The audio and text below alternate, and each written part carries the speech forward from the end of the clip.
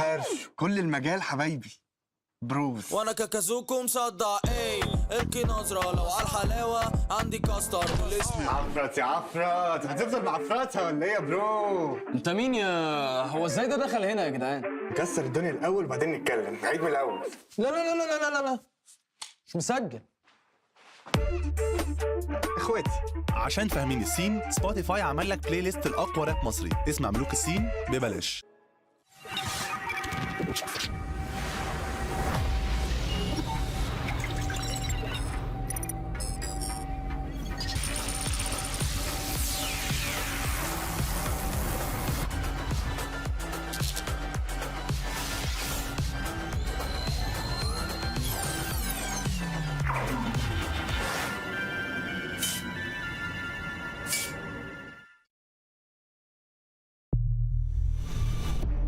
Greatness is in an instinct, a mind sharpened with attuned senses, awakened by what we're known for.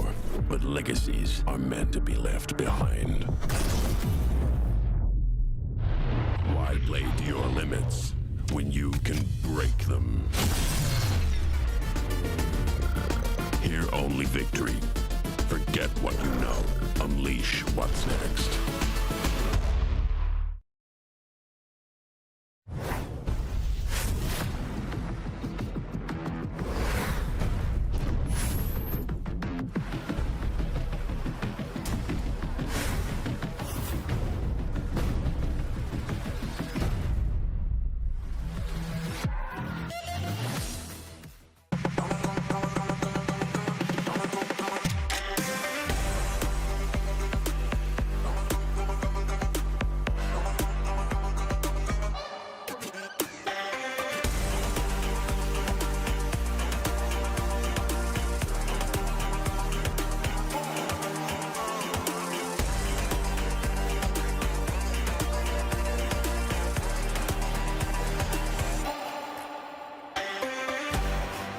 Progress is a race that has no end.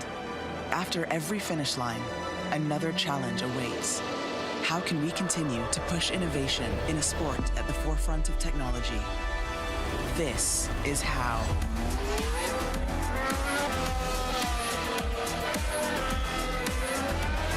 Discover how Aramco and the Aston Martin Formula One team aim to meet Formula One's sustainable fuel targets. Aramco, powered by How.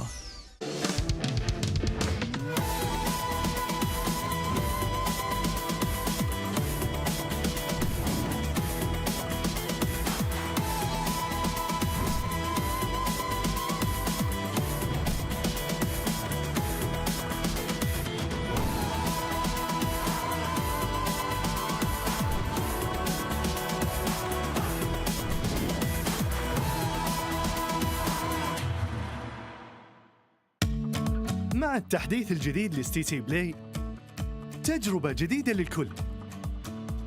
لو جوك دايم تحديات، نافس وانضم للبطولات، استكشف الشات والتايم لاين، وتسوق من متجر التطبيق.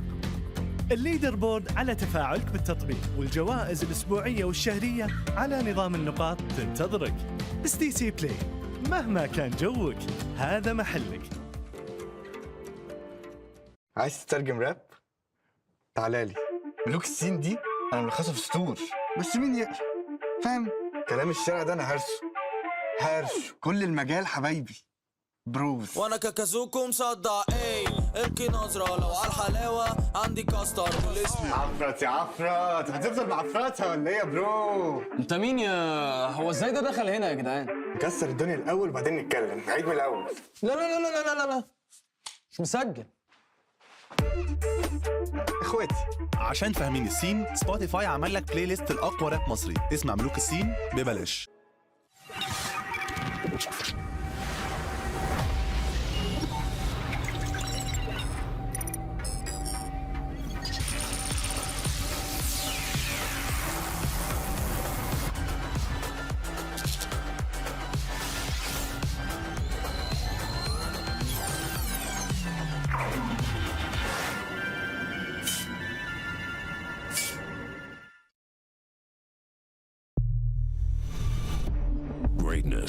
is in an instinct, a mind sharpened with attuned senses, awakened by what we're known for, but legacies are meant to be left behind.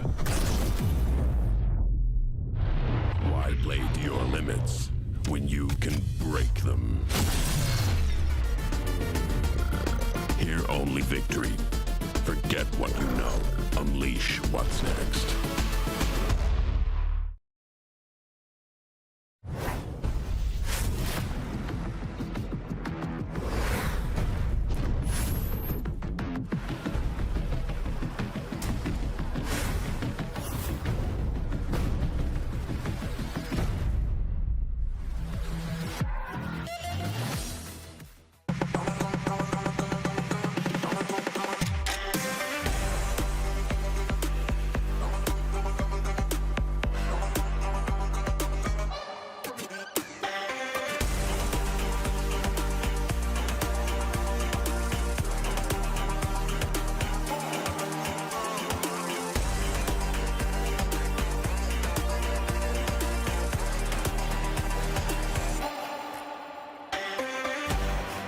Progress is a race that has no end.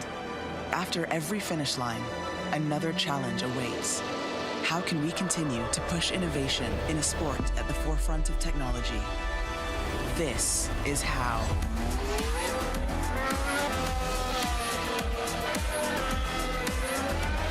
Discover how Aramco and the Aston Martin Formula One team aim to meet Formula One's sustainable fuel targets. Aramco, powered by How.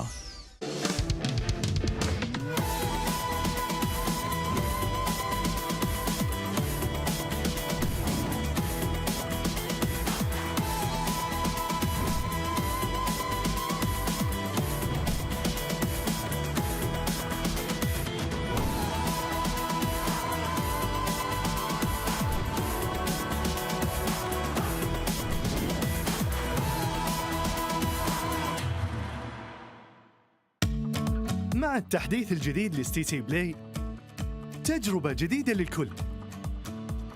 لو جوك دايم تحديات نافس وانضم للبطولات، استكشف الشات والتايم لاين وتسوق من متجر التطبيق. الليدر بورد على تفاعلك بالتطبيق، والجوائز الأسبوعية والشهرية على نظام النقاط تنتظرك. ستي تي بلاي، مهما كان جوك هذا محلك. عايز تترجم راب؟ تعالى لي. ملوك السين دي انا ملخصه في سطور، بس مين يقرا؟ فاهم؟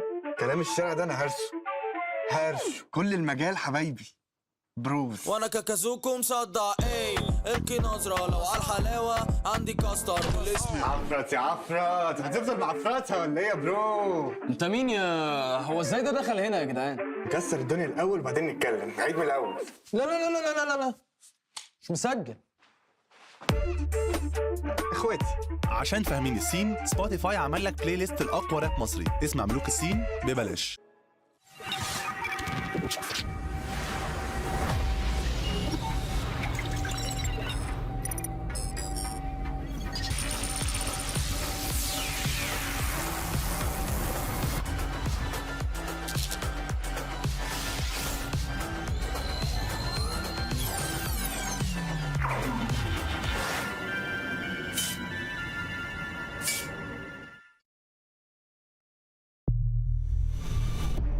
Greatness is in an instinct, a mind sharpened with attuned senses, awakened by what we're known for, but legacies are meant to be left behind. Why play to your limits when you can break them? Hear only victory. Forget what you know. Unleash what's next.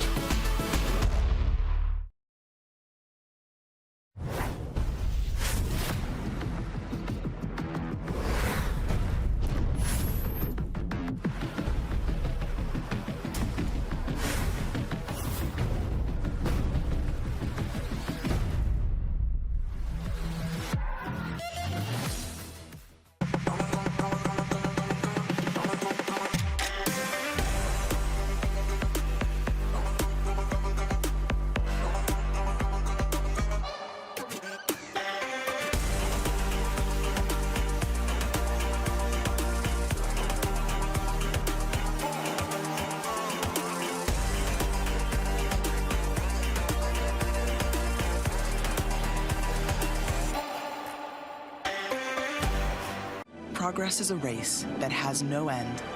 After every finish line, another challenge awaits. How can we continue to push innovation in a sport at the forefront of technology? This is how.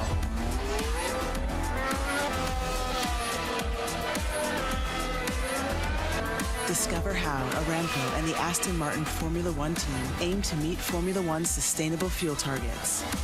Aramco, powered by how.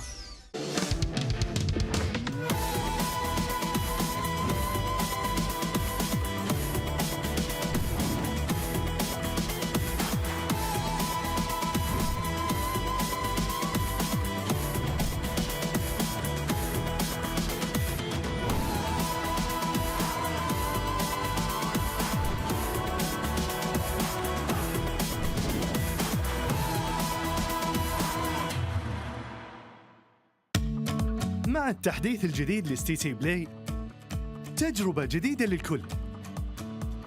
لو جوك دايم تحديات نافس وانضم للبطولات، استكشف الشات والتايم لاين وتسوق من متجر التطبيق. الليدر بورد على تفاعلك بالتطبيق، والجوائز الأسبوعية والشهرية على نظام النقاط تنتظرك.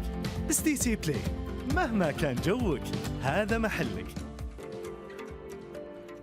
عايز تترجم راب؟ تعالى لي. ملوك السين دي انا ملخصها في سطور، بس مين يقرا؟ فاهم؟ كلام الشارع ده انا هرش كل المجال حبايبي بروز. وانا كاكازوكو مصدع ايه القي نظرة لو على الحلاوة عندي كاستر والاسم عفرت يا عفرت، هتفضل معفرتها ولا ايه يا برو؟ انت مين يا هو ازاي ده دخل هنا يا جدعان؟ نكسر الدنيا الاول وبعدين نتكلم، نعيد من الاول. لا لا لا لا لا لا مش مسجل.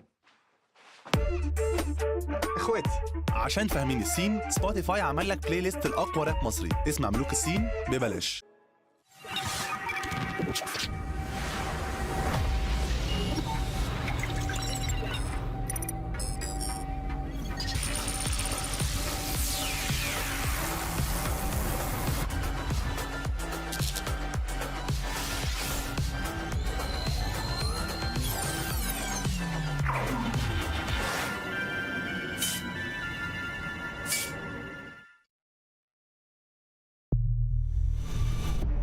Greatness is in an instinct, a mind sharpened with attuned senses, awakened by what we're known for, but legacies are meant to be left behind.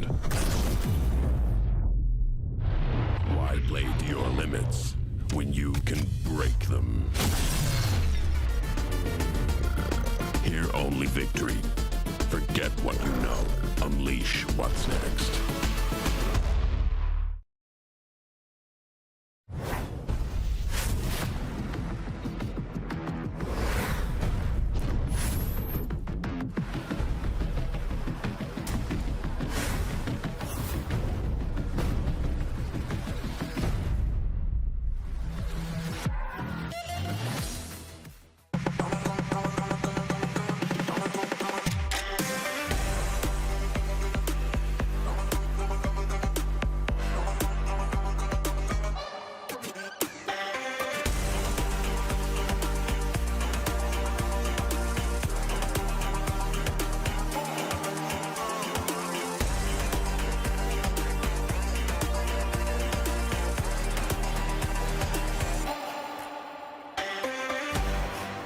Progress is a race that has no end.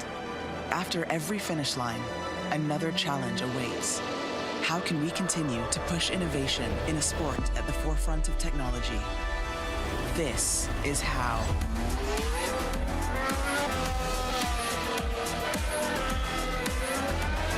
Discover how Aramco and the Aston Martin Formula One team aim to meet Formula One's sustainable fuel targets.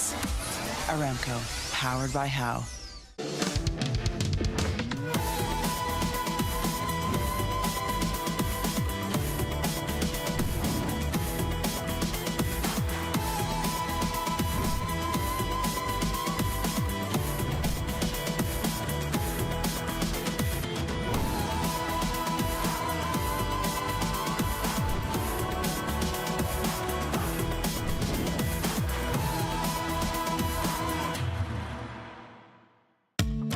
مع التحديث الجديد لستي تي بلاي تجربة جديدة للكل. لو جوك دايم تحديات نافس وانضم للبطولات، استكشف الشات والتايم لاين وتسوق من متجر التطبيق. الليدر بورد على تفاعلك بالتطبيق، والجوائز الأسبوعية والشهرية على نظام النقاط تنتظرك. ستي تي بلاي، مهما كان جوك هذا محلك. عايز تترجم راب؟ تعالالي. ملوك السين دي انا ملخصها في سطور، بس مين يقرا؟ فاهم؟ كلام الشارع ده انا هرش كل المجال حبايبي بروز. وانا كاكازوكو مصدع ايه القي نظرة لو على الحلاوة عندي كاستر والاسم عفرت يا عفرت، هتفضل معفرتها ولا ايه يا برو؟ انت مين يا هو ازاي ده دخل هنا يا جدعان؟ نكسر الدنيا الاول وبعدين نتكلم، نعيد من الاول. لا لا لا لا لا لا، مش مسجل. اخواتي عشان فاهمين السين، سبوتيفاي عمل لك بلاي ليست الاقوى راب مصري، اسمع ملوك السين ببلاش.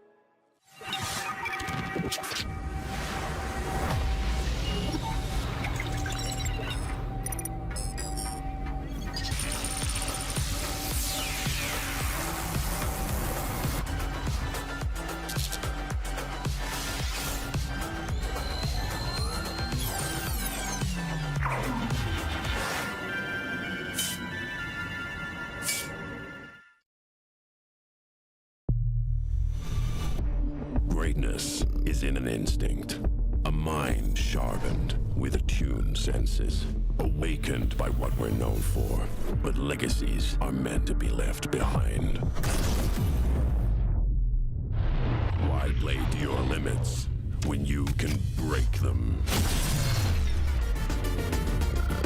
Hear only victory. Forget what you know. Unleash what's next.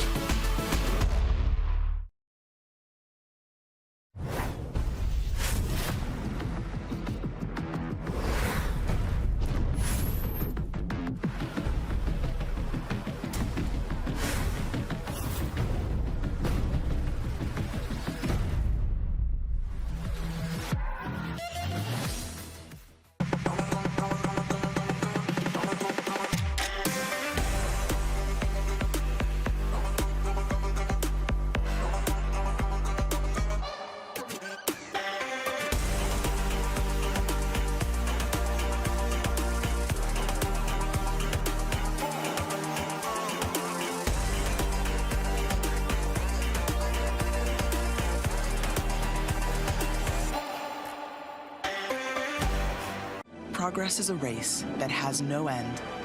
After every finish line, another challenge awaits. How can we continue to push innovation in a sport at the forefront of technology? This is how.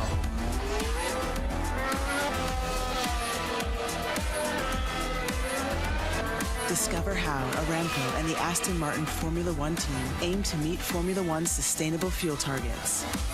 Aramco, powered by How.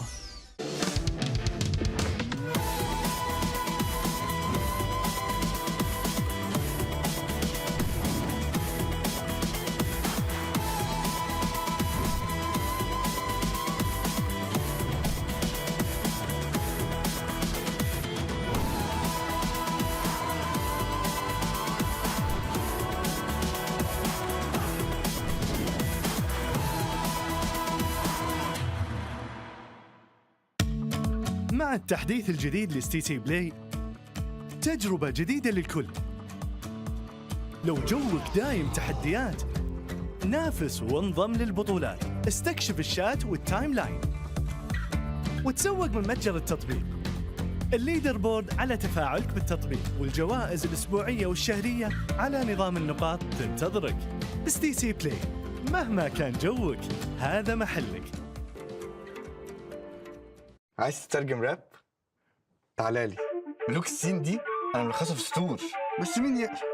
فاهم؟ كلام الشارع ده انا هرش كل المجال حبايبي بروز. وانا كاكازوكو مصدع ايه القي نظرة لو على الحلاوة عندي كاستر والاسم عفرت يا عفرت، هتفضل معفرتها ولا ايه يا برو؟ انت مين يا هو ازاي ده دخل هنا يا جدعان؟ نكسر الدنيا الاول وبعدين نتكلم، نعيد من الاول. لا لا لا لا لا لا لا، مش مسجل. اخواتي. عشان فاهمين السين، سبوتيفاي عمل لك بلاي ليست الأقوى راب مصري اسمع ملوك السين ببلاش.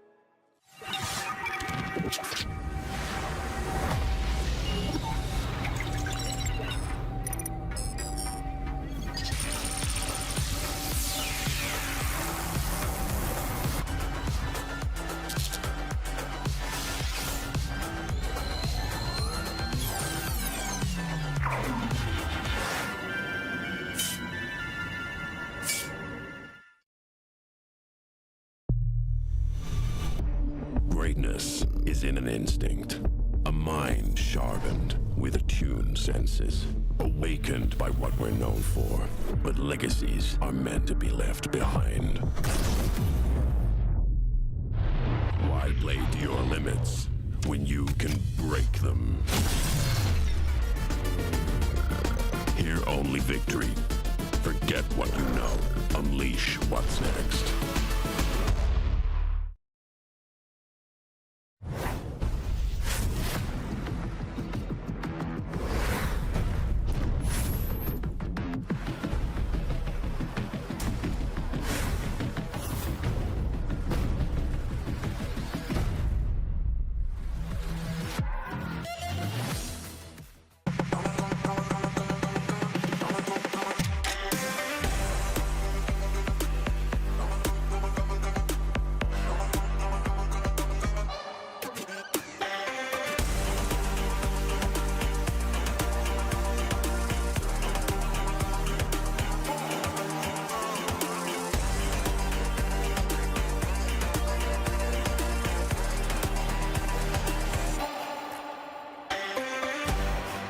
Progress is a race that has no end.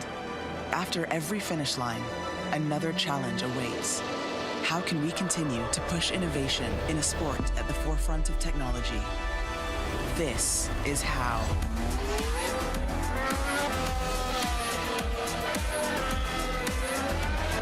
Discover how Aramco and the Aston Martin Formula One team aim to meet Formula One's sustainable fuel targets. Aramco, powered by How.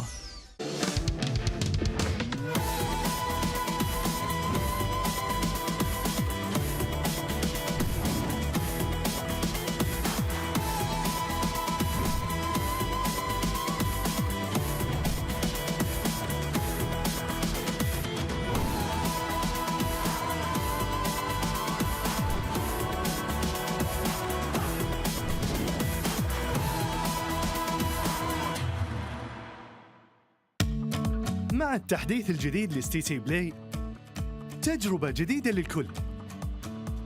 لو جوك دايم تحديات نافس وانضم للبطولات، استكشف الشات والتايم لاين وتسوق من متجر التطبيق. الليدر بورد على تفاعلك بالتطبيق، والجوائز الأسبوعية والشهرية على نظام النقاط تنتظرك. ستي تي بلاي، مهما كان جوك هذا محلك. عايز تترجم راب؟ تعالى لي. ملوك السين دي انا ملخصها في سطور، بس مين يقرا؟ فاهم؟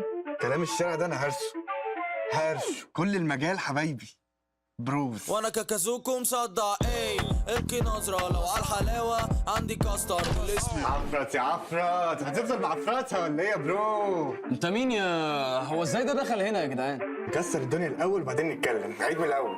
لا لا لا لا لا لا مش مسجل. اخواتي.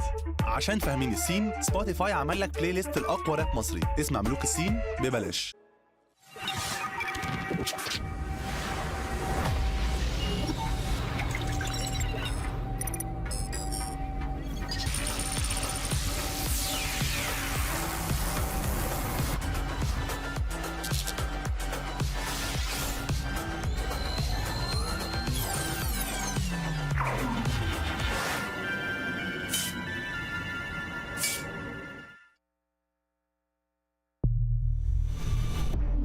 Greatness is in an instinct, a mind sharpened with attuned senses, awakened by what we're known for, but legacies are meant to be left behind. Why play to your limits when you can break them? Hear only victory. Forget Forget what you know. Unleash what's next.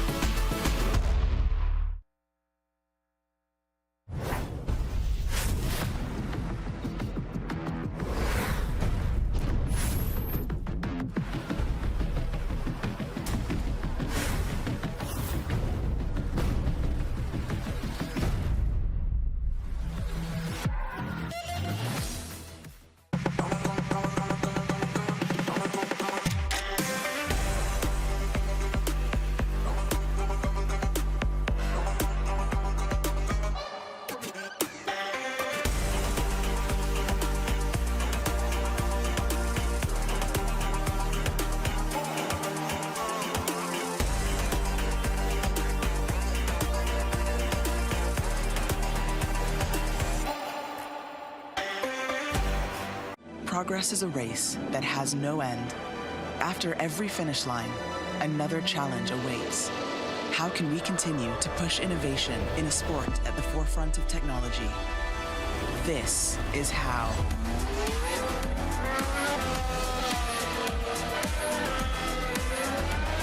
Discover how Aramco and the Aston Martin Formula One team aim to meet Formula One's sustainable fuel targets. Aramco, powered by How.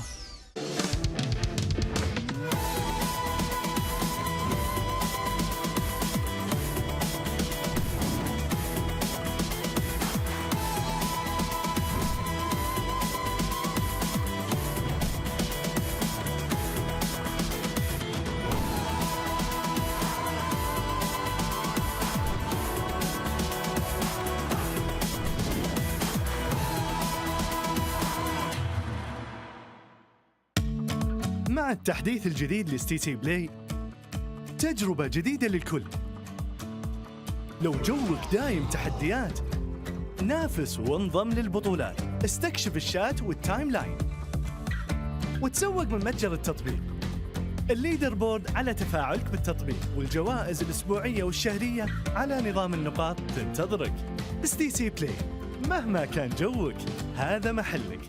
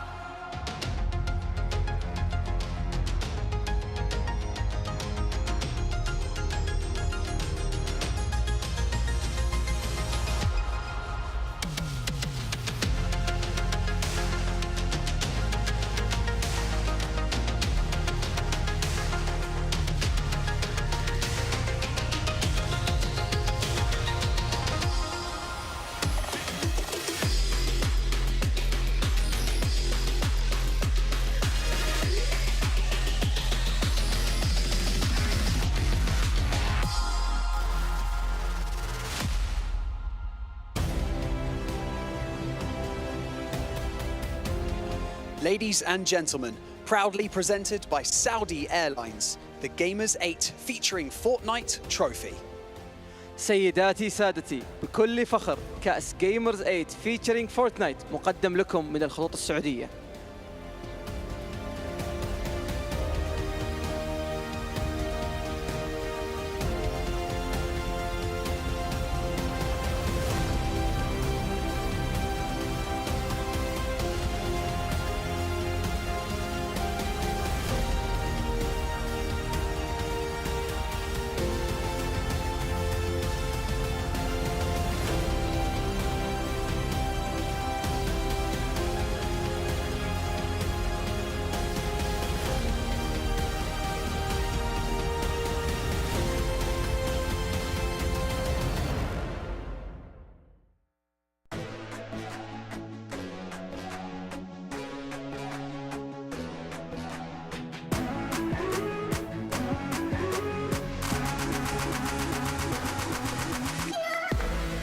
Hello and welcome to the main stage, and welcome to day 2 of our Fortnite Zero Build tournament at Gamers8 here in Riyadh, the capital of Saudi Arabia. My name is Banks and I'm your host alongside Fancy, who is looking very fancy today, Thank you, I must Banks. say.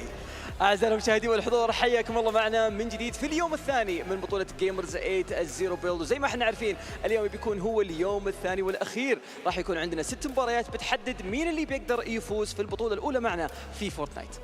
So if you missed any of the action yesterday, we had Lucy and Steno claiming 2 victory royales out of a potential 6, and they are currently sitting over 30 points ahead of second place. And let's not forget that today, the lion's share of $1 million will be distributed amongst our Fortnite duos. زي ما احنا شفنا في مبارياتنا بالامس قدرنا اننا نشهد لوشي والسنو يخلصون 2 من الباتل رويالز اللي صارت معنا امس من اصل 6. زياده على كذا قدروا انهم يكونون متواجدين معنا في كل الاقيام من التوب بلايرز، وقدروا انهم يحافظون على مركزهم فارق جدا كبير. فاحتمال كبير نشوفهم اليوم يقدرون ياخذون الكاس، ممكن اننا نشوف احد ينافسهم، وكلنا منتظرين المباراه الاولى تبدا. لكن لا ننسى انه في نهايه اليوم الجزء الاول من بطوله فورتنايت اللي بيكون بمقدار $1 مليون راح تتوزع في نهاية اليوم بعد ما نعرف مين اللي بيكون الفائزين. So, without any further delay, welcome to Gamers8 and welcome to our final day of our Zero Build tournament. We cannot wait to get all of the action started, and I'm sure there is going to be plenty of it. So, I'm going to throw it back over to the desk for them to break everything down before we dive into match 1 of today. كلنا متحمسين اعزائي المشاهدين والحضور عشان نشهد مين اللي بيقدر يؤدي اداء كويس في المباراه اليوم، خصوصا انه زي ما احنا عارفين الزيرو بيلد كثير من اللاعبين كانوا يتكلمون انه ما كانوا جاهزين لها كثير، ومن نفس الوقت السكور بورد اللي عندنا قاعد يتغير بشكل مخيف. فخلونا نشوف كيف يبنتي فيه المطاف. على طول نتوجه للاستوديو التحليلي نتكلم عن المباراه الاولى وندخل على طول في الجيم الاول بدون اي انتظار.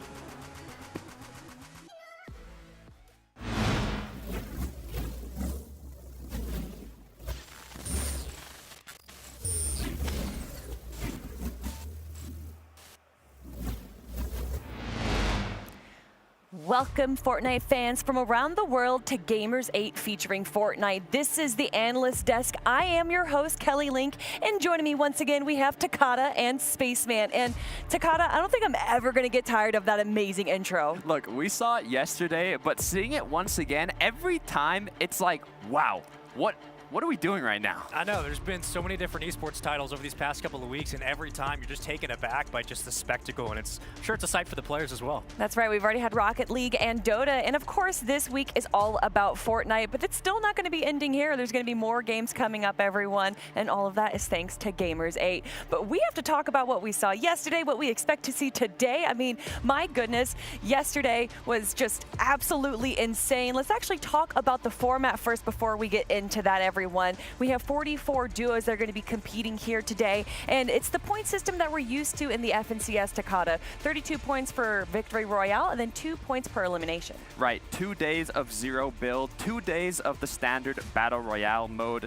We had day 1 of Zero Build yesterday. Today we're getting into day number 2. It is 6 matches each day for a total of 12 matches. Yeah, the beautiful thing about this format is there's not a lot of hard maths to do. You just kind of know what's in front of you. 12 matches, 44 duos, that's all based on points. The better you do, the better chance you have at walking away with $1 million. Oof, that $1 million. Well, for first place, it's going to be $250,000, $1 million for the entire Zero Builds competition, and then another $1 million for the Standard Battle Royale mode. But as I already said, guys, first place walking away with $250,000. But even if you get all the way in last place, that's still going to give you $4K, Takada. I mean, it feels crazy to say it. $2 million total, 1 million Battle Royale, 1 million no build. And like you said, Kelly, participating, the minimum amount you can make is $5,000. And the difference between second and third place is $50,000. It's just, you get one good run, you get another $50K. It's absolutely insane. And also, not just the money, but this wonderful trophy that you guys can see right here is up for grabs for the duos that walk away in first place. And I mean, that I've heard it's a bit heavy. I mean, I wonder what it's made out of. I wonder, right? We've got back bling, I said it yesterday, but now trophy bling. Of these players, I mean, the ones that take home the trophy today, yeah, you're gonna have to lift it up. And I mean, Kelly said it herself. It's heavy. Gamers aren't known for upper body strength, but that adrenaline, I'm telling you, when you're lifting that trophy, knowing you've walked away with the championship either today or tomorrow, you're going to be just fine. That's going to be such a euphoric feeling. But to be walking away with that, they're going to be playing the schedule today. So let's break down the schedule for you all. It's going to be similar to what we saw yesterday, where it's going to be 45 minutes in between each match. And then you can see between round 3 and 4, it's a bit of a longer stretch, and that's because we want to give the players a bit of a break. We don't want them to just be competing for 5-6 hours straight. And what I found interesting is you could actually see how this affected the matches yesterday, because after round 3, after match 3, the playstyle changed a little bit. A lot more rift to goes, a lot more people flying around in the sky, more vehicles. So with that extra gap, you have more time to kind of practice and make those changes. And we saw so much more investment of the utility and waiting to use that towards the end game. A lot of players realizing that 45-minute gap is rough mentally. When you're getting knocked out early, they want to make sure they get themselves on a late stretch. Oh yeah, no, without a doubt. And we saw teams that just had a good start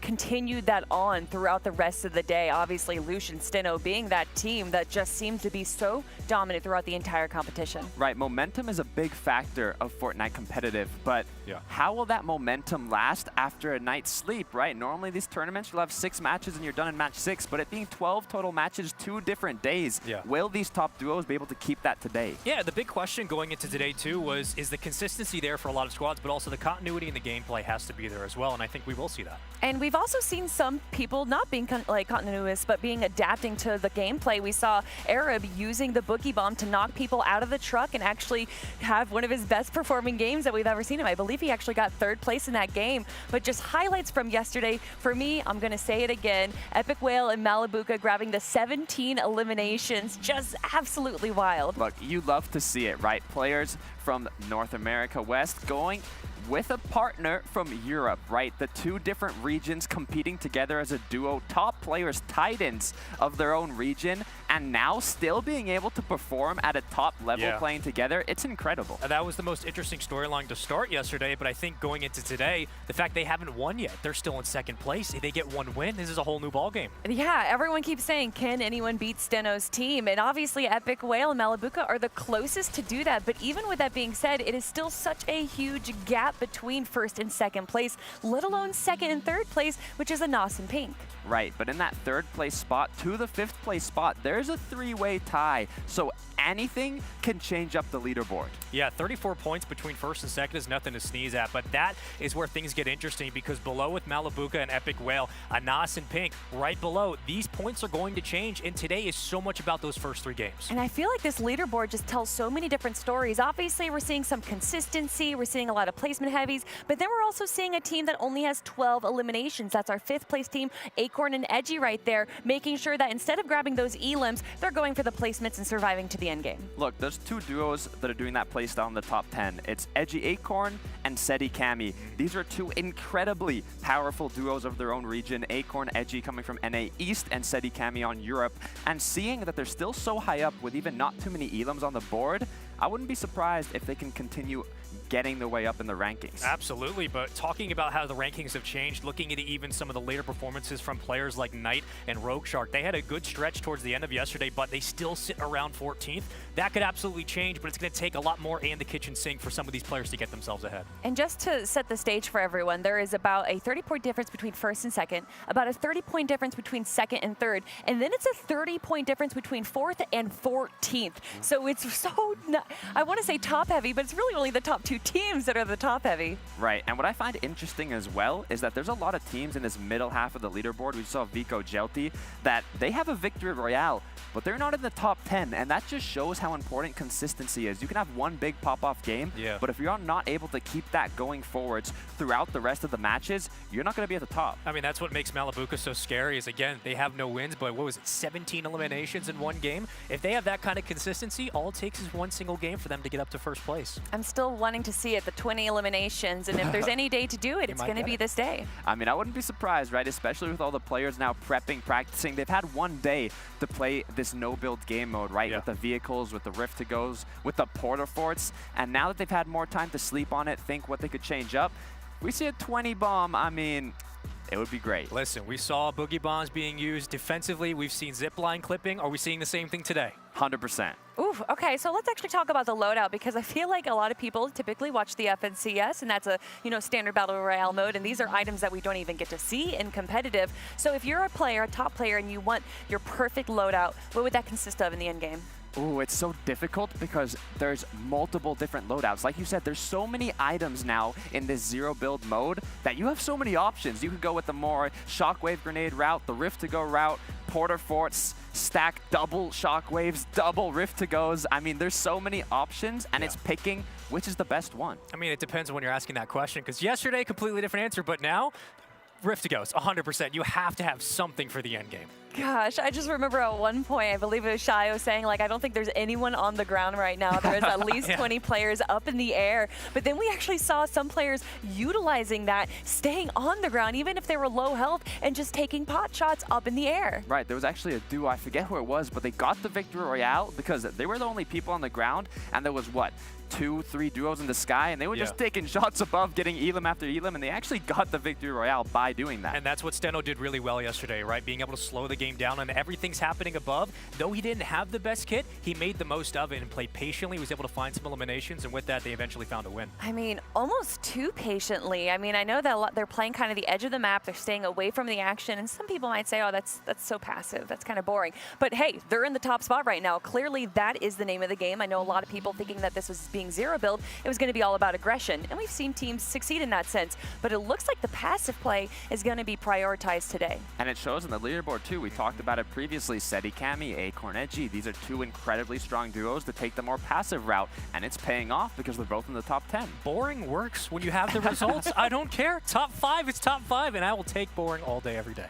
So we obviously got to talk a little bit about Portaforts because they were such a pivotal part of the competition yesterday. Do you think that there's something that they're going to be saving for the end game, or are they going to use it as an emergency button in the early and mid game? Look, you want to save all of those incredible utility items as much as possible, right? But it depends on the situation you're put in. If you have a lot of players taking shots from multiple angles, you're going to have to use something, and a porter fort could be the right option. It absolutely could, and I feel like it was almost forced into action by a lot of teams because there really was no choice, whether it was the rift that goes in the end game or hitting those rotations and getting caught by a third party. Then you have to porter fort just to keep yourself alive in the game. And we can speculate all day long here of how these pros are going to be doing, but we actually got an interview with some of our pros of how they're preparing for today, so let's check it out. I didn't think about it. I don't know. I'm best at jet, he's best fragger. Yes, that's all.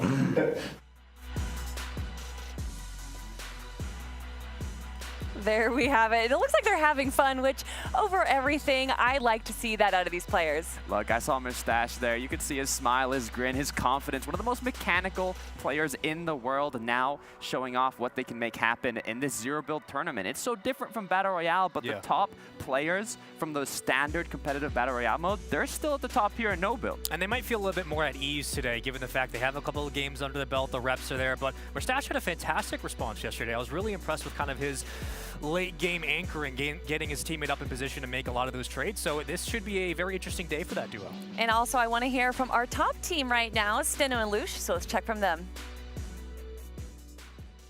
In no build, we have a really good strategy that we actually used in the qualifier to qualify for this tournament. We think we have a really good chance in the no build tournament, especially. So just to remind everyone, that was before the tournament, so they obviously had a good strat. They didn't want to give it away, and obviously that strat is working. What is this strategy, right? Like, I want to know what this strategy is, because like you said, Kelly, it's clearly working. They're in first place right now. And we talked to them in the interview, and they were like, yeah, we're not changing anything. That's our strat. I'm like, if that's the strat, that strat works. I don't know what it is, but you guys keep doing it. That's fine. Yeah, I thought like center map would be the primary location for all these drop spots, but it seems like it's the edge of the map. Why is that, Takada? So you don't want to get picked off early, and with so much mobility in this zero build mode, the rift to goes, like we mentioned, the shockwaves, you can kind of get anywhere around the map when you need to. So playing edge isn't as much as an issue. The issue is when Storm Surge becomes active, if you don't have enough damage and you're at the edge, it's a little more difficult. But If that doesn't get activated until later, I mean, you're good to rotate And late. we've seen more players make that adjustment because as the day went on, the zone started to move towards Crossroads, Daily Bugle. Players were hitting the rotations a little bit later. They were waiting for those engagements to fall on the outside so they can gatekeep. It was those small adjustments that had helped a lot of different teams find those points in the end. Yeah, and obviously, guys, we're getting ready to get into the game, but we do have a few more moments. And one of the best things about being on LAN here is having all the players and pros together in one spot. So grabbing these interviews has been an amazing part, and we got one from one of your favorite players. Welcome back to the main stage where I am in the player area, basically getting to catch the vibes before we dive into our first match of the day. I'm joined by Hen and Queasy, two top tier players, and we're going to get a little bit of their thoughts going into this first match. Now, Hen, I'm going to start off with you. So at this moment in time, 3rd through 9th is currently only separated by 10 points. So I know you got off to a little bit of a slow start, maybe not the start you wanted in Zero Build, but, you know, how do we change things around? How are you changing up the strats for today? So we talked quite a bit about strats before the tournament has actually started, and we're changing a few things up. Hopefully we can maintain a good placement throughout this tournament today and get a top 3, which would be a solid placement. That's good to hear. I like that. Queasy, I'm going to come to you. So a lot of people wonder back at home, maybe not knowing a huge amount about, you know, competitive level Fortnite, about in-game leader, IGL, okay? Who's your IGL and why did you choose that person? Currently, I'm the IGL because I prefer to lead in mostly everything I play. So yeah, I just prefer to lead my team to the victory. And do you feel like your IGL is there more of a strategy behind that, like Hen's more like run and gun, more aggressive player, or is it just that that's how the balance works? Yeah, I definitely think Hen's more of a aggressive player, and he helps me fit the playstyle with me as IGL, so yeah. So I'm going to finish things off with you, Hen. Many of the casters have been talking about how you guys are kind of the team to beat, or the duo to beat when it comes to Standard Battle Royale mode. Now, what about Zero Builds? Is it kind of anyone's game at this point, or because it's quite a new game mode, right, still? I think no build is anyone's game. It's very much to do with RNG. I mean, obviously, whoever the winners may be, they're probably really good at no build, but at the moment, it's a bit 50-50. Okay, Hen, Queasy, thank you so much for joining me in this pre-match interview. I know you've got to get down to it, and I'm really excited to see what you guys accomplish today, okay? Fist bump, good luck, good luck. See you then. Right, I'm going to throw it back over to the analyst desk with Kelly to take us into match number 1. Thank you so much, Banks there. And Hen and Queasy, two of the best players that EU has to offer. And you do have to respect that, you know, it's kind of a different story when it comes to Zero Builds right here. And speaking of Zero Builds, I know you guys are ready for game number 1 of day 2, so let's head on over to the casters. So much more action here today, Kelly. I mean, Rome, me and you once again, we wrapped up the day before. We're starting it off now. It's about to be a blast. Oh, it's going to be a good one for sure. We get to see exactly how all of these duos are going to be kicking things off to start day number 2. We saw a whole lot of new interesting strategies coming out of, it seemed like thin air, really. And I want to know, in your opinion, do you feel like a lot of these players were expecting this type of madness? Yeah, when it comes to tense, maybe not, but at the same time, the competition stays intense for day number 2. When it comes to the stakes as well, we kind of haven't seen this if you're new watching Fortnite as well. The second day already, stakes set up. We have a team that's in first place, that has a lead. That's Luce, that's Seno. They're going to be rocking in. Everyone else is right behind them. Oh, for sure. And I'm looking at Luce and Steno. I think, in my opinion, this is right now their tournament to lose.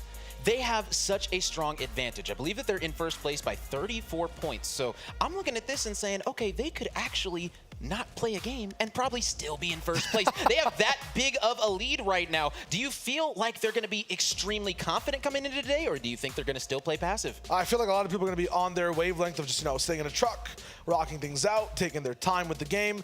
But that being said, they had that competition yesterday, still did it overall the best. More teams to talk about as well. Past that, though, they're getting a little bit more aggressive. We have Epic and Malibuca, the opposite side of passiveness. They're getting every single elim, it feels like, in some of these games. Oh, for sure. They are just going for it. It doesn't matter. If they see you, they're going to be putting down some fire every single time, and that's exactly what you want to see. Yesterday, Lucy and Steno, they were able to pick up 2 victory royales in game number 3 and game number 6. So if they're going to be able to play the outskirts the way they are, and also with tints being here now, this could be very interesting because a couple of duos, they weren't ready for those tints, and now they are for sure ready for him. 88 players rocking in, definitely every single one of them ready to see what's up for day 2. Once again, $1 million on the line here at Gamers8 on Zero Build. The second day, so many just absolutely exciting moments for a lot of these players who are zoned in right now, still warming up. You can see on screen, they're making sure that this first game of the second day has the maximum impact and they can climb that ladder. Yes, and here we go. Everyone's going to be in the battle bus, thanking the driver on their way out. And now we get to see if things are going to be getting spicy. Are the drops going to be staying the same, or are people going to be switching it up? I'm excited to see what's going to be happening. Game number 1, $250,000 going to be going to first place at the end of the day. Let's see who gets their fair share of that million when it comes to this entire map, as well when it comes to contention inside Fortnite, who you're fighting right off a spawn. That's where mega trouble can start. We've seen the Bugle be one of those spots on the map that ends up in a volcanic type of eruption state. So many fights happening there, but honestly, that could happen anywhere on the map. Yes, and one thing that I do want to point out is a couple of duos, they weren't as prepared for the tints and all the other madness. So they said, you know what, today you're going to see a different duo. And the two duos that I really want to speak about is going to be Bizzle and Dubs. They said straight up they were not prepared for that, but coming into today, they are. They're ready to have a very good performance. And also, Arab and Bloomy, they said they weren't prepared, but guess what? They were up last night. They were setting the table. They're good to go.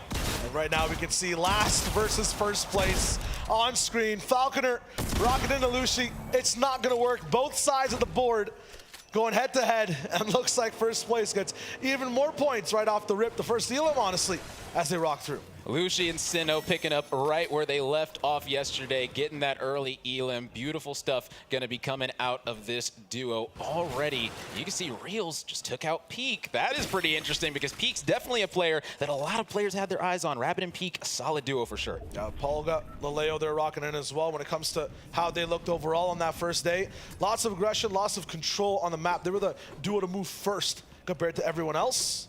Really nice in terms of how they have speed and looting on the map too, and you can see them going for these mini reality saplings, getting all this loot down. It's just nuts. This is going to be some insane end games because right now this loadout already got the shockwaves, so many chug splashes as well, the sniper to boot. I mean, right now Polga is looking very, very solid. This duo, they are going to be a problem late game, and we're only a minute into this game right now. Liquid Loud, they're going to be fine. Open up the vault as well. All across the map, only one team really gone down, but already a few duos impacted by some of the changes off of drop. I was expecting someone to land on Steno and Lucy. I did not expect it to be Arkram and Falconer rolling in. But hey, if you got to be in last place, you want to make a change, I guess that is where you start. The head honchos of the lobby. Yeah, for sure. They definitely wanted to start off with something special, just weren't able to make it happen, unfortunately. But hey, fortunate for Lucy and Steno, they essentially are going to be like, another elim? Wow, we're even more in first place. We're good to go. So that confidence is just going to keep on going through the roof, as right now we're on with Epic and Malibuca, and they are rocking, in my opinion, the best outfits for this tournament. We haven't even spoken about that yet, but do outfits matter to you? Because I think they do. I mean, there's definitely a placebo. There's definitely confidence right behind it. And you want to make sure you land your claim on the style you rock moving into the field 100%. Past that for these guys, it's not just the fits that are absolutely stylish. Their shot, I think they have the overall record right now in the competition, 17 elims, I believe. In game number 3 or 2, they looked so good yesterday. Oh, precisely, and they're definitely going to be looking to keep that up right here and now. They understand that even though they weren't able to pick up one victory royale yesterday, it doesn't matter. They're still in second place, feeling oh so good. They understand their road to victory is straight up through elims. And no surprise here, Bad Sniper all the way over at Tilted Towers. Doesn't matter what season it is, take a time machine. You'll find this man at home. You're talking about teams that are kind of high in the rankings as well. I'm pretty sure Mustache and Acorn and Edgy, who are looking at each other, are side by side in that top 5. So going to be interesting to see exactly how they move. And I've mentioned it before, first match of day 2. It is the 7th match overall. All the points cumulative. There's already a leaderboard. We got 6 more today. We're going all the way over to match 12. Yeah, and you spoke about it. Acorn and Edgy near this other duo that are going to be extremely close to them in the rankings. If they end up meeting up, that might change up some things in the top 10. I'm expecting a lot of changes in that top 10. Yeah, you definitely want a chance to get into that top 10, get boosted money. To do that, you have to have some really just boosted shots. Aqua is doing just that. It is a Phantom Knock. I thought that was his teammate's name popping up, but Gentle gets to still be kind over a little bit back towards the bushes and trees. He has a porta fort of his own, just boosts all the way up. Not much to do here as a solo, though. Yeah, definitely going to be an unfortunate situation for Gentle. Aqua's going to be going in the open, taking a good amount of fire. Shields are going to be depleted, but right now Gentle going to need to figure this one out fast. The Chug Splashes are going to be coming out, but a 1v2 situation right now. You got the SMG. What are you going to be able to do with it? Laying down the fire, but no, it is not going to be anywhere near enough as Aqua able to take him out. Aqua and Vino looking oh so good to start things out. Chopped in half. Aqua, Vino, also nice comeback because on the first day, they weren't looking like Titans. They weren't looking like high ground or just end game kings. It is no build. They won't have, you know, floors and walls to stand on, but it's definitely still expected this duo to be hot off the press. They'll have a nice chance here in this next 6 games. I mean, you say there's no high ground, but there's definitely going to be high air. I mean, we have seen so many Rift-to-Goes at the end of games. It is absolutely absurd. And I want to ask you, do you feel like the Rift-to-Goes are going to be taking priority over the Shockwaves yet again, as we saw in the last 3 games yesterday? Absolutely. I mean, Amar's already swapping a few out, and he has one. I think Vidil's taking the other. At the same time, I just saw one person's inventory. It might have been Knights at the very start of this game. 4 Rift-to-Goes in his inventory. Didn't even get to see Sharks. So when we tune in there, they're going to be linking these rifts like crazy. If you guys are unfamiliar with the item, you just put a little bit of a spawn point, a cracked reality kind of shape in the ground right next to you. When you use it, you get boosted right up into the air. As I keep explaining it though, Fahad wants to start a party, but can't really find a shot after the fact. He's going to boost all the way up. It's Mansoor and him going up against Yonks. Yonks maybe trying to just walk all the way in. Mansoor actually down below is his enemy. They're going to be taking a few shots. They're right beside each other, and now it's a bounce house inside the porta fort. It ended up starting off with them going after Yonks, but guess what? They decided to pinch, and now this is going to be a straight-up 2-on-2 as Mansoor looking to get one. They are able to down Yonks, which is going to be absolutely massive. Now FHD is just going to be waiting in the wings as he understands the situation he's in right now. 1v2, this one could get rough. Yeah, he has a halfway loadout, so definitely has to go for the fight here. Trying to find something to just really have a good pedestal for playing towards the end game. This truck, not the best parking job, but it will be able to keep moving. I mean, we've seen the trucks come into play at the end of games in hilarious ways. We've seen 5 trucks all lined up next to each other. It looked like a pit stop. It was absolute comedy. I'm honestly expecting to see more of that because players are starting to understand that those trucks, it's a big safety net, especially when you have those blowtorches. Sometimes we've seen teams even have 2 blowtorches in their inventory just to make sure that they're going to be good to go in these trucks. And Mansoor's got one of them. Still a lot of time to ending up just looting overall here towards the side of the map. Opting for fuel cans as well is going to be huge to make sure that truck can drive all the way over to the late part of the game. And yeah, you can see at the bottom left too, Archer and Falconer have to wait a while. I was talking to them behind the scenes. That was one of the biggest things, not just being at the bottom of the boards, but having to just wait so long to get into the next game. It's very tough. So hopefully for 8 all the way to 12 in terms of matches, they're rocking true. This will be tough for players overall. Every time we saw the zone go towards the south side or anywhere towards the east, it looked so finicky in terms of how they're able to play. And still, we have a few people playing their own strats. All the way on the top left near Rafe Cave, an invisible duo. What are they doing by themselves? I'm not sure, but everyone's taking their time. Trying to survive, but the way that that storm pulled, they are going to need to get trekking very, very soon. I don't know if they've got some porta forts in their back pocket right now or something, some Rift-to-Goes. They've got to get over there right now, whether it's going to be a slipstream. I don't know. They've got to figure something out because that is pretty deep in the storm for where they're at right now. Yeah, way too long of a... I mean, if it's first zone and you're already planning on having a comeback, I think there's something happening there that might be a little bit delayed, but we've seen that strat work yesterday overall. This is a perfect loadout, by the way, for Seti and Cammy right now. Yes. Hammer AR, Mythic variant, everything else, utility. You stay low-key in the truck. You have these types of huge fights on the road. This is just nuts. Monster Demolition, Derby style. Mustache is not going to be able to heal this one in terms of getting his car back up to speed. This buggy will explode, and there it goes. Porta Fort pops out. It's like a Pokeball that just spawns in this creature of a build. After the fact, even more race cars getting up in the business. It's a Whiplash drifting around. Seti likes it so much he's starting to dance. Dancing Mans can get back in vehicles, but he gets shot and stops doing the boogie. He's right back in the passenger seat. And Mustache actually did go down, so the Rift-to-Go is going to be coming out. Might need to leave his duo right now. That could be extremely rough as you see Anas and Pink are able to take over this porta fort in beautiful fashion. And I mean, really, that's going to be a huge pick because as we stated, Merstash, one of the players that we really were looking at to have an absolutely impeccable performance this weekend. And so far, they've done that. They were in 3rd place coming into this. And now, I mean, things might be getting rough. It's really good that you pointed that out because Merstash specifically as well, consistent, as you're mentioning. As soon as you lose one game of consistency overall, right, as soon as you rock in, it's just tough to be able to play everything out and have the same points you do every game to hold 3rd place overall when you're looking at the scoreboard and standings as well. So Bad Sniper is going to be left on his own. Meanwhile, look at this community of players. Yes, this one is absolutely incredible. You see that Porta Fort is on top of the building. Extreme high ground for sure. I want to ask you, though, with Merstash dropping so early, what is the strategy right now for Bad Sniper? What do you have in your back pocket? Is it going to be straight up mobility? Is it going to be, are you going to even carry? Is it even worth it to carry a weapon at that point? Like, I mean, realistically, the way that these teams are playing, it's all about getting to the end game and staying there. Yeah, it's all about if you're a solo right now, if you're a Bad Sniper, say if Blake goes down in the next 6 seconds and is just scoped, it's the FAF strategy. Find a friend.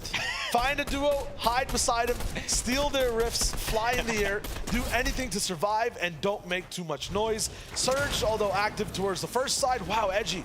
Couldn't get in his own rift right there. Look at how many drop. So many rifts, so many forts. I mean, Kyle, he wants to do something in terms of finding a way to get them into his inventory, but the issue is, look at how far they are in zone. Look how much time they really have to work with. It's not that much at all. Janice and Kanata also see what's going down. They might have a chance to get a few free items. Nima, though, so low, has to get right in. Make sure it doesn't take too much damage. And another duo that we definitely have to keep our eyes on is Tayson and Thomas HD. This duo, they had some absolutely incredible highlight plays yesterday, picking up some astounding eliminations that really just left our jaws wide open, simple as that. I mean, they were absolutely putting on a show. So I want to see if they're going to be able to get up there and really place where we think that they're going to be able to. A lot of people had them walking away in 1st place at the start of this tournament. So I want to see if they're going to be able to pick things up. It's Mega Buff Thomas HD. He has a heavy sniper to be able to use, and he was really active with it yesterday. Absolute precision. Fahad, though, we saw Mansour go down earlier. It's up to him now to carry this torch in game number 7.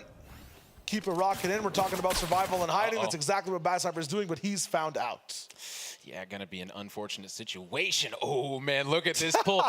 I've noticed something.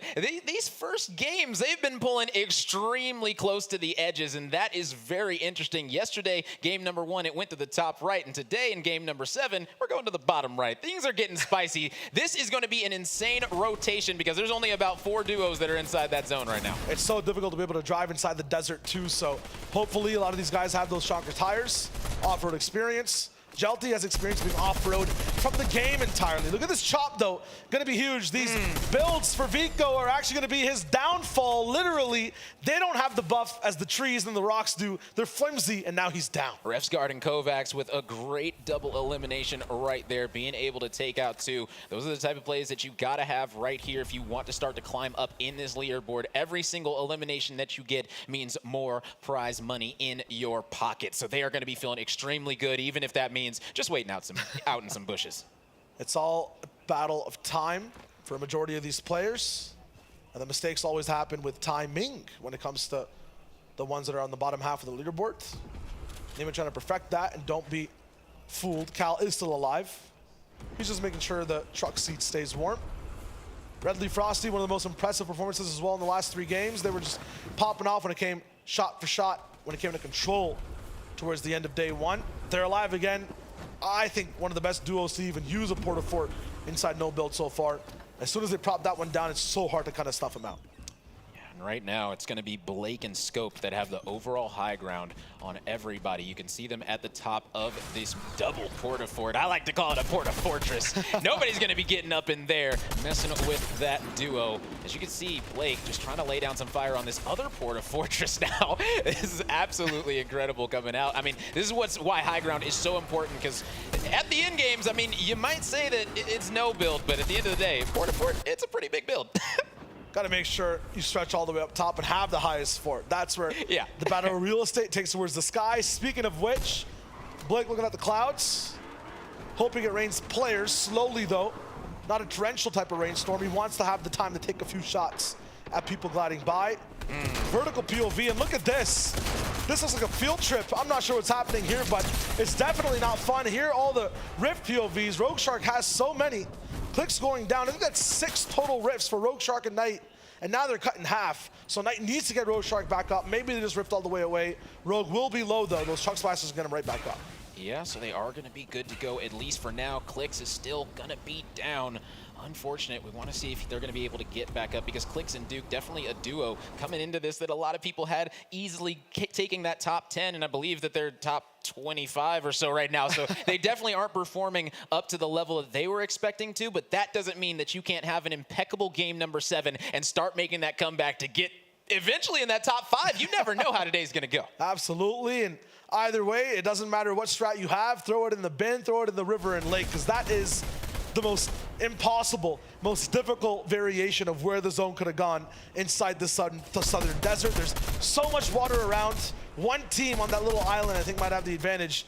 Everyone going to be using these rifts to stay in the air. Yeah, and I really hope that you brought your swim trunks, because everyone is going to be going in the water right now. It's going to be a lot of rift-to-goes used, in my opinion, after this zone closes in, because right here you can look at the land. It's not a lot that you have to work with. Those porta forts are going to be going down and going to be so important in this next zone that really all you're going to be left with is some rift-to-goes. As you see Knight, that's all he's got in his back pocket. He's going to be perfectly fine with that Cammy, able to take out 2. Solid stuff coming out of this duo as Bloomy and A-Rap going to be dropping. Look at this. 6 rifts to goes and 6 shockwaves. This is the type of end game that I've been waiting for. Seti and Cammy always there making the plays towards the end of the game in terms of one of the coolest ways to play Fortnite. Sometimes it's a split that everyone dubs theirs, and it's so much fun to watch them control.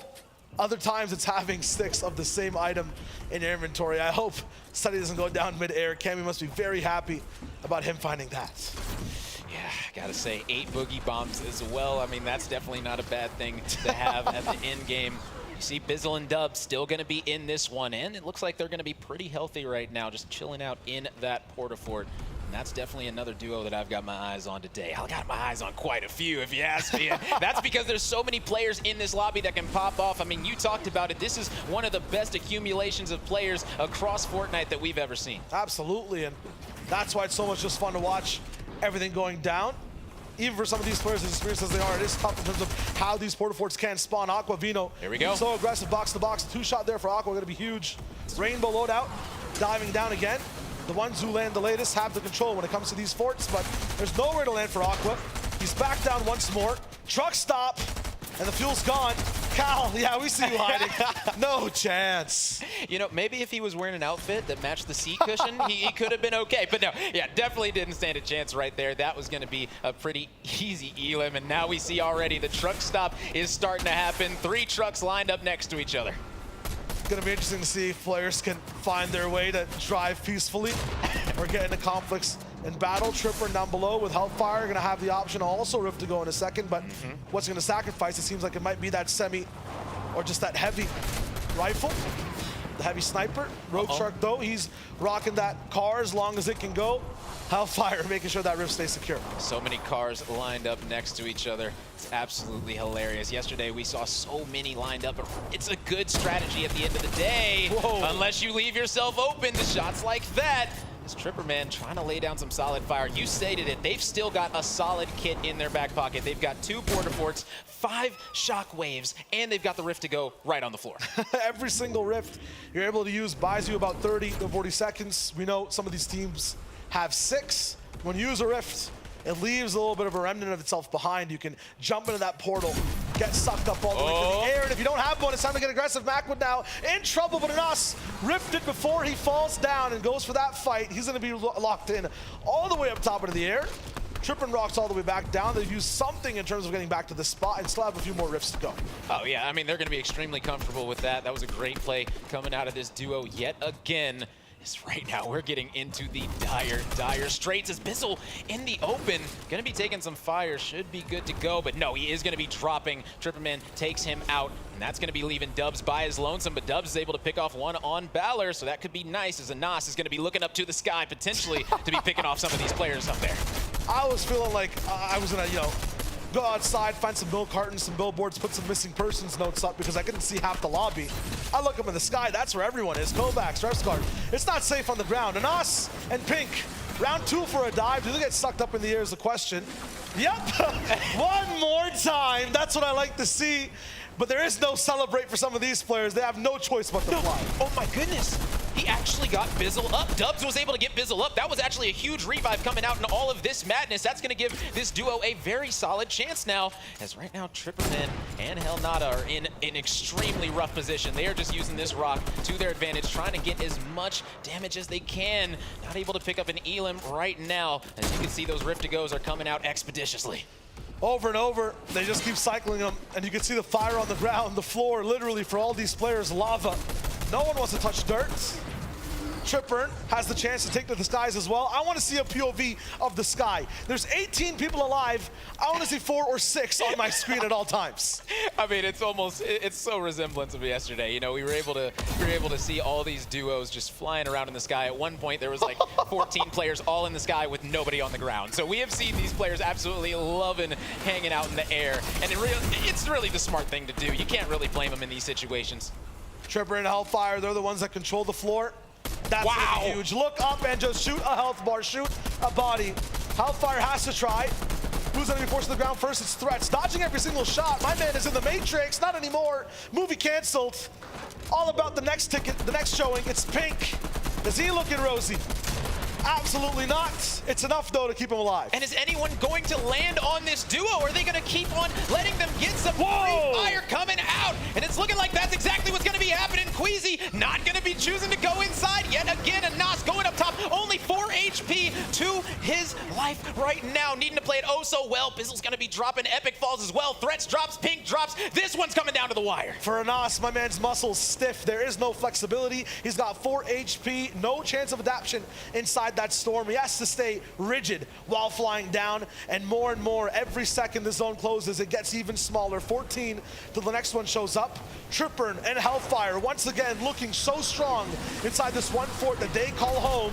Anas trying to find a way to live, drowning inside the water, finally jumps up, but once again only 4 HP affected. His overshield's cracked, his dream's gone. Finally is going to be dropping down, and now it's up to Malibuca. He's got a Portafort still in his pocket and some shockwaves as well, so Malibuca might be able to make something extremely incredible happen here in this 1v2 situation that he's going to inevitably be in, as Epic ends up getting taken out just like that. Here comes another Portafort going to be coming down, and they're going to be getting up top, looking up, putting on the fire as Hin trying to dodge everything possible, but not going to be able to. He's going to be dropping as Tripper takes him down, and they're going to keep on adding insult to injury, dropping these players left and right. Nida falls, C falls as well. This is looking oh so good for Tripper and Helnata, but the Boogie Bomb's gonna be coming out. They're gonna be dancing, doing the Dougie. He gets sent out, gonna need a shockwave right back on in. He's gonna be able to get there. Malibuca throwing him at everybody. He's still got a Portafort in his back pocket. He's trying for it, it doesn't even matter. Tripper,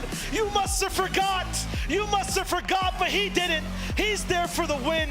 These guys counter everything that they saw on day 1. You like the skies? Welcome to the ground. Shots to the dome, they take the first game. Trippin', absolute beautiful place. That in-game right there, that had a lot of things that we saw yesterday, but it also had a little bit of difference. We saw they were the only duo that was inside of a Portafort, and nobody was challenging them. Everyone said, nope, we're not gonna be landing in there, because they saw both those players full HP. What are you really gonna do when you're already weak and don't have any heals? Yeah, that was an absolute trap card play from Hellfire and Tripper. They saw the entire lobby likes to fly. They had the fly swatters ready to go. Portafort after Portafort, base after base, shot after shot. That might be a record for how much damage that was done in those type of zones too. I think I counted 12 elims at one point, but they must have got close to even 17. I mean, I want to know where they started off coming into today. That's what I want to know. This leaderboard, it might be shaking up in major ways.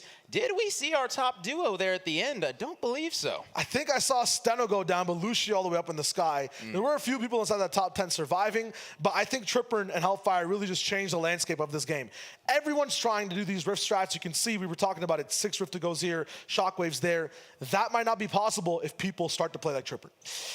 I'm looking at this. This was an absolutely incredible game. I mean, the way that we saw so much movement utility being prioritized, that really shows the meta that these players players are starting to understand that they're in, and they're playing it to a T now. Game 1 yesterday, it was a little bit iffy. These players, they look a little bit lost at them, but now, I mean, they look like they at least have somewhat of a plan, and that's what you love to see. Yeah, monsters from day one up in the air. Trap cards, though, on the ground, so I want to see which side ends up on top. Really interesting. Game number 7, technically, of the 12, and the first on of the day. So many more to go, though. It's going to be so much fun to see which side kind of lands true now. We have land, we have the ground, and then we're fighting at sea as well. So every single position of the world was covered in that one. Yeah, I mean, listen, I had an absolute treasure watching that. And I know that all of you at home did as well. I was watching back the VOD yesterday. The chat, you guys were loving it. You guys were saying this is hectic, but we absolutely love it. It's madness, and we're loving every second of these in-games. This is everything that we could ask for. It's just amazing. Zero build. Never thought it could be this fun. The tents being in play to give every single person their items to be able to use.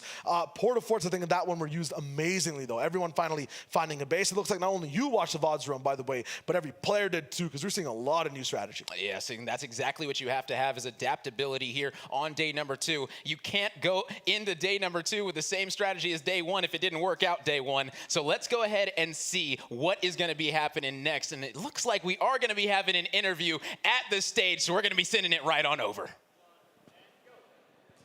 Welcome back to the main stage. I'm joined by Hellfire and Trippin. What an amazing performance. Let's first off say that. And Trippin, I'm going to start with you. Is it right to say that you actually have your typical duo that you play with? They're competing here today and you're playing against them. Have you found a better combo? Because that was unbelievable. Now, I'm playing with Thomas normally, but for this tournament I was invited by Hellfire because Thomas was already invited by Tayson. So yeah, I'm just playing with Hellfire for this one. أعزائي المشاهدين رجعنا لكم مرة ثانية بعد ما خلصنا الجيم الأول. أداء كان جدا جميل من تريبرن وهيلفاير، قدروا أنهم يخلصون الجيم الأول في المركز الأول، لكن بنفس الوقت حاولنا نسألهم أنه بالعادة تريبرن كان ما يلعب مع الدو اللي هو هيلفاير، كان يلعب مع دو ثاني، بس يقولوا أنه لا، هو مجرد الدو حقي كان جايه انفايت عن طريق شخص ثاني، فأنا هالمرة هذه بس بلعب مع هيلفاير، بس ما في شيء صاير. I mean, it seems to be working, so great news so far. Now, Hellfire, I'm going to come to you. That final circle, it looked hectic. What was going through your mind as everyone was kind of coming down towards you and you were shooting them out of the sky? Well, we were just trying to stay together and try and help each other, trying to eliminate everyone and hope for the best. في الدائرة الأخيرة زي ما شفنا أعزائي المشاهدين كان فيه مس جدا كثيرة، والشيء الأساسي إنه كانوا متمركزين في نص الدائرة وكل اللاعبين كانوا يجون من فوق بعد ما أخذوا الرفت، لكن كان السؤال متركز على إنه إيش اللي كان التفكير حقكم وقت ما صار الموقف هذا، فقالوا إحنا كنا قاعدين مع بعض وجالسين نحاول نحمي بعض وقاعدين نتمنى إنه الأمور تمشي بشكل كويس، وفعلا مشت بشكل كويس لصالحهم. Trippin, I'll end with you. So typically within this tournament, the point system, you don't actually really need technically to get victory royales to claim the top spot. So I just wanted to ask you, how are you planning on maintaining consistency today to ensure that you can, at least get top 3? We're just gonna try to keep getting kills and yeah, just play the same. طيب زي ما عرفنا أعزائنا المشاهدين إنه السكور سيستم حقنا موجود على إنه يبي يعطي أفضلية للي يفوز المركز الأول، لكن أيضا للشخص اللي يقدر يجيب إليمينيشنز كثيرة. فكان سؤالنا إنه هل التركيز حقكم إنكم مو شرط إنكم تجيبون الفيكتوري رويال، ولا إنكم متركزين على إنكم تجيبون الإليمينيشنز أكثر؟ فكان الجواب إنه لا، إحنا بس بنحاول إن نجيب الإليمينيشنز عشان نقدر نستمر على نكون في التوب 3، ونحاول إننا نكون مستمرين في نفس المستوى، ونقول إن شاء الله إن نقدر نكمل على نفس الليفل. Well, I'm sure those eliminations will keep coming. Do not worry. But everyone, please, in the stadium, please put your hands together one more time for Hellfire and Trippin. Thank you so much, guys, for joining me on stage. I'm going to throw it back over to the desk. They can break everything down what they've just seen before we head on into match number 2. نروح على طول أعزائنا المشاهدين والحضور إلى الاستوديو التحليلي، نتكلم عن المباراة الأولى، إيش اللي صار فيها، كيف يقدروا يفوزون، زيادة على كذا إيش ممكن يصير في الجيم الثاني. فعلى طول استوديو تحليلي. Thank you for our 2 wonderful hosts there, and shout outs to Hellfire and Tripper and finding a counter to the strategy that we pretty much saw all day yesterday, grabbing that VR and 15 eliminations. Takata, that's a great start to day 2. I love to see it. This is what we talked about. We said we wanted to see counters. Everybody was doing the same in the second half of day 1. They were all in the sky, they were all rifting. We saw a little bit of boogie bomb plays to counter vehicles, but we didn't see a counter to the rifts. Hellfire, Tripperin, they came out on top here. They made a play with the Porta Fortress looking up, and I believe they went from, I don't know, like 9 elims to 15 in like 30 seconds. So many teams that were stacking those shockwaves to get themselves into the end game. What did this team do that not only got them now into top 6 in our rankings, they kept their composure, poised, and they held on to the chokehold, getting teams to filter right down into their sights. That is exactly the type of style you expect when you're playing on the ground to counter a lot of the aerials, and it worked to perfection. Yeah, I'm sure we're going to be seeing some more players in the next game, probably not choosing to use those Rift Goes at the very end, maybe more as a mid-game save. Look, the issue with this strategy is that it works because there was only one duo doing it. There was one duo in the Porta Fort looking up, everybody else was in the sky. If you have 3 different duos on different sides of the Porta Forts, they're going to take shots against each other up above. It's not going to work, so I'm curious to see what happens next. I mean, it's a two-sided coin. We've seen teams use that Rift to go immediately in the end game, but all of a sudden, the teams on the ground have started winning these end games. They've been finding ways to chip away at damage and get those late knocks, and it's been working. They've been finding success. Yeah, I wonder what's going to be the next key to success, Takada. What do you think is going to be the next adaptation that we're going to be seeing from these teams? Look, like I mentioned previously, getting in the Porta Fort and looking above, it can't be the right play. So, if you still have the Rift to Goes and you're trying to get the placement, look, there's so many possibilities, there's so many options. Yeah. But I think you might have to find a way to wait from the ground and take shots above, but being covered from the other opponents. So maybe you turn that Porta Fort that we saw from Hellfire and his duo Tripperin, turn it into a Porta Fortress and make sure you're higher than everybody else. And then the highest duo on the low ground will be the ones that have open vision to the high ground. I think a lot of teams just have to slow it down. It can get very chaotic, and there's a need to go immediately for the challenge to the Rift. Maybe this time, take some lessons from what Hellfire just did, keep it level. Speaking about taking it a little slow, Anasa in pink, the team that was ending the day in 3rd place yesterday, was hiding in a bush for a moment there. And you know, this is an old strat back at the start of Fortnite. Is this something that we're going to be seeing more teams using in next game? 100%, right? We've seen it since day one, right? I remember Dubs was sitting in a bush farming placement in one of the last zones. And now it's not used only in the late game, but also in the mid game. We see some sneaky plays, cheeky plays. It's a good way to get eliminations. And a couple of scary moments where you're thinking a lot of those shockwaves will be pushing players out of some of those situations. But again, it does come down to those quick audibles we've seen that have been utilized throughout this tournament. Now is the time to do it with only so many games to go. I do also want to talk about Macwood and Threats, who had 8 eliminations at that point. A really good start to day 2. Right, it's all about momentum and keeping it forwards, and seeing that they're doing this in day 2, game number 1, it shows that they can kind of continue from one day to another. And a lot of these teams have had that same transgression from the end of yesterday to the start of today, where the chaos continues, but the same strats that have worked have continued to do so. Here we have it, our match ranking right now, and it's not too much of a surprise. Hellfire and Tripperin grabbing 15 eliminations and 62 points right there. And Epic Whale Malbuka, very surprising to see that they only had 2 eliminations. Competitor and Aqua going to be with 10 eliminations right there. And also, all of this is brought to you by STC. I love to see 2 double-digit elim duos here on the board. 16, like you said, Kelly, for the #1 duo. And it seems like the action, it's starting at an all-time high. Kel, you wanted 20 elims. We're getting closer, just a little bit every game. But again, the interesting thing, Malibuca, though they only get 2 elims, they still get around 2nd place. They still get towards the end, and that was really surprising, given how lackluster it seemed to be in the production department. Yeah, obviously, some other big names here. We have Bizzle and Dubs. In 4th place, Epic FHD and Mansoor with 32 points. Han and Queasy finally jumping up there into our top 10 as well. And I see Pink and Nas, the team that was hiding in the bushes in 10th. But even Steno and Lush, who we saw that it came down to a solo clutch, able to stick it out until the very end. Look, when you're in that top half of the leaderboard going into today, you kind of want to maintain that position and slowly make your way up.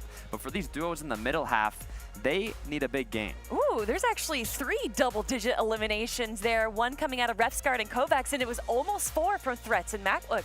And that's really surprising, because yesterday when we trailed off in some of these matches, it was really just a 0 stat all the way down. But this is the disparity that's standing out most, because though they didn't have the greatest placing, those eliminations will help in the long run. If they can keep that up, it becomes a very different game. And obviously, you don't want to be towards the second half of these pages, but it is still just game number 1 of day 2. And this isn't the overall ranking. This is just the match ranking that we had from game 7. And I see so many big names here. Tayson, Thomas, Kanata, Janice, Chapik, Z, Andy. I mean, you have the best of the best on this middle of the leaderboard, but this is just the match ranking. So it's all about the overall tournament, right? 12 matches of no build. The consistency is what's important. And we've seen a couple of teams off of that opening start try to go for a quick drop on Steno and company, and they were unsuccessful. They handled that pressure. So whether or not that continues, it will be a factor moving forward. Would you say that was a bit of griefing? Look, you can do multiple different things in Fortnite, but what these players are trying to do is what's best for them, right? What can help them boost themselves up the leaderboard, make it to the top, and kind of put in all their effort. Absolutely. And looking at Arkham and Falconer, I think that's the key for the next game. Oh man, that's okay. You know what? This is still 0 builds. A lot of people here are kind of just having fun, and especially if you had not the best performance in day one, maybe you're just using this as an opportunity to enjoy the game and just have fun and be more prepared for builds. And that's what I love about 0 builds, right? It's so entertaining because it's so different from the norm, right? Anything can happen. We didn't expect 20 players to be in the sky with Rift to goes when we got started with this 0 build, and everything's still changing. And the beautiful thing about this mode is that though it is only one game and though there are certain players with tendencies that tend to work better, anything's possible. Anybody could win. We heard it on an interview earlier before this match started. It's really anybody's game. It just comes down to how you approach it in the moment. And I think that really any team can come away today. I love watching these winner moments right here. Tripper and Hellfire pretty much shooting fish out of a barrel or fish out of the sky, whatever way you want to put that. You didn't see birds out of the sky as there were so many up above, but what's impressive is the aim, right? The shots that were being connected from this duo, they were focusing on the same player at the same time. They don't want to take different shots, different angles. They were calling out the outfit the player had, what they looked like, so they'd focus on the same one and do as much damage as possible as quickly as they could. And it was such an important counter in the end game because they were playing the zone late and playing the players first, and sometimes it gets ahead of you and you worry more about those engagements, but instead they kept it composed. They were letting that funnel happen, and from there, like you said, the aim was perfect and it needed to be in that moment. Speaking of composed, we saw Trippin right there getting shockwaved out of zone, but then using a shockwave himself to push him back into zone right there. That is being calm, cool, and collected. But where is that going to put them in our overall rankings, everyone? Trippard and Hellfire in 6th place. They were in 18th place after day 1, so jumping up 12 placements right there. But we all know Steno and Lush, even with, again, I say underperformance, they were still at the very end game there in our 1st place spot by almost 30 points. Malibu and Epic Will are still going to hold strong in 2nd place. And honestly, this kind of looks pretty similar to what we saw yesterday. Look, I was going to say one match could completely change the standings, but it depends which duos are able to capitalize on that match. Like in this case, it is Hellfire and Tripperin who went up an incredible amount in the overall rankings. But for the other duos that are already at the top, they're staying there. But the gaps within this top are getting smaller and smaller as the day goes on. And though it might have been a quiet game number 3, Honest and Pink both had a 30-point performance that keeps them involved in that 3rd place spot. So that's still something to keep an eye on. And, you know, I'm going to be keeping an eye on Acorn and Edgy. They were in 5th place yesterday, and I don't see them in our top 10 at all. So not only is this an opportunity for players to jump up, but also those players that have been doing well, having a bad game, dropping all the way down. And where are they? In our 11th place spot. Oof, you can see just one match from in the top 5 to now out of the top 10. But what's great about it is one good match and you get to come back into that top 10, right? So it's all about how you play the next matches. You can't let it get to you. You have to keep that mentality at a high. You know, it might just be the opening couple of games, but you're feeling that weight of the differential more as this goes by because we're getting closer and closer to the finish line. So yesterday, different story. Today, now is the time to throw everything you have to make that run. And we obviously have some big teams here as well. 21st place, it's Queasy and Hen. We have Polga and Loudlet. Leo in 22nd place. A lot of big names right here. I see Janice and Kanata. It's so wild to see Kanata, a top NA East team, being this down. Right, you don't expect them to be kind of at the middle, lower end of a leaderboard, right? But like we mentioned previously, this is a whole different mode, right? This isn't the standard Battle Royale mode. This is the 0 build game mode. So anything can happen and it's new. So there's a lot to learn and a lot to improve on in your gameplay. Yeah, and what we're learning is that even if you do walk away with a victory in some of these engagements, you're not always guaranteed a solid placement in those rankings. Vico and Jelty sitting down there with 1 win, but in the 20s, it's going to be tough. But Takata, although they are very different game modes, do you think how they performed today and yesterday is going to be impacting the Battle Royale mode? Look, they're going to learn a bit of what their opponent's playstyle is because there's a drop map, right? There's a place where all these players are going to be dropping, and and I don't think they're going to change it up between the zero build and the standard game mode. So they're going to get a sense of how their opponents rotate, where they play, where to expect them, where to not expect them, and it could be a good strategy for planning ahead, right? Getting your Storm Surge route, maximizing your loop path. You'll be able to plan based on these 2 days of zero build. Yeah, and the best teams will keep it in a pocket. They'll keep it simple. This is a lot about warm-ups, a lot about getting back to what's baseline for them, which is normal builds. So there is certainly stakes and things you can take away, but the best mentalities in Fortnite will keep this as simple as it needs to be. Love that. Everyone, we are going to be going into game number 8 in just a moment. But before we do that, we have a quick break, so don't go anywhere.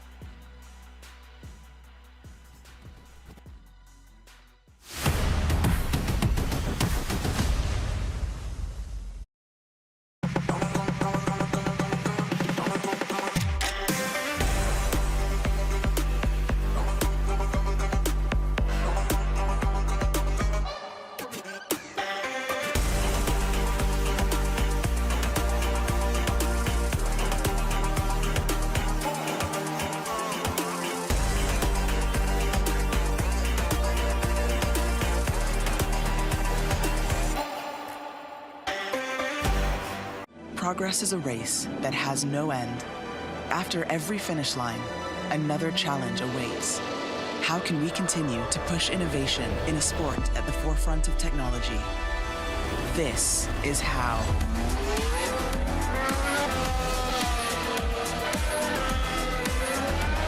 Discover how Aramco and the Aston Martin Formula One team aim to meet Formula One's sustainable fuel targets.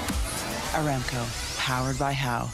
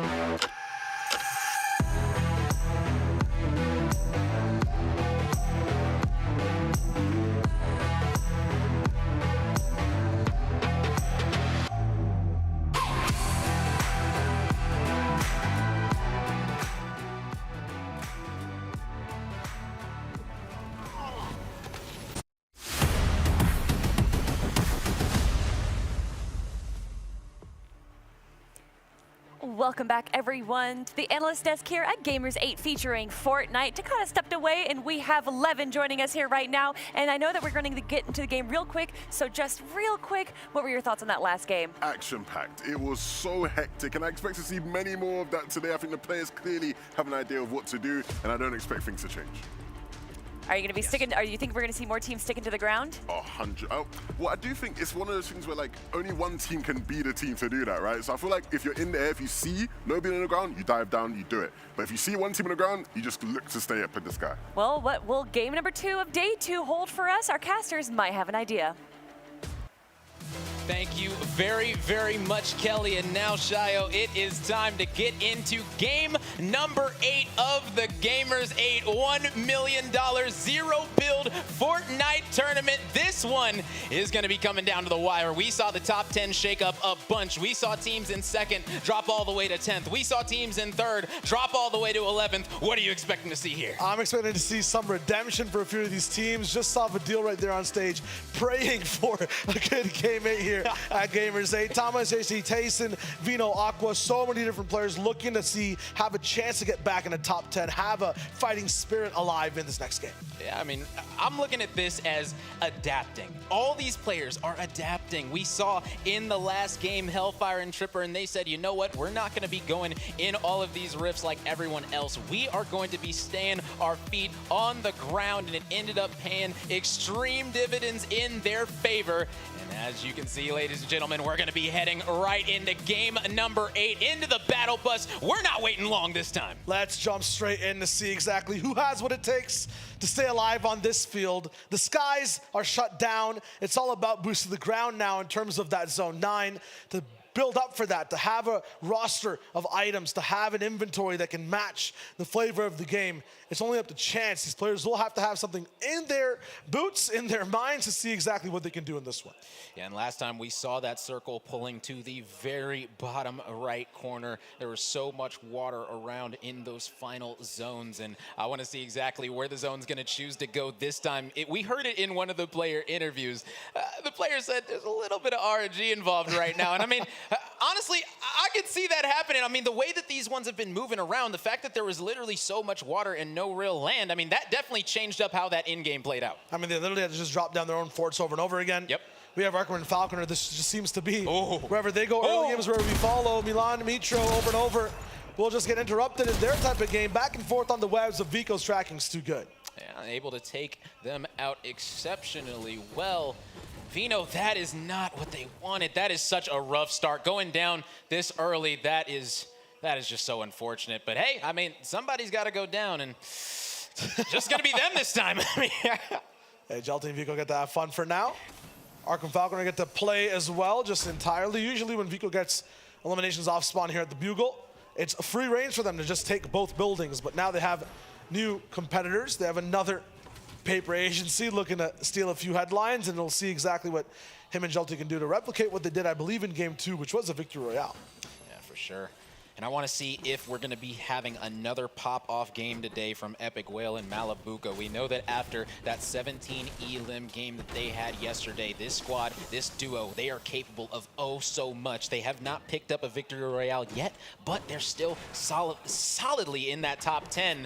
But if this game doesn't go well for them, they might be falling out of that top 10 already, which is absolutely wild. Yeah, I mean, we saw it with his teammate, or not ex-teammate, but current EU teammate, Mustache and Bad Sniper. Acorn and Edgy as well. I think respectfully we're 5th and 6th overall, or 3rd and 4th, inside the top 5 in that last game. They fell all the way One down. bad game room. Yeah, they didn't make it to top 10, they didn't make it to zone 9. They're all the way down now. The bottom of the top 10, it's that close. A 3-point game by some people, a 4-point game on others.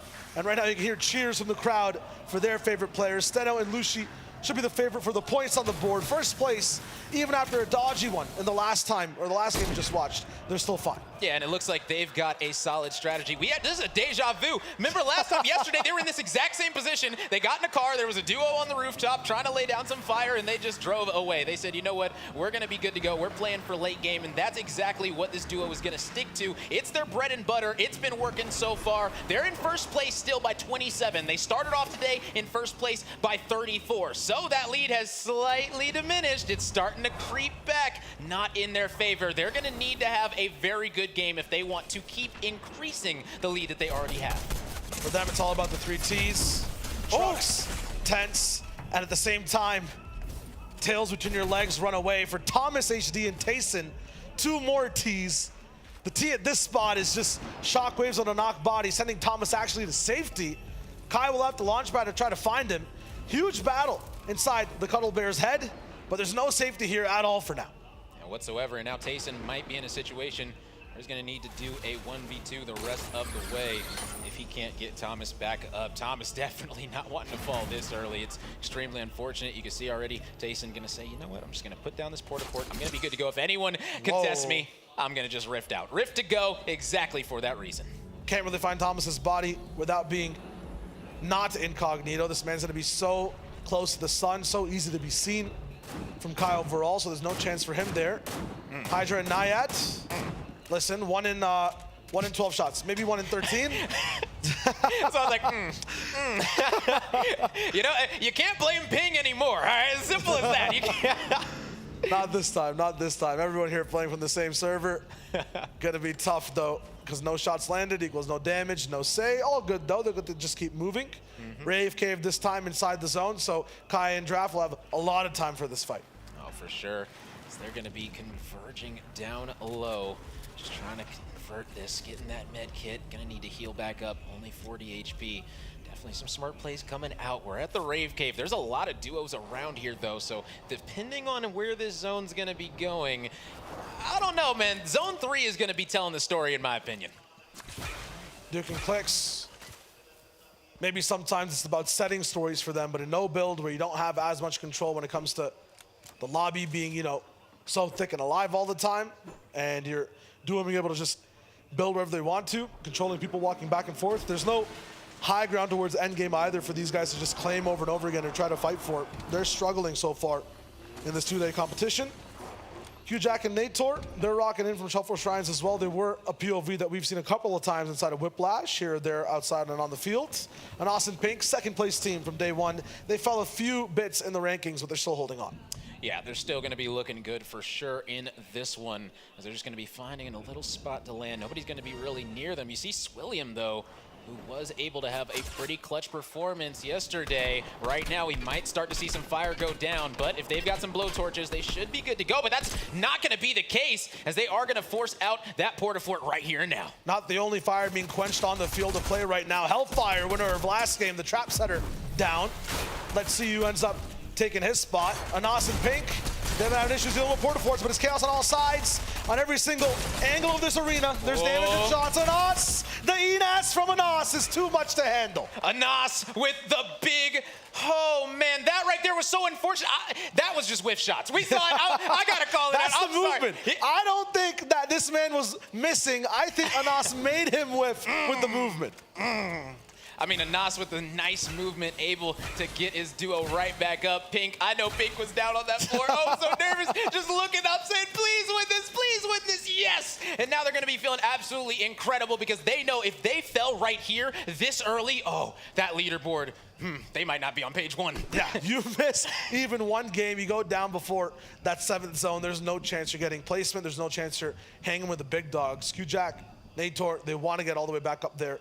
The zone being this central, it's anyone's game right now.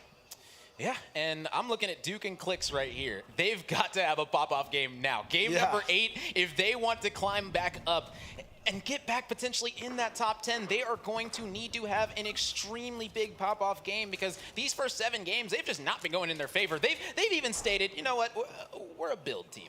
This no build thing, we're trying it out. We're here for it, essentially, you know? So they're going to really try to show their prowess in the next 2 days, Saturday and Sunday. Today, though, they still want to be able to have a good showing. They understand that there is a ton of money on the line, and having just one good game could give you thousands of dollars richer. Definitely trying their best. And they have that symbiotic relationship between the two. The trust is always there. Another link for that Tilted Towers team that you see on the south side of the zone right now.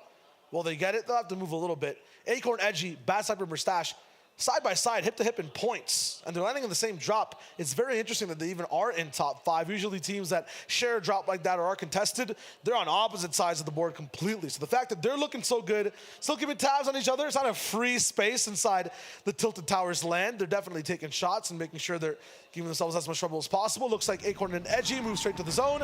Everyone else is taking their time. Yeah, both of those duos going to be leaving out of Tilted at the exact same time, getting these early rotations in, and we have stated how important those rotations can be, as another truck is going to be going down, forcing out the Portafort and the Rift to go as well. Mustache is going to be looking up, saying, Bad Sniper, saying, bro, why'd you do that? We had a whole fort. Come on, man, we're good to go. Both of them using their escape tactics, the defense at the same time. Bad Sniper comes all the way back down. The ground, though, on fire. Bad Sniper can't stay there whatsoever. Yeah, his shield's starting to melt right now, too. Kanata, king of the heavy sniper, just needs a little bit more of a left angle. Second Rift pop, and this is where they kind of run, I guess, out to the field and start to take a few shots. Mustache just needs to stay up and alive. That overshield's back and active. Maybe get over to Rave Cave. The biggest issue is that they went to the left. Aiko and Neji went straight to zone. I guess left was the last page and you're choosing an adventure book. You can't really go back and flip back in time either. It's gonna leave goosebumps all over your skin. But it looks like they are going to be getting the high ground. Okay, they aren't going to be turning down and laying on some fire. I thought they might have decided to collapse on that duo right there, but no, they're just going to be playing this one safe. And, I mean, that's really what you have to do. I am absolutely not mad whatsoever at these players for not going for engagement, simply because the meta right now is make it to end game if you want to get a bunch of points. The elims will come naturally if you're playing the right way at the end of games. Is this 10 boogie bombs for Mustache? Oh my Is goodness. the plan here to just turn Game8 into a dance party? Disco, yeah. That's gonna be insane. Well, we're not going to be ending at Rave Cave, so I don't know what he's planning for, but right now it's definitely going to be a lively event at the end circle. That is going to be a wild zone with 10 boogie bombs. You can make somebody dance for about 50 seconds. To use a rift to go, you have to be able to press the left click button. You have to be able to interact with your inventory. When you're dancing, when you're distracted, not going to be possible. So I'm curious to see if Mustache stays alive, how chaotic this end game gets. Yeah, Malibuca and Epic looking over Clicks and Duke right now. Gonna be getting a nice advantage. And they understand right where they're at. They're gonna be breaking this barrier, getting a lot of damage in, forcing out the rift. And now they understand Duke is extremely low. Gonna be putting in some more fire, but guess what?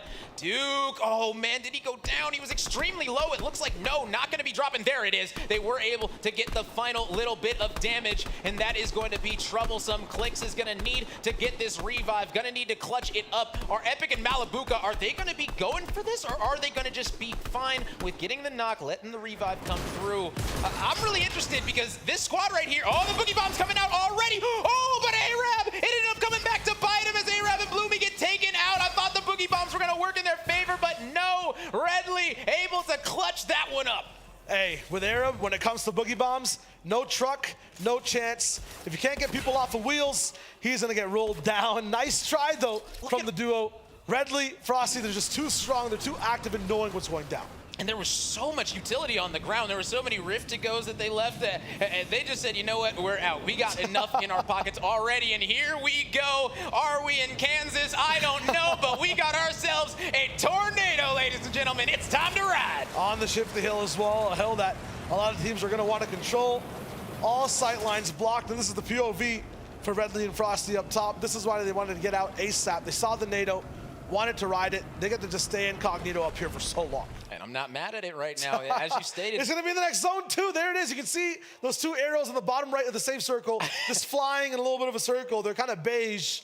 This is going to be a crazy one at Shifty. Yeah, I mean, they're going to be very, very comfortable just sitting in here until that tornado goes away. And as you stated, they're going to be able to go right into Shifty off of that tornado if they want to, which can be massive because getting an early setup in Shifty, and if it ends up ending directly on Shifty, oh, it's going to be a lot of madness. I mean, Shifty's been in the game for so long. One of my favorites, Anas, able to get the elim right there. Big one coming out. Again, that highlight right there just showed the prowess coming out of Anas and what he's really able to do in those clutch situations where it's really clutch up or kick, literally. Yeah, literally. And when these players are playing with shadows off in-game, Anas forces Swilliam to turn shadows on, basically tracking his silhouette and just painting a picture of bullets around his body. Once again, the movement from Anas was way too good. Kai and Draft, Kings of the Hill at Rave Cave, now inside the business down below. Gentle looking over at Malibuca and Epic. I think this is the most interesting POV to watch right now. They have been aware of 6 different types of forts around them, taking a few shots back and forth. I see Epic with 2 more eliminations. I have to believe that's on Knight and Rogue Shark, who were in this porta fort on the right before that Malibuca's looking at. Epic was looking over there at a little bit of a threat, and I believe one of these guys does have the heavy sniper, so they must have rattle-tattle straight to the head, gotten them down. Clicks and Duke, who were so far away, I guess while Epic was fighting towards the right side, have slowly inched their way forward right below them. But once again, Malibuca versus Mustache. And we know this man does not miss. Affected already with the HP. They're going to be tracked down and split apart. Draft also walking in. Malibuca, it seems like his weapon is just a laser. It doesn't have a burst feature. It just has damage. And a lot of people were saying, are you going to be able to perform the same way on land that you do online? Malibuca is proven that he can do it in the most important fashion necessary, $1 million tournament. He wants that money. He's all the way there up top. First and second place. the difference, the thing that can make Malibuca and Epic catch up is just eliminations. They have to keep thriving for one of those 17-point games again. They want to get straight towards the top, but that takes a lot of work. Meanwhile, Steno on your screen towards the left side, kind of on the same layer overall as Anas, but on the other side of the mountain. They just need to stay low-key. They need to live to every 7th, 8th zone. They went down early in the last game, Rome, but they looked fine. Yeah, and this team, they know exactly how to win. They actually won game number 1 yesterday, as we're going to begin another battle going down, as Mustache is going to need to clutch that one up, is able to knock one, and they are able to get both as Macwood ends up falling. My goodness, and they're going to be hitting that rift to go because they understand that they're in dire straits. They've got to get out of this one. They're getting collapsed on. All across the map now, stories clashing as Edgy falls all the way down. Kanata with the 2-shot. We've seen him take 2 people down before. This is a walk in the park, a tutorial instance for the man under the bridge. Mustache, though, on the same side will allow that fight to happen. He'll be leaving with Bad Sniper soon. And that is going to be unfortunate for Edgy going down right there. Definitely. Ooh, man, you see Anas. He understands the situation that he's in. As that is beautiful coming out of Giannis. And now he's going to pick up Canada as well. Oh, baby. Oh, maybe not. Here we go. In a little bit of fire, in a little bit of trouble right now. If he can get him back up, that would be massive. But, I mean, these players, if they're aware that there's a knock there, they're not going to be letting up. Tires as well will be able to just bounce him up and around. Pink going to be picked up by Anas, and with Rift to goes in tow, they can definitely get to the next part of the zone. Oh, yeah. Just have to use a few chugs here to get him back and active. There we go. And then, yeah, every single team rifting out. Kanata, though, not able to get picked up. Acorn was the one interrupting. Acorn, the one beaming. Janice, too, is not going to be able to find them through the bridge beams, but he's there to be able to take it out. Yeah, and you can see getting away barely. I believe that was like less than 5 HP is going to be Giannis right there. You can see, hey, he's got 3. Yeah, called it right now. Extremely low up on this high ground, but still is going to have that shield from those minis. So with that rift to go in his back pocket, he might be able to make something happen as Acorn getting a whole lot of damage taken, and that is not what you want to have happen because I don't know how many heals Acorn has right now. Not too many. Kanata might be down, but I'm not sure exactly how many he had in his inventory either. W Carry applying for the same trucking license that Anas just went for. It's same day express, almost same minute delivery. Although you can get your license, it looks like Anas does not know how to drive. Abu Anas maybe help him out, give him a few pointers and tips. This is gonna be tough for him. He's still here, trapped and shifty. I think they're just trying to stay low key. So is that Jelty in a truck inside the cave? I'm not sure what's going on here, but that has to be a traffic violation. Oh, most definitely. They are going to be getting a big parking ticket. They're going to need to move immediately before things get very wonky for this duo. You can see Frosty going to be putting a Portafort on top of a Portafort, getting extreme high ground right now, trying to get an angle. Is going to spot Kovacs. Is he going to be able to take him out? No! Oh, you can't be dropping that far. 55 damage going to be coming in from the drop damage, hitting the rift to go, getting up top. Look at all these players. Where are you even going to go to? I just watched a Fortnite season cinematic trailer. Someone they jump from a Portafort, running into a truck, then getting rifted into the air, and then shockwaved into the zone. Marketability at its finest, Frosty. You're making this look so much fun for people back home, but you got to know that this man is stressed and burning on the inside after that. I'm stressed just watching these players. I know they've got to be stressed, getting knocked into the zone, having to use a shockwave just to get back in. I mean, these players are feeling comfortable, but the fact that that storm is starting to hit for quite a bit, that's going to be massive. Seti ends up taking him out. We saw Hellfire go down so early. Knight didn't have his teammate either. Knight falls beside Trippern, the winner from last game, and he dropped 5 Riftigos. 5 rifts. We talked about if you're a solo, how do you win? You live, you survive, you try to do something, maybe stay out of Epic's sights, because right now, this man is a laser beam. Spy getting found out, Hero up top now, about to get stopped too, but Trippern at that bottom right corner might just have got 5 Riftigos in his inventory. Oh, that would be absolutely huge. You can see how small the circle is going to be getting, and I gotta be honest, right now, Malibuca and Epic, in my opinion, they're in prime position to get this victory royale. Yes, there's still 18 duos left, but they are looking absolutely primed. The shots are hitting, the communication's there. I think this team, they've got the capability to make it happen. Perfect timing from Epic to just rift to go all the way away. Malibuca down below can get communications from Epic Whale to know exactly what's going on above him. He basically has a radar, an unmanned assisted vehicle up top, aerial style, and they know exactly where Riftguard's going to be. Malibuca takes him out, or is able to be there, while Epic beams him down. They'll walk on fire, go through the flames, and get so much inventory space to be able to use. And look at this right now. It's madness going down, as you stated. I mean, are you just going to drive it through it? At this point, you can see right there the Rift to Go's coming out yet again. We're going to start to see these players turning into Eagles and Falcons really, really quickly, as they're already going to be hitting those Rift to Go's. 4 more in Senno's inventory. Oh! He's ready to get beamed. The truck, though, is not ready to leave play. It's got wings. Kick flipping in the sky. That has to be a bonus multiplier in terms of points towards the end of the game. Steno gets some ammo, dives back in. Everyone's just too scared to do anything Look right now. at their kit!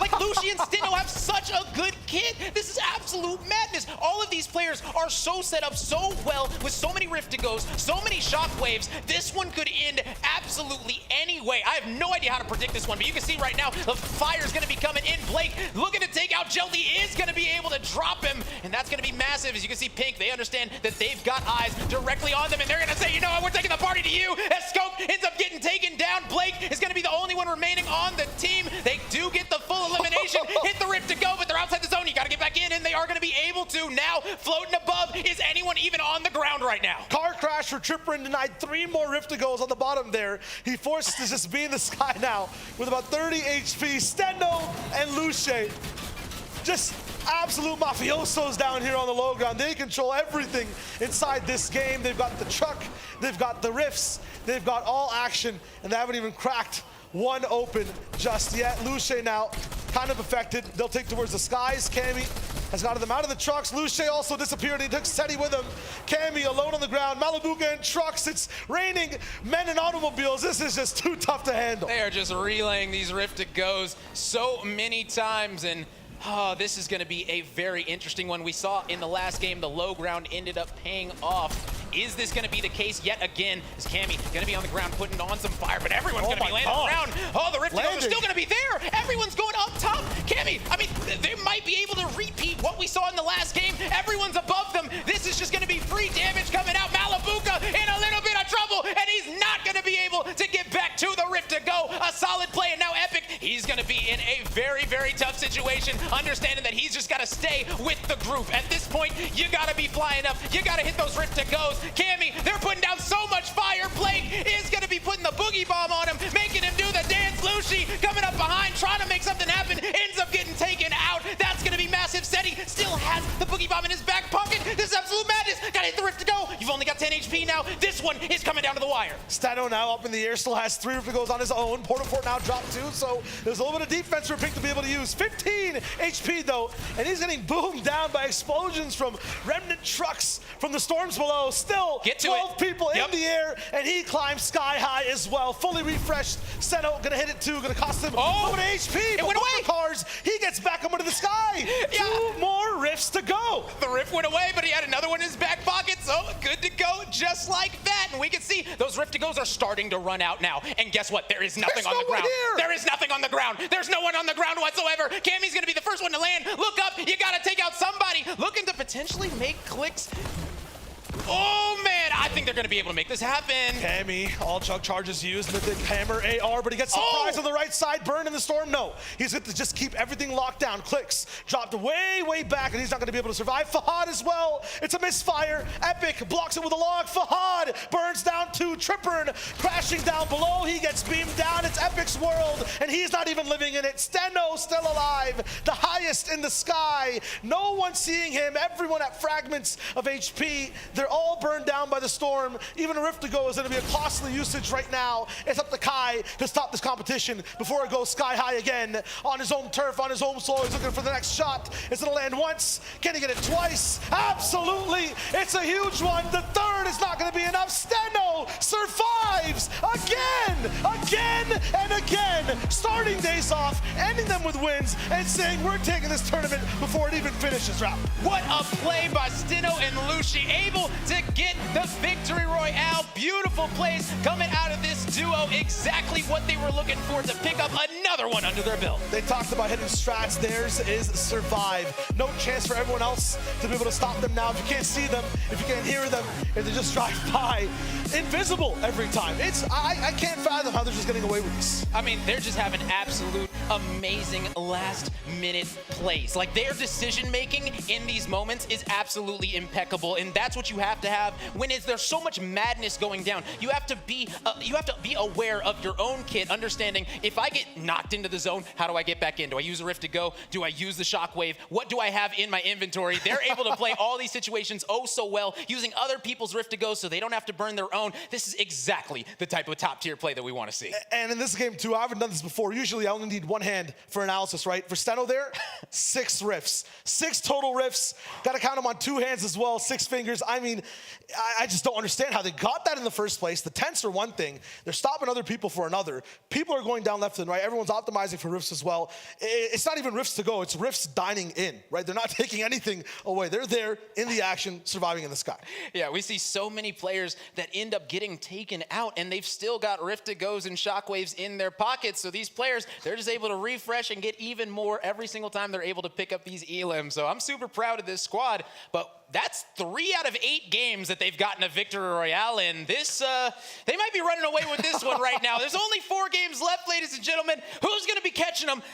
Not me, that's for sure. I don't know who it's going to be. We just got to wait and find out. Yeah, Rome, you talked about it in terms of like, you know, they had one bad game, maybe it's 30 points of a lead now. They have to make sure they lock this next one in. They heard you, they listened to you, they won that last one. Epic and Malibuca, though, in that game, I think the most impressive performance. They held down and locked away 6 different teams at 3 different portaforts, taking down Duke and Clicks from the sky. The tracking for them, absolutely phenomenal as well. And Kai in that end game, it was just huge overall. Yeah, this game, it had absolutely everything. I was extremely excited. I know that you all were extremely excited. So let's go ahead and send it over to the stage for an interview right here now. Welcome back to the main stage. And I'm in a bit of a pickle, Fancy, because I'm going to run out of questions to ask you guys. This is your 3rd victory royale out of a potential 8. There are no words when it gets to this point, so how are you keeping your composure in that final circle every single time? We just focus on winning the games. We don't really go for a lot of eliminations, so we're just always focused on winning the game, getting as far as possible. أعزائي المشاهدين مرة ثانية رجعنا لكم في المسرح مع ستينو ولويش. زي ما احنا عارفين هذا ثالث فوزه لهم في الباتل رويال في المركز الأول. خلصت الأسئلة اللي نسألهم إياها، فحبينا نسألهم أول شيء كيف تصيرون كونسيستنت كل شوي تقدرون تفوزون الجيم. يقولوا تركيزنا احنا ما هي على الإليمينيشنز أبدا، تركيزنا دائما يكون على أننا نجيب الباتل رويال المركز الأول ونكسب النقاط من هالطريقة. Lucy, we spoke yesterday about competing in front of a live crowd and how it can be quite nerve-wracking. It can like shake the nerves. Today is day 2. Are your nerves starting to go? Are you starting to feel more confident now? Not really, because we got landed on first game, so we are like kind of worried we might get landed on again. So then like it's going to be kind of hard if we get landed on. زي ما احنا عرفنا اعزائي المشاهدين، هذا هو الشيء اللي كانوا يركزون عليه دائما، اللي هو التوتر اللي ممكن يجيهم على المسرح بما انهم ما يلعبون في لاندز كثيره، لكن بنفس الوقت جوابهم كان انه لا احنا بس نركز على الجيم، نحاول اننا ما نشتت انفسنا في اللي قاعد يصير في المسرح، ونحاول اننا نستمر على نفس المستوى. Well, I feel like it just comes down to consistency, doesn't it? It's all about maintaining a consistency, making sure you're placing in the top 5, top 10. So the focus now, the strategy, we spoke about it yesterday. Are you changing it, or are you going to keep it as it is? Because if you keep getting landed on, you'll have to change up the strat. We are keeping it like we are now, and we have landed at our spot the whole chapter, so we are confident that we'll win if anyone lands there. زي ما احنا عرفنا بالامس كان تركيز اللاعبين انه لازم اننا نثبت الاستراتيجيه حقتنا، اذا هي كويسه ليش نغيرها؟ فكان السؤال هل بتغيرون الاستراتيجيه حقتكم ولا مستمرين على نفس الطريقه؟ قالوا لا، اذا الاستراتيجيه حقتنا هي كويسه، اذا احنا جالسين نفوز فيها ليش نغيرها ونبي نكمل على نفس الطريقه. Well, let's face it, especially for this tournament, I think we can call it safely that it's your spot, okay? So no one else land there, all right? Okay, thank you so much for joining us on stage. Everyone, please put your hands together for Lucy and Steno. Thank you so much for joining me on stage. I'm going to throw it back over to the desk before we dive into our 3rd match of the day. خلصنا الجيم الثاني اعزائي المشاهدين والحضور، فخلونا على طول نجهز الجيم الثالث ونروح للاستوديو التحليلي نتكلم عن المباراه ونتكلم ايش ممكن يحدث في الايام القادمه. Thank you guys so much, and welcome back to the analyst desk here for Gamers8 Featuring Fortnite. And once again, Steno and Lush, 3 out of the 8 games grabbing those VRs right there. And I mean, they're just so calm and collected. Yeah, look, I wouldn't be surprised if they pick up another victory out at some point. This is genuinely the makings of an all-time Fortnite performance. I love the answer. They're just playing for the end game. But I am worried because there was no eliminations at all. And is that really enough? Is winning a game without anything to show for it enough to get them that victory? I'm going to say yes. Like, I know I'm not the analyst here, but I'm going to say 100% yes right now. If they're able to make it to the end game, especially with the lead that they already have right now, 100% that is going to hold their spot in first place. I think the big risk is, yes, because they are ahead, it can help them hold their spot. The problem is that with so many teams left in these final circles, right? Yeah. If something does happen, if there is a mishap, which there hasn't been too many times for them, and they do go down, they don't maybe get as many placement points as they should maybe deserve in that game, and they don't have the eliminations to match it, then you allow room for people to start catching up with you. But we saw that in Game 7 where they went down, what, in 7th, 6th place potentially, and they were still 30 points ahead of the competition. It was no longer 34 points, but still 30 points ahead of everyone else. And look, I'd say to you on that, you know Epic well better than anyone else. Never count that guy out, especially playing with Malabuka. 2 players who very much have the ability to get high amount of eliminations in any lobby. They're down under now 20 points between 2nd and 1st place. So that strat might be working for Steno, but they're going to have to worry about those knocks because Malabuka's coming. Yeah, Epic Whale and Malabuka. Epic Whale actually holding out strong as a solo player in that last game there. I saw he had 6 eliminations. I don't know if he was able to grab any more there, and I'm sure we'll be able to see that in just a moment. But you're right. You know, maybe I spoke too confidently just by how they were performing here. But we also have to talk a little bit about that interview because they were saying that they got landed on in Game 1 of Day 2, and that's a high possibility that can happen again. Yeah, and I think you always have to be alert. It's the reason why even if you are a team that isn't accustomed to being dropped on in games, you're always practicing your drops, always making sure your drop maps on point, you know, you're in customs, practicing against other teams, making sure you are never last to drop on a POI. And a lot of teams that are struggling right now in the rankings are going to try to play spoiler for some of our top 3, so that's what you should be expecting. If you're in the 1st or 2nd criteria and you're looking at a couple $100,000, you should be expecting to get hot dropped quickly, and they responded to that pressure really well, and you just can't say enough about their late game pushes. I want to talk about Cammy and Seti from that last game right there, because they were kind of trying to do the strategy that we saw from last game where they were sticking to the ground while everyone else was using the Rift to Goes, and they also had 2 chug cannons. So talk to me a little bit about the strat that they're pulling. I think it's a bit unfortunate for them, right? Because it was working. Everything looked poised for them to just pick up all the eliminations out the sky, and then I think it was Blake who landed, chucks a biggie bomb on them, and then all their hard work basically goes down the drain. Really unfortunate stuff, but I do like what I saw from them, right? Because as long as you can stay alert in those situations and make sure you don't allow the Blakes of the world to land and boogie bomb you, they could have had way more eliminations there in that game. Yeah, and they were using the cannon to kind of be as like a lead blocker to give more support in the health department. So you're getting extra resources to use, but the gunfights just don't go your way. And it's so frustrating when you do everything right, but you still don't find that victory. Well, we're going to take a quick look at our match ranking brought to us by STC. And, you know, again, just want to remind everyone, this is not the overall ranking. So when you get to see Steno and Lush up there, that might be a little bit confusing against the overall ranking. But there you have it. Even with 0 eliminations, they're able to grab 32 points right there. But look how many people were able to grab more points. Draftel and Kai with 50 points total. We have Epic Whale and Malabuka with 42, as well as Seti and Cammy. So you're right. I mean, Spaceman, you were saying it, that point difference between 1st and 2nd is getting smaller and smaller, and that's because they weren't able to grab any elims. Yeah, and it's most scary because though Epic Whale and Malabuka placed 7th, they still put up 9 elims. Like, they're consistently getting 5 or 6 a game, and that's enough just to chip away at the leaderboards over time. Yeah, I think the big thing with the teams below them who are getting more points than them is that, you know, you're going to have to start amassing really high amounts of points to really start to catch up. But clearly, you know, based off of the interview, they're not worried about the fact they're not getting eliminations. They will be aware that teams will be getting more points than them, but if they feel confident in their ability to just keep on getting victory royales, then maybe there isn't anything to worry about at all. Well, between Game 7 and 8, it was a 30-point difference. Now it's a 20-point difference. So if this keeps going with this trajectory, especially when you have someone like Epic Whale and Malabuka on your heels, I'm starting to eat my own words that I was saying earlier that they're going to win 100% because it's looking like there's a possibility that teams are going to take that first spot. If the trend keeps going, then we're going to have a pretty fun couple of last games, right? It's going to get real intense. So if anything, I want the trend to keep on going.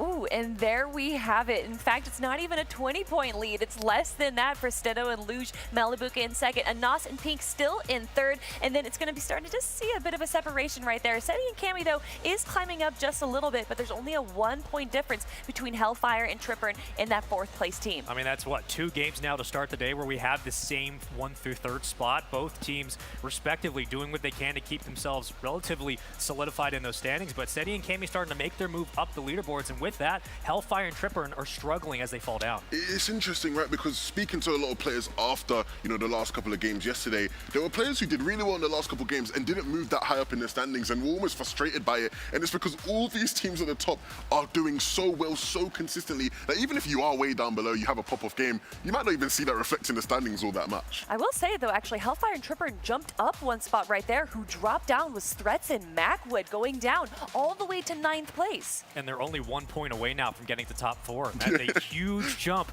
prize money, all that stuff. So it's going to be interesting for teams within that 4th through 9th spot, how those things jostle and change as this series goes on. And I mean, I think this just kind of speaks to, one, the top teams from a lot of regions like Anas and Pink, and then you have Epic Whale from NA West, Malibuca from EU, providing this kind of standard gameplay that we're used to, but also showcasing that zero build. You really can't predict what's going to happen when you have a team like Steno and Luge. Yeah, I think the only thing that is predictable is that we will continue to see endless amounts of rifts, endless amounts of battles where people are literally just aim practicing, taking shots on people in the sky. And it is all about whether or not you can connect to those shots in the crucial moments. Of course, Pink on our screen say he's been hitting quite the fair amount of shots, and it's the reason why they are so high up in the standings. But, like you were saying, Spaceman, it is so close. Even if the battle for first isn't going to be, the intense final finish we want it to be, down below on the standings, it is insane how close things are. Yeah, the players have continued to hit on that note that anybody can win, but what we've seen has been basically a complete opposite, where the tendencies of a lot of these top squads have continued to be successful, and we've seen them time and time again use the ground game to close out these late stages, and it continues to do so. So I'm wondering whether or not we see those quick adjustments. If we don't, it's going to be tough to move up the rankings. What I'm seeing, though, a difference between Steno and Anas's gameplay right here is their loadouts. You can see Steno almost always has that repair torch. He always has a rift to go. He has more utility than some of the other teams that are, vying for that more standard loadout. Yeah, they found an effective formula and they've stuck with it, and it's proved them right every single game. Of course, we see how huge the track is for them. The rifts coming in handy, and they're not wasting their rifts, right? They will let other teams use their rifts and recycle those. Very efficient in their manner, very efficient in their gameplay, and it's the reason they're in first. When teams panic back into the ref, Steno will jump back into the vehicle and wait to pick out a certain member who's falling down, and his teammate will move in for position for the engagement, so you always have someone available with full health and someone taking that challenge. It's a great, lazy Susan approach that they're getting to go. We also saw in that last game right there that Steno waited for everyone else to rift and then made sure that he was the last one, because then you have essentially the shield of humans below you. Literally, right? We see it every single time. If you are the last to land, or the first to land, sorry, it's wraps. You're not surviving. 2 top Fortnite players just straight up looking at you, taking shots at you, it's fully over, right? And so making sure you're the highest in the sky is something that, translate even to, the regular Battle Royale mode, right? You're always going to be highest in the sky when you're looking for high ground takes, but same things and same principles applying here. And even if you're trying to isolate Steno in those challenges, who's the first person you're going to see when people are dropping down? Everybody who's right above you. So there's really no way to cleanly engage him, and he knows that, and that's why it works so well. I love it. I can't wait to see what is going to be happening in the next game coming up. But is there anything, we've seen tornadoes, we've seen monster truck rallies, we've seen boogie bomb parties. What's next? I think the big thing for me, and I don't know how much the players would have thought about this, is using a glider that's just obnoxious, or maybe a glider that's maybe a bit more inconspicuous, which way you go about that, right? Because there is a point where there's going to be 2 players down below looking up at the sky at you. Do you want to use something that maybe is going to catch their eye more? Of course not, right? So what is the perfect glider to use in these games now where you don't want to get shot out in the sky? I genuinely think we're going to see more and more teams try to pull vehicles into the final couple of zones. They're going to try to use that cover, and I think Steno's setting that precedent. We saw that yesterday, and I thought so too, that we were going to see that today, but that hasn't been the case. Why do you think that is, Levin? I think, for one, right, we're seeing a lot of teams now maybe be a bit more aggressive towards the vehicle vehicles, right? Not wanting to allow people. So as soon as you see a vehicle, we're just going to take shots at it. But again, I think a lot of it will be zone dependent, right? Yeah. Does the zone and the natural sort of layout of the map allow for people to use those vehicles a lot longer? Is there natural cover for them to protect their vehicles? In a couple zones we've seen so far today, it hasn't necessarily been the case. And I definitely think Arab kind of showcased a little bit of a weakness in those vehicles by just using a boogie bomb. Bam, you knock the 2 players out, you can get free shots on there. Yeah, it's a fun play, right? It's a highlight play for sure. And he's done it a couple times, so I'm surprised we haven't seen maybe more players pick that up as a tendency. But again, there's so much in terms of the variable department that can be used. It just comes down to whether or not it actually gets utilized. Man, there's so much. And, you know, we're talking a lot about the top 3 teams right here, but is there any other teams that are really surprising you or a team that you maybe want to see perform better in the next game? I think definitely Thomas and Trippin would be the one, right? I think they came into today, or into yesterday at least, with just all the expectations of the world on them and started off well, right? Before things started to go crazy with, you know, Stenna and Lush, they were doing good, but they weren't able to carry on that pace. Man, guys, there's still so much more that can happen with 4 more games to go. We have a lot of action in our way. But before we can get all to that, we have to toss it to a quick break, so don't go anywhere.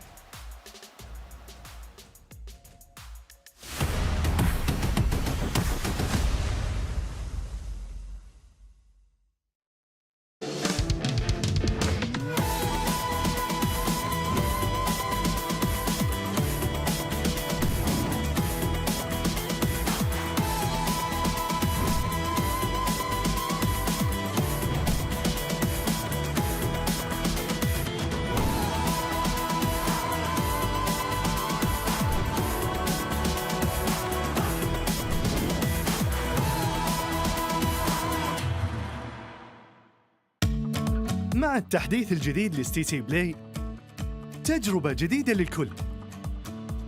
لو جوك دايم تحديات نافس وانضم للبطولات، استكشف الشات والتايم لاين وتسوق من متجر التطبيق. الليدر بورد على تفاعلك بالتطبيق والجوائز الأسبوعية والشهرية على نظام النقاط تنتظرك. ستي تي بلاي، مهما كان جوك هذا محلك.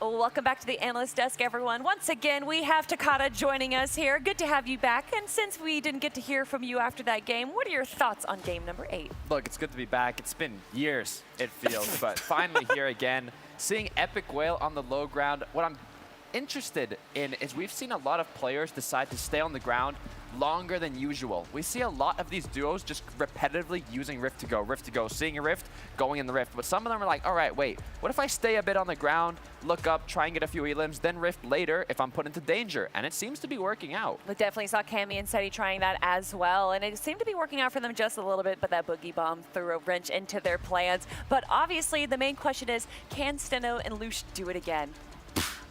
There's nothing to suggest they can't, right? I think this is literally what I said at the end of last day, right? Where I was like, I just don't see anything that's going to stop them. Of course, there was game one where it looked like they were going to be contested, and maybe that would be the only thing that throws a wrench into the works. But for the most part, nah, they clearly got things on lock. Yeah, they have things on lock. Could they make it 4 victory royales, everyone? Well, we're going to hop into game to find out.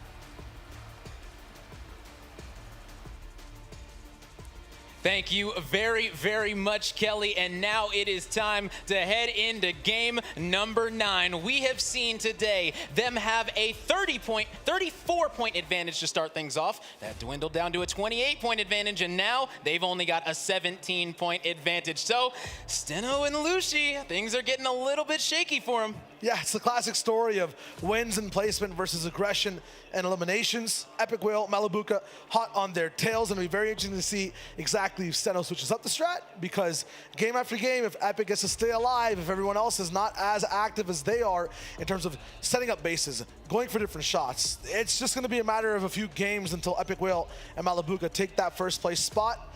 Imagine that though, Rome, a team with no wins, just playing their type of game against one that might have 4 or 5 even by the end of this, still neck and neck, so close together in points. Yeah, I can see them absolutely making some magic happen and taking over that #1 spot without even picking up a victory royale. The fact that they're only 17 behind, and the third place team, they're 33 points behind second place. So in my opinion, this is a 2-duo race for first and second. I need to know who is going to be more clutch in these final 4 games, as we're going to be heading into game number 9. $1 million on the line. These duos are going to leave it all on the table. Let's jump right in. This is the last chance for one team to kind of get up to Winner's Island here inside Gamers8.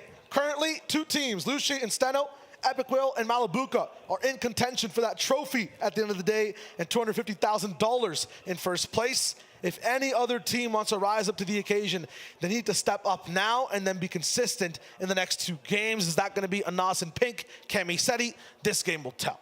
It definitely will. Lushi and Steno were able to pick up a victory royale in game 3, game 6, and now game 8. 3 out of the 8 games that we've seen so far, they have been able to find victory. Versus Epic and Malabuka, dropping off a 17 elim game, I believe, in game 2 yesterday. After that, just popping off double-digit numbers in a few. Malabuka and Epic, a force of 2 squads and individuals. It's almost like 4 players are playing the game with the amount of damage they're doing every single time. It's wins versus damage on both sides. It's literally battle of the opposite strategies, and that just shows that it doesn't matter what route you decide to take, you can find victory, whether it is through those elims or if it's going to be just through surviving. Yeah, Redley and Frosty, who were just on your screen, especially Threats and Macwood as well, they fall on that damage side, the Epic Malabuka side of the way they're playing the game today.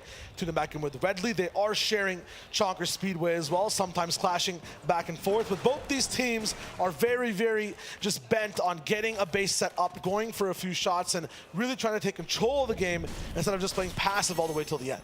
Oh, for sure. That's exactly what you want to do, because now in game number 9, you start to look at that leaderboard and you start to realize, okay, I might actually have to go for some of these earlier elims just because I need to get those stats up. I mean, if you're sitting here and you're in the bottom, if you're below 25 right now, in my opinion, you got to go for those elims. Yep, that's Arkham and Falconer on screen for the moment. They're going to be looking to see what they can do against Vico and Jelty. And I want to keep looking at those leaderboards too, specifically on the side of not damage, specifically on the side of placement and that first place team, Steno, Lucian. The people that Arkham and Falconer are going up against right now, Vico and Jelty, they like to play like Steno. They like to be a little bit more passive, survive, use those rift strats. They're trying to do that, but if they can't make it off spawn, if Arkham and Falconer continue to staying here, it's going to be tough. Yeah, and I'm honestly surprised that Lucy and Steno have been able to play passive through these 8 games, simply because Lucy, he is our 3rd youngest competitor here. 15 years old, I think 4 months and 2 days or something like that. Either way,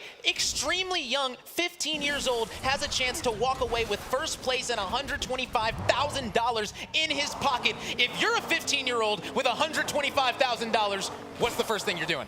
V-Bucks, V-Bucks, V-Bucks. That's the name of the game. No, honestly, there's so many things you can do with that much money. I'm going to be the drippiest sophomore in my high school. I'm going there. It's going to be dripped from top to bottom. I'm going to be wearing Fortnite shirts forever. Simple as that. I'm letting everybody know this is what I do.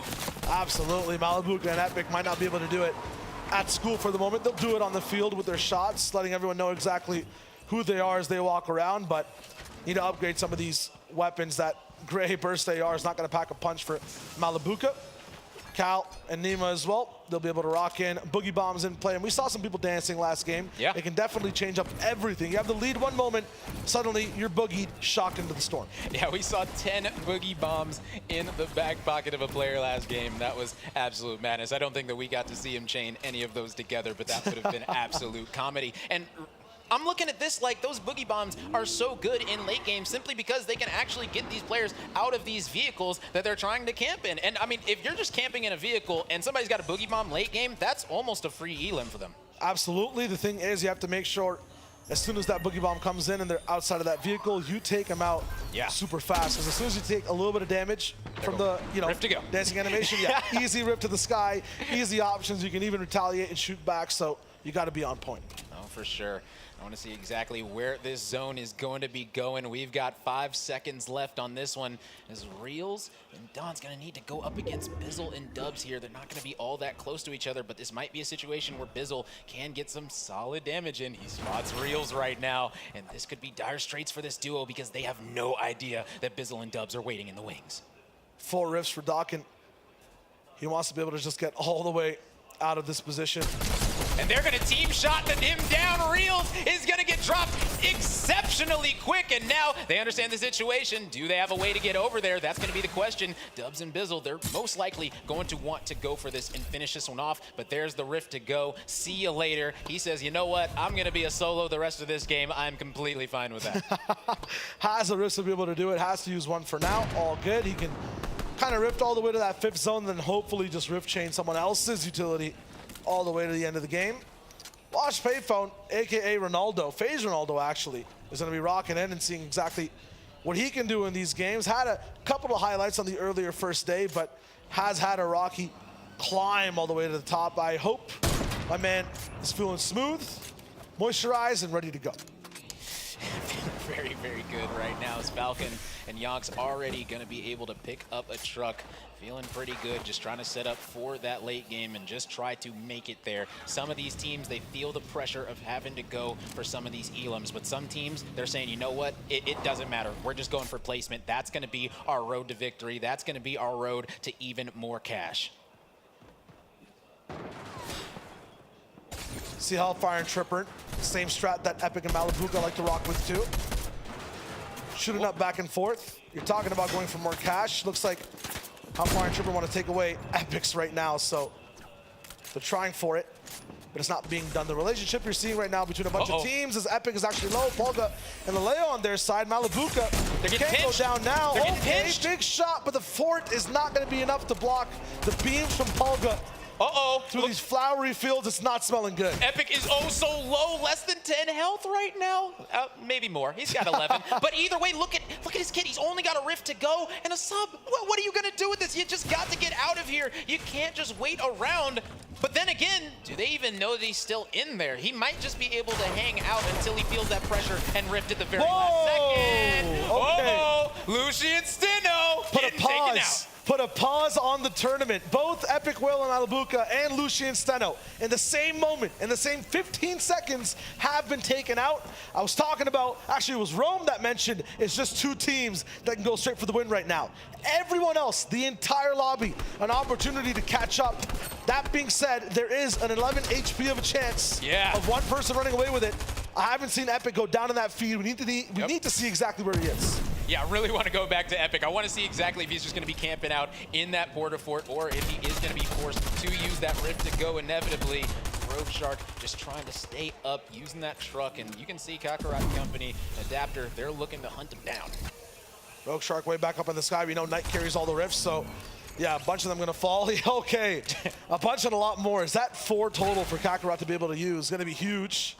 Hellfire and Tripper, they can catch up. Epic Whale still alive. Yeah, Epic, and he's full HP as well, at least, you know, health bar. Doesn't have any of the shield yet, but I'm sure he's going to be able to find some very soon, as there's a lot of damage going to be coming out. Tripper going to be looking to make some magic happen. They made it happen last game. Let's see if they can do it again.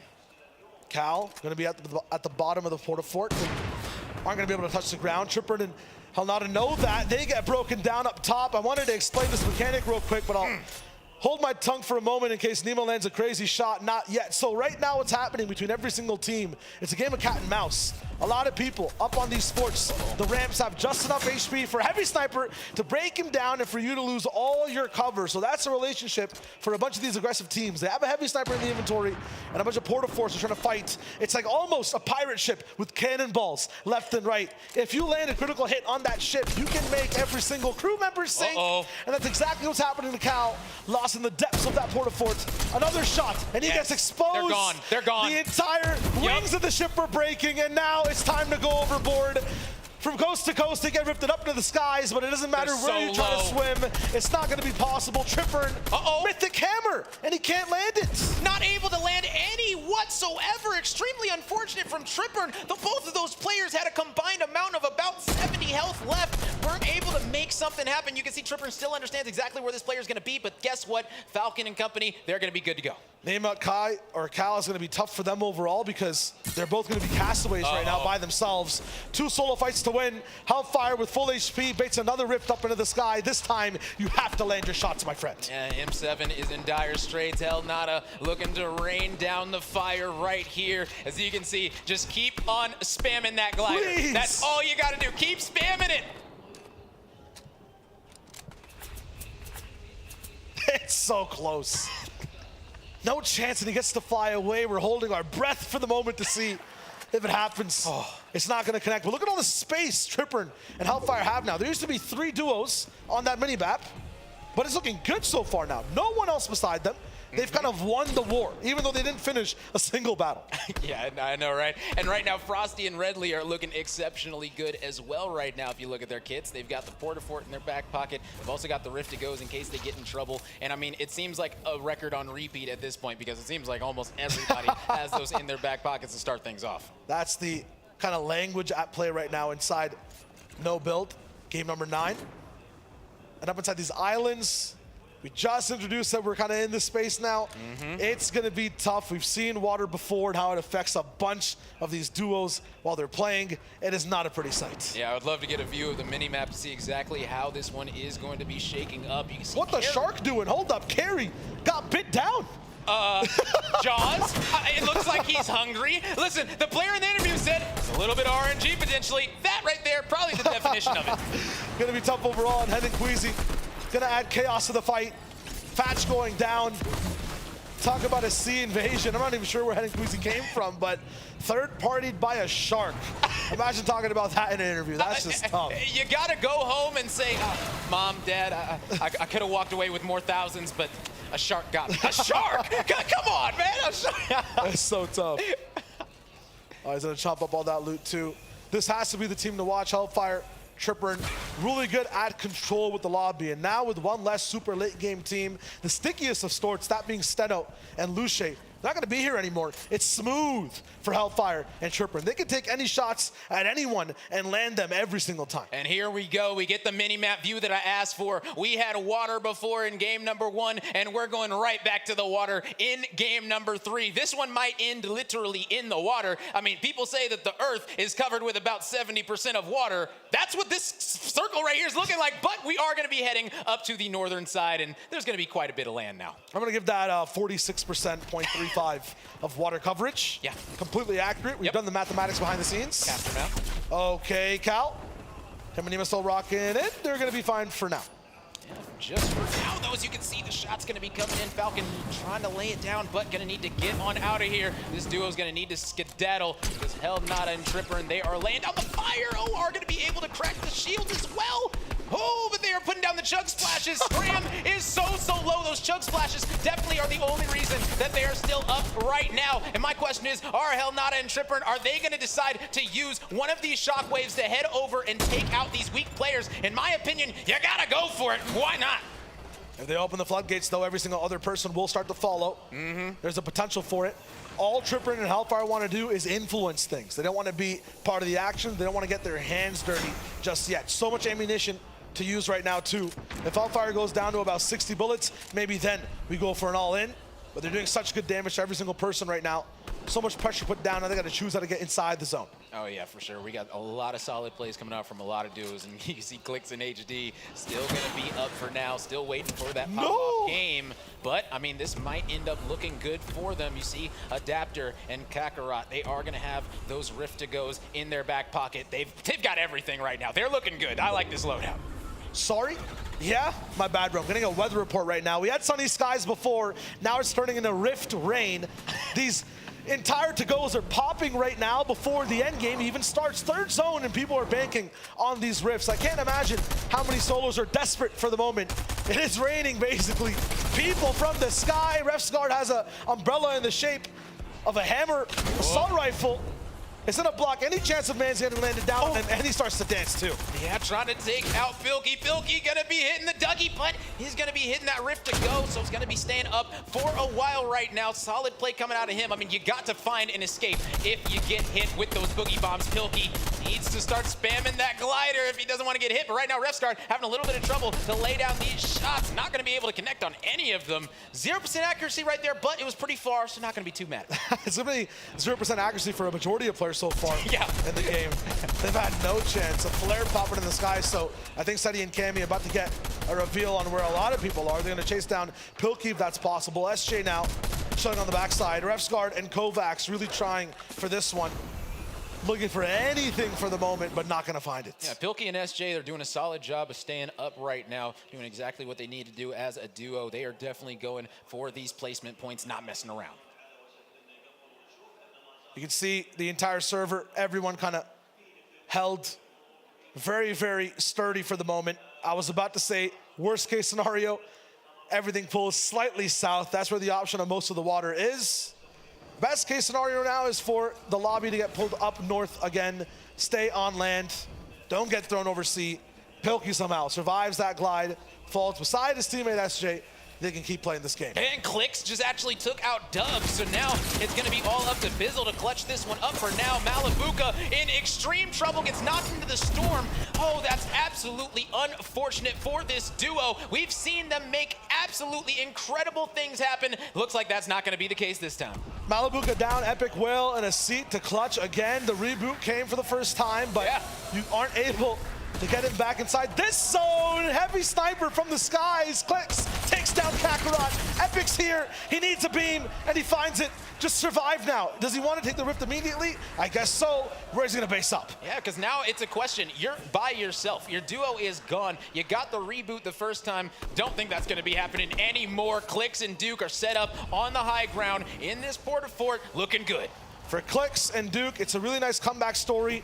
Right now, though, depending on how far Epic Will gets, this could be the game that wins them Gamers8, that puts them all the way in first place and is the biggest point climb that we've seen.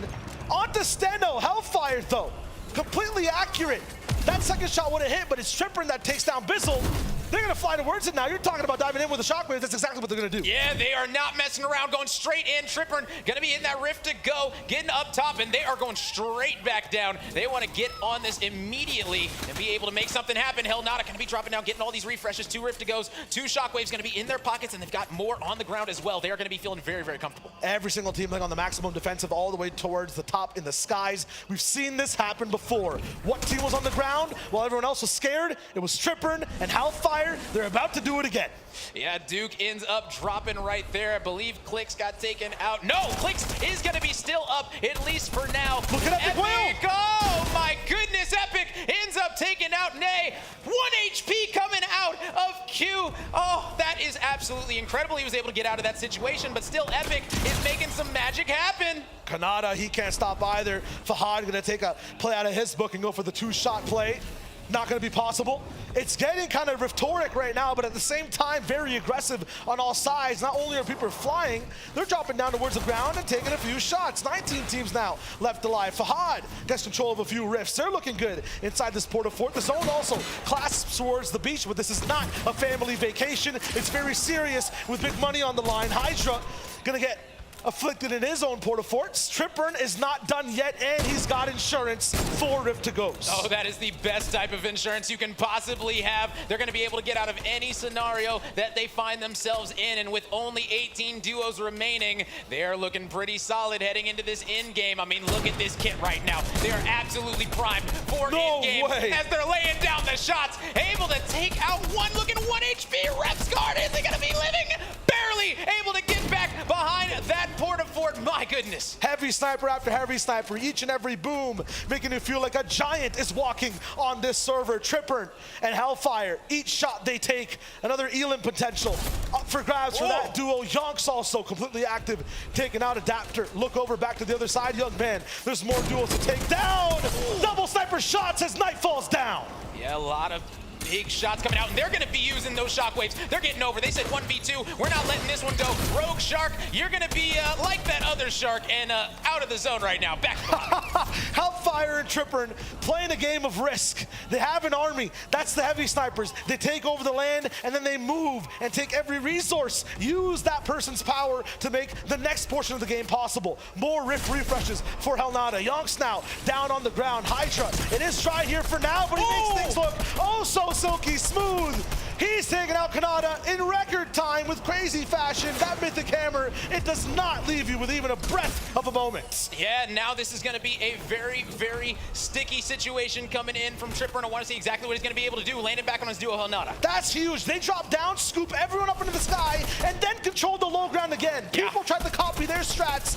Remember, these guys are the OGs when it comes to this mid-air beam. Here comes Hellfire. Draftel can't survive. So far, we've watched every single team, every single person with shots against people in the sky. Hellfire, not going to be that guy. Yeah, but it looks like they're going to be getting more and more chances. I don't see a reason why these players aren't going to keep on chaining those rifts up, and that might be absolutely perfect for this duo in Helnata and Tripburn as they're looking to take out everybody. Gotta watch out right below them. Refscard, Kovacs looking for a way to maybe invade inside the bells. They can smell the truck. They can sense the gasoline down below. Arab also lost in the storm. Well, when they look back towards the sky, boom on the ground, fire everywhere. Tripburn, Hellfire dancing is all up to him to go for the beams. Blake, he's just trying to see what's going on. Don't beam my man. He's not going to be able to hide behind the tree. He's going down. Yeah, it's a lot of Elims going to be coming out right now for Helnata and Tripburn. This is literally deja vu of game number 1. They are laying down the fire. Frosty's going to end up dropping. They're calling out who to pick off. They're taking turns. Clicksim's a fallen. Falconer is going to meet his maker. This duo right here, they are putting in the pain necessary to be the #1 duo in this $1 million tournament. These are the $1 million plays that you have to make. Team beams breaking dreams right now from Hellfire and Tripburn inside half of a porta fort. Their defenses still look so uber strong. Janus now on the backside. Their entire defense is broken, and both players sent dancing. Hydra, what chances there? Which play are you gonna make? 3 more. Entire Boogie Bombs to use, but he chooses to dodge it, and now they have shots again. Yeah, and yet again, this duo is looking oh so good. Draftel, extremely low, gonna need to switch. Oh, but Helnata is gonna end up taking him out yet again. Tripburn understands all these players are hitting the rift to go. Guess what? Look up. They're good to go. They're looking at A-Rap, gonna need to think about it. They are gonna be able to. It's just this duo against the sky. They're laying down the fire. Kovacs has literally 2 HP remaining to his name. On Hydra has less than 50, now down to 1. These players are falling left, right, center. This one might end. Tripburn, Helnata are looking to end this right here and now. The ground is an anti-gravity zone. Hellfire and Tripburn, though, got the heavy feet.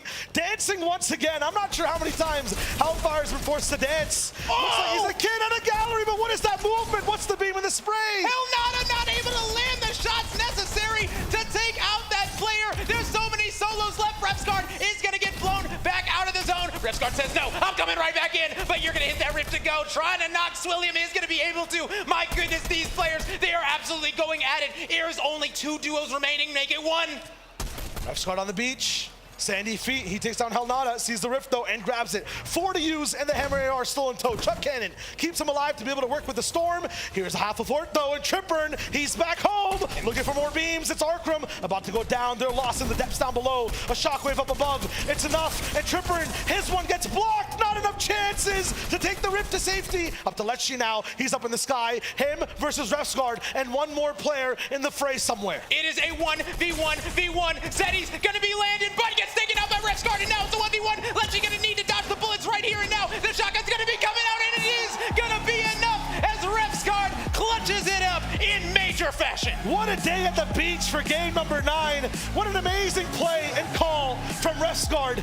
That's how you lock down a game. That's how you stop Tripburn in his home habitat. What a game number 9 coming out of this duo. They said, you know what, we're good to go. This is our strategy. We stay on these porta forts, and we're gonna stay on the ground. We're not going up top, and they were getting so many eliminations. Sayo, this right here is what we call adapting. This duo might have just figured out the recipe to success. Yeah, it's Refsguard and Kovacs, and Kovacs goes down, gives his spirit, gives his name to Refsguard to be accurate inside the game. That was a Kovacs course all up in itself towards the skies, and my man did not miss a bullet. Oh my goodness, Refsguard, I want to see where they're going to be ending up right now in this leaderboard. That was an absolute treat to witness. That in-game right there came down to 5 solos remaining. Oh, that is where the pressure really starts to build up, is when you look up in that corner and realize, I might be by myself, but all of you are too. Let's make something happen, and guess what? Refsguard was able to clutch it up. That was a massive one as well, sticking to that low ground. Yeah, $1 million up for no builds right now. It is day 2.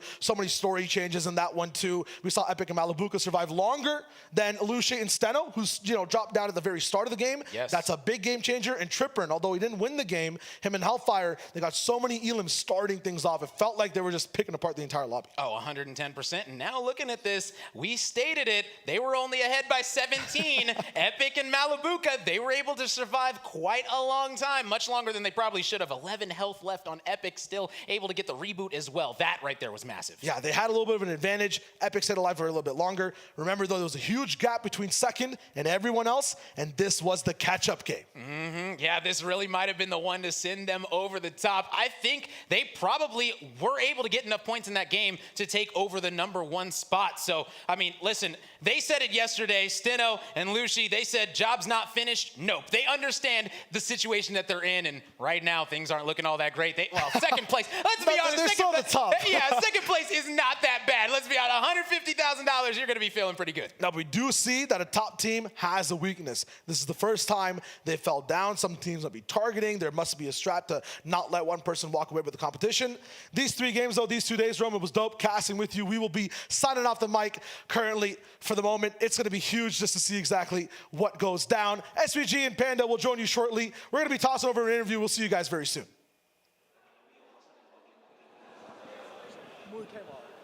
Welcome back to the main stage. I'm joined by Refsguard and Kovacs. Guys, what a match. That ending was phenomenal. I'm sure that everyone was at the edge of their seats. The home crowd were going crazy as well, which I hope you both really enjoyed. Now, I just want to kick things off by just saying, your positioning now, you're in 4th position overall. So that's all what one Victory Royale can do to your overall standing. So how are you feeling? I mean, we're used to the home crowd, eh? We went into the match, I think, 6th place, with 3rd, 2nd, and 1st 5 hits. So I think our goal was to catch up to 4th place. So we now have 3 games to catch up to 1st. Nice. I like the way you're thinking. So is that the way that you're going to do it? Keep consistent, keep the momentum going, and ultimately the goal is to take this home, right? I mean, first game we almost dropped the training bomb. We had 10 kills in top 13, but we died. So I think we're just going to keep going for kills and just hopefully win on the way, I think. Just try to get elimination and placement, I think. Eliminations and placement, that sounds like the right job. Now, I just want to ask you how you first felt when you walked into the stage, you saw the setup, you saw the arena, the stage.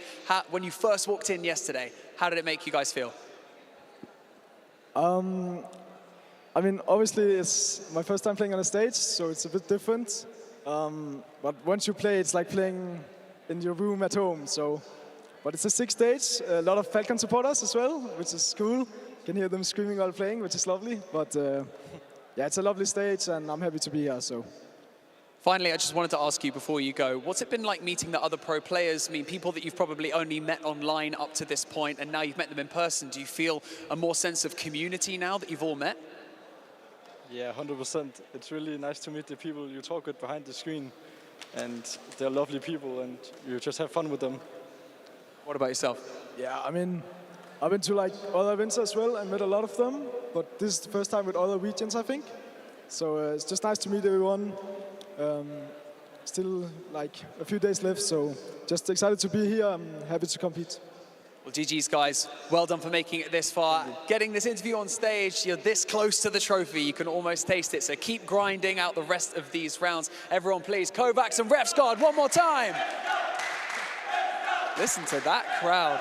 Right, I'm going to throw it back over to the desk so we can jump on into match number 4, so don't go anywhere. Welcome back to the desk, everyone. And I love to see the support and cheering from Team Falcon right there, cheering on one of their own in Refsgaard. And of course, big shout outs to Kovacs as well. Yeah, look, it's great. He has the home advantage, right? The fans here, just all the support. Imagine that feeling, just hearing everyone chanting your name after a victory like that. Amazing. Look, things you love to see, supportive audience, check. You know, it's what you like. The support of players that, I mean, the audience are hyped about, right? Refsgaard competing with Team Falcons. I mean, you could see the excitement. You know, things I don't like to see is that I asked for a 20 elimination bomb, and we almost had it. Hellfire and Tripper, and we're so close, and then they get boogie bombed, and they grab only 17 eliminations. But look, that's back-to-back games now where we're seeing the team in that position where everything looks set up for them to get so many eliminations, just getting boogie bomb taken out of the game completely. It's such a crushing way to go down. And if I'm not mistaken, I believe their last match was also not literally their last match, but the last one they played similarly. They got 17 elims as well, so they're literally this close from getting the 20 bomb. I want it. I want to see it, and we're getting closer and closer every single time. But who knows what's going to happen? It looks like a lot of teams are starting to learn and adapt as they go on, and not just by having one team stay down below, get into a porta fort, taking down all the teams that are rifting up above,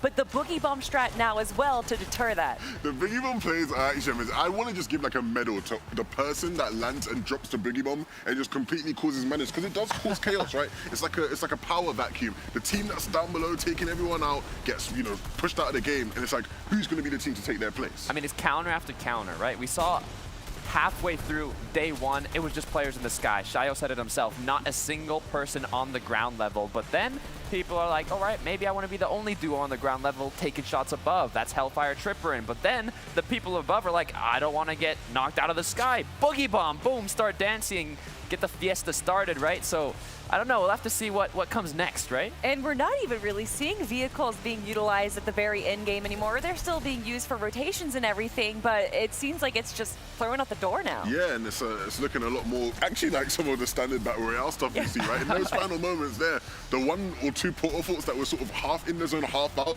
it was actually like actual height, right? For players like, okay, we got to dive onto height, see if I can take that position. And so yeah, we're maybe not seeing the vehicles we were seeing yesterday, but for sure it is still exhilarating action. All these players vying to try to take those optimal positions so that they can be the ones getting the big pop-off games. What I love about this is how important aim is. I mean, you really have to be able to connect as many shots as possible, especially in these late games where there's so many people dropping down. I mean, shotgun shots, AR shots, you cannot miss a single one if you want to get as many elims as possible. Yeah, I almost feel like we're watching one of those levels where you just practice on targets and grab all the aims that you can. But here we have it, Refsgaard and Kovacs with 46 points. But what I'm looking at right now is Hellfired and Tripper. And with the 18 eliminations, we have a new high right now, 62 points for them. Look, and that's a team that's been on point when it comes to their aim, right? Of course, Tripper and Hellfire, look, they're both Danish, right? Both, you know, harnessing their inner Thomas HD per se in some of these moments where they literally just aren't missing on the players gliding through. You know, we saw Falcon and Arkham in that sort of final end game, right? They were gliding through the sky, just got completely ripped out of the lobby as well. So, you know, these guys are hitting their shots and hitting them well. And it's making a difference. I mean, the closest team in elims on this page is Refsgaard Kovacs. I mean, I know Kovacs has been practicing his aim, but 7 eliminations, that's far away from the 18 that Hellfire and Tripper were able to pick up. And this matchmaking is brought to us by STC, one of our sponsors here. So thank you so much for bringing us all the information we need to know how these teams performed in that last game. But here we have it, our second page of the matchmaking right there. And we can see Fahad Clips and Falcon Onyx with 6 eliminations, granting 30 points total. Looking up to the top 20 here. Andalek Scram as well in 20th. I mean, I'd love to see these Titans compete, these big names. But the issue is, they've got a long ways to go if they want to make it to the top, especially if you're in the center of the leaderboard. This is just the match rankings. As a reminder, it's not the overall leaderboard, but you really have to make something happen if you want to bump your way up to the top. A big thing here that's going to affect the overall rankings, of course, Epic Well Malabuka in 23rd, not the best of games for them. And when you're a team that's catching, you know, the first place team, trying to catch them, you can't afford to have games where you step up like this. You literally cannot. You have to be on it every single game. And so seeing them, you know, not necessarily have a huge point game is going to be a problem. And maybe I just missed it on that second page, but I didn't see our first place team there, Steno and Lush. So who knows how our top 5 is going to be looking, everyone. I'm excited to see it soon.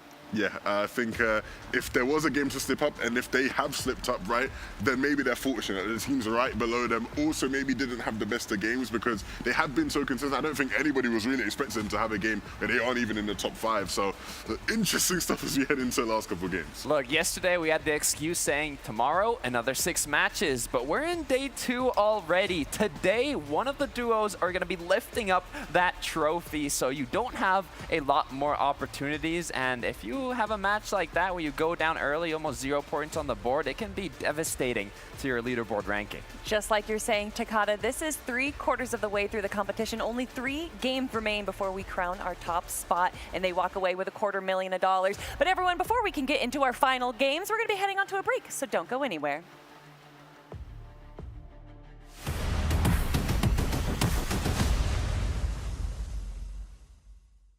عايز تترجم راب؟ تعالى لي. ملوك السين دي انا ملخصها في سطور، بس مين يقرا؟ فاهم؟ كلام الشارع ده انا هرشه كل المجال حبايبي. بروز. وانا كاكازوكو مصدع ايه اركي نظرة لو على الحلاوة عندي كاستر والاسم عفرت يا عفرت، هتفضل معفرتها ولا ايه يا برو؟ انت مين يا هو ازاي ده دخل هنا يا جدعان؟ نكسر الدنيا الاول وبعدين نتكلم، نعيد من الاول. لا لا لا لا لا لا مش مسجل. اخواتي عشان فاهمين السين، سبوتيفاي عمل لك بلاي ليست الاقوى راب مصري، اسمع ملوك السين ببلاش.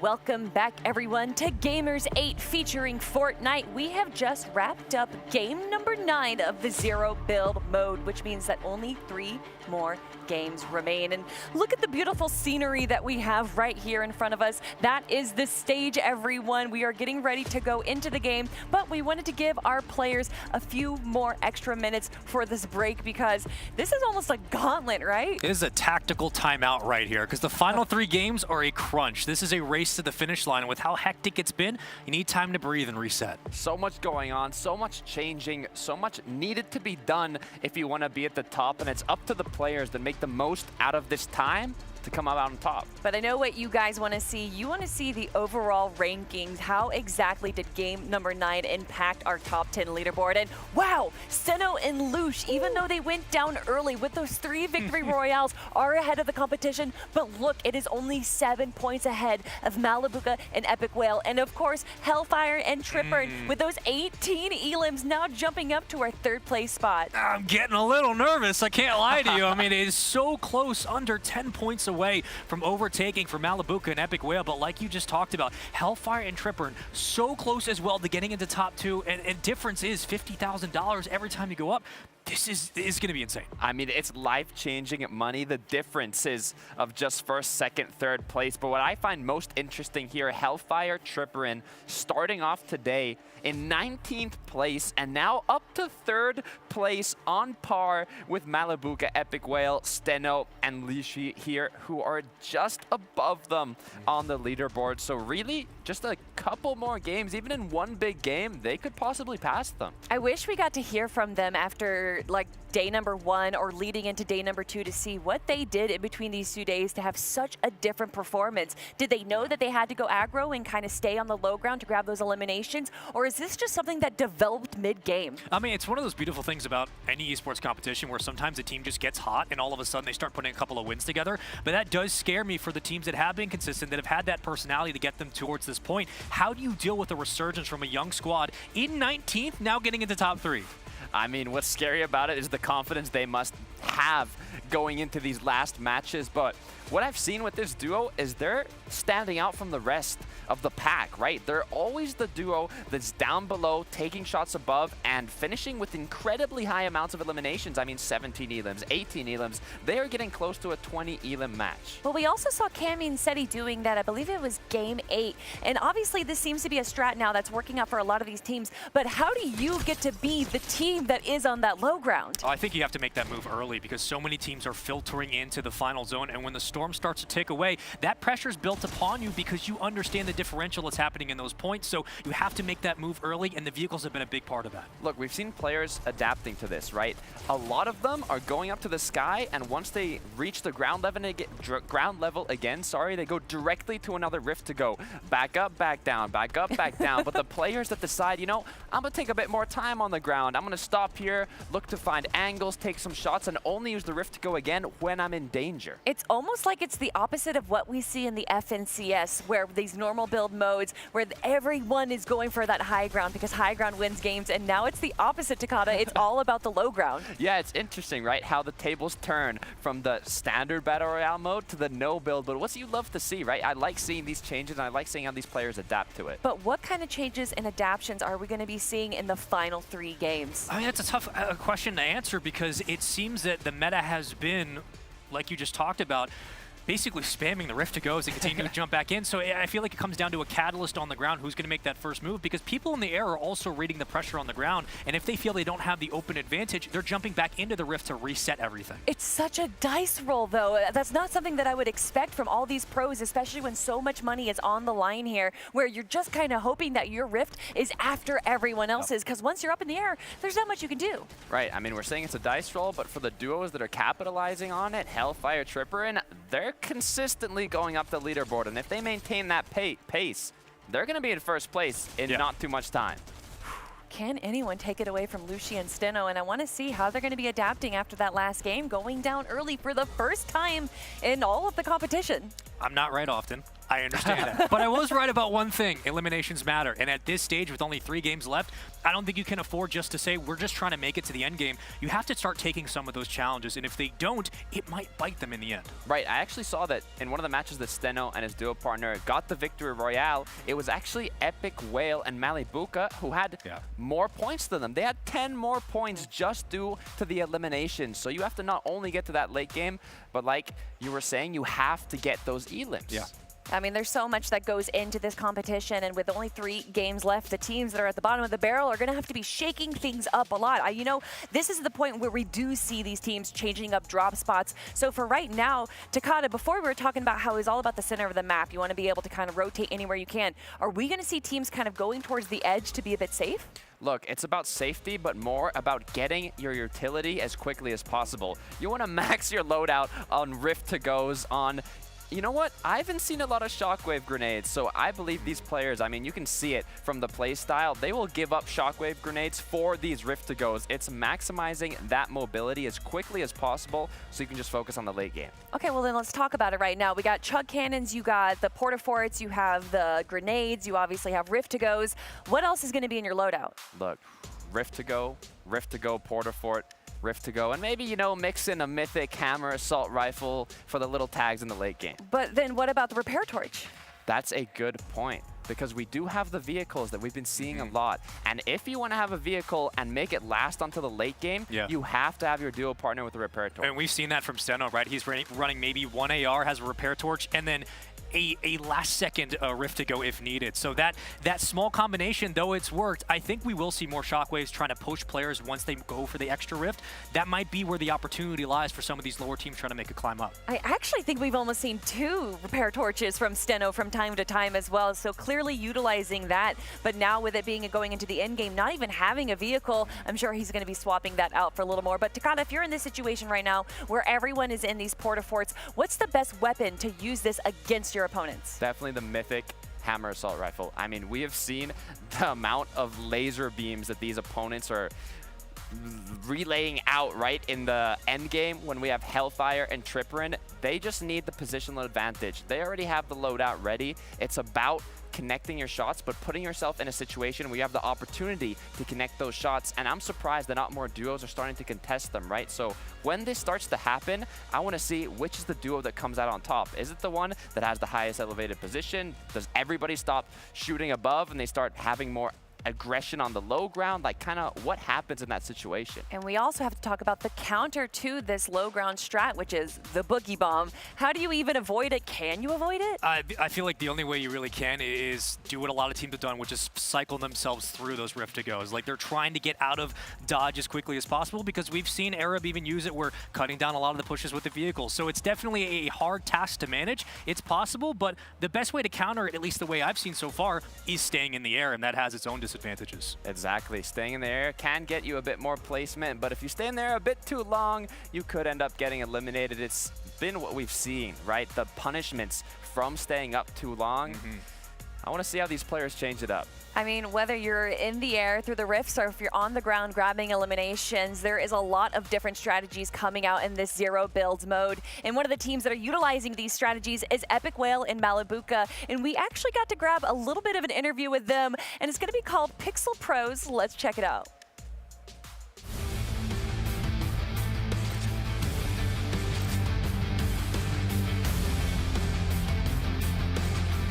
Bence fishy.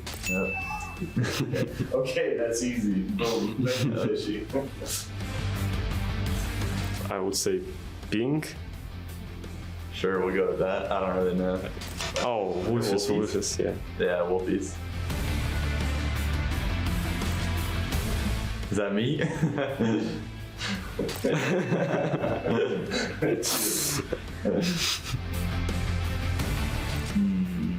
Definitely need someone in phase, right? They're doing the phase up.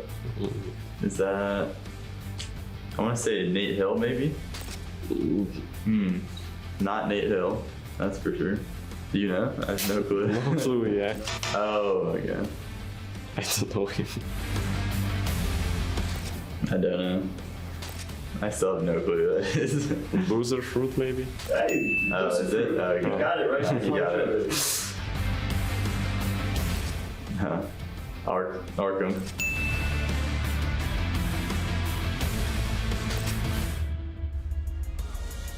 I love it. Our second place team right there, not just being challenged in the game, but also their awareness of what players look like as a pixelated version. I'm glad he got himself right. Sometimes you look at, you're like, what am I looking at here? Oh, it's me. Oh, cool. Wow. That would have been hilarious, right? He gets every player right, and then himself, he just forgets.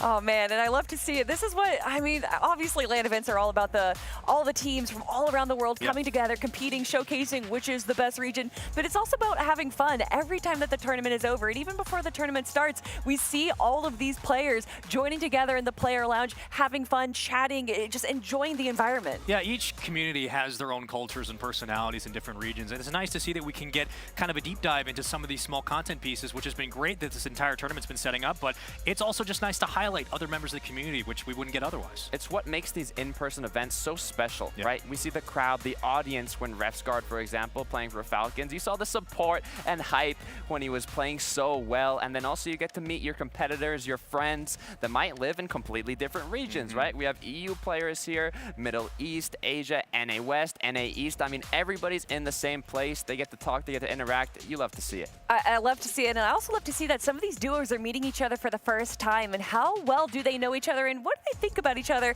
Well, here we have a Nas and Pink for Rate Your Mate.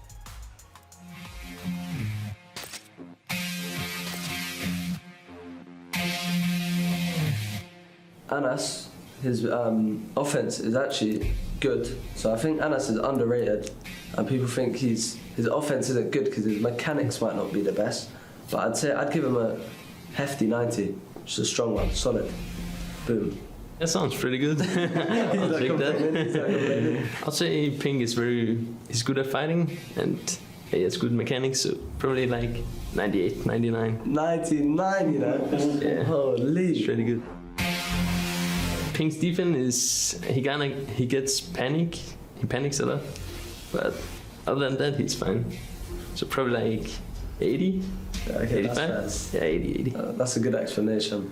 I'd say linking to composure, and as probably as the best composure in the game, you could have 12 people on him, and he just wouldn't really, it wouldn't bother him. So I'd say 99. I don't think a player beats him in that regard. So, sheesh. I'd say Anas's building is it's not the most flashy, but it's clean, and he gets the job done. But he might mess up an edit or two. So I'd give him a 75. This will be his worst one, I think.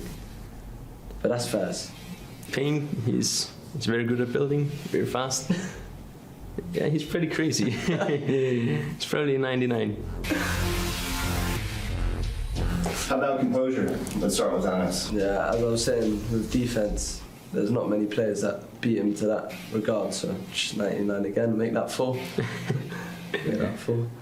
Yeah, that's the same. He panics sometimes, but other than that, he's good. So probably 90, I'd say. 90? I think that's a bit much. I'm not complaining that. He's very good in endgame, and he's good at adapting according to how many mats and stuff we have. So it's, another 99. Another one. I'm a top G. I have to give him a 99. Honestly, because with no build, he's the best at no build, and sometimes for build, I'd be trying to tell him stuff go left, do this, do that. He'd do the complete opposite and he'd still win the game. So it's two different ways of thinking, but it still works. So I'd have to give him 99. And then we have the mental.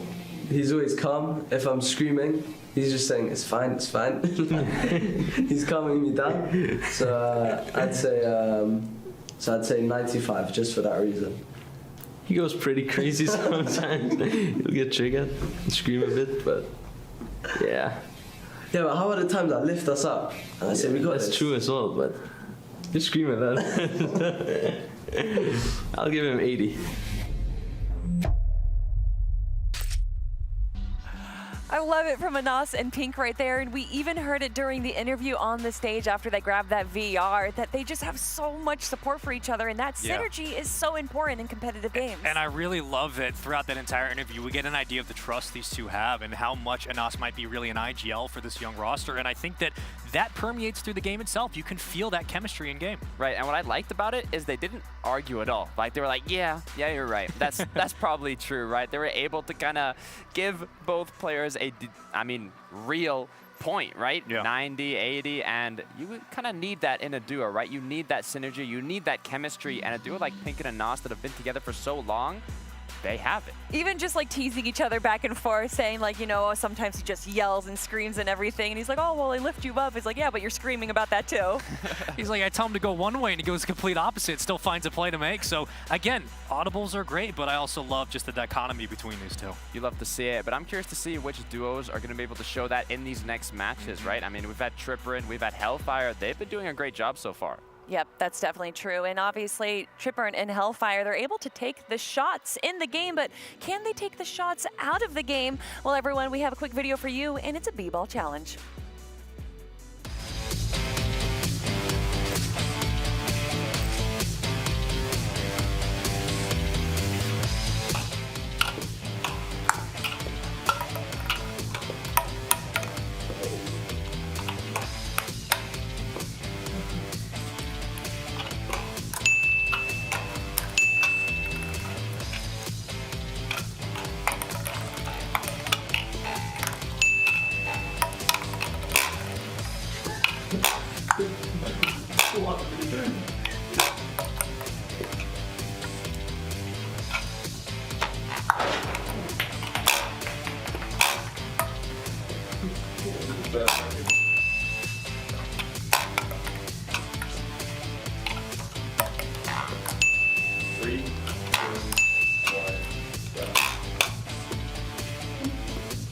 Not bad.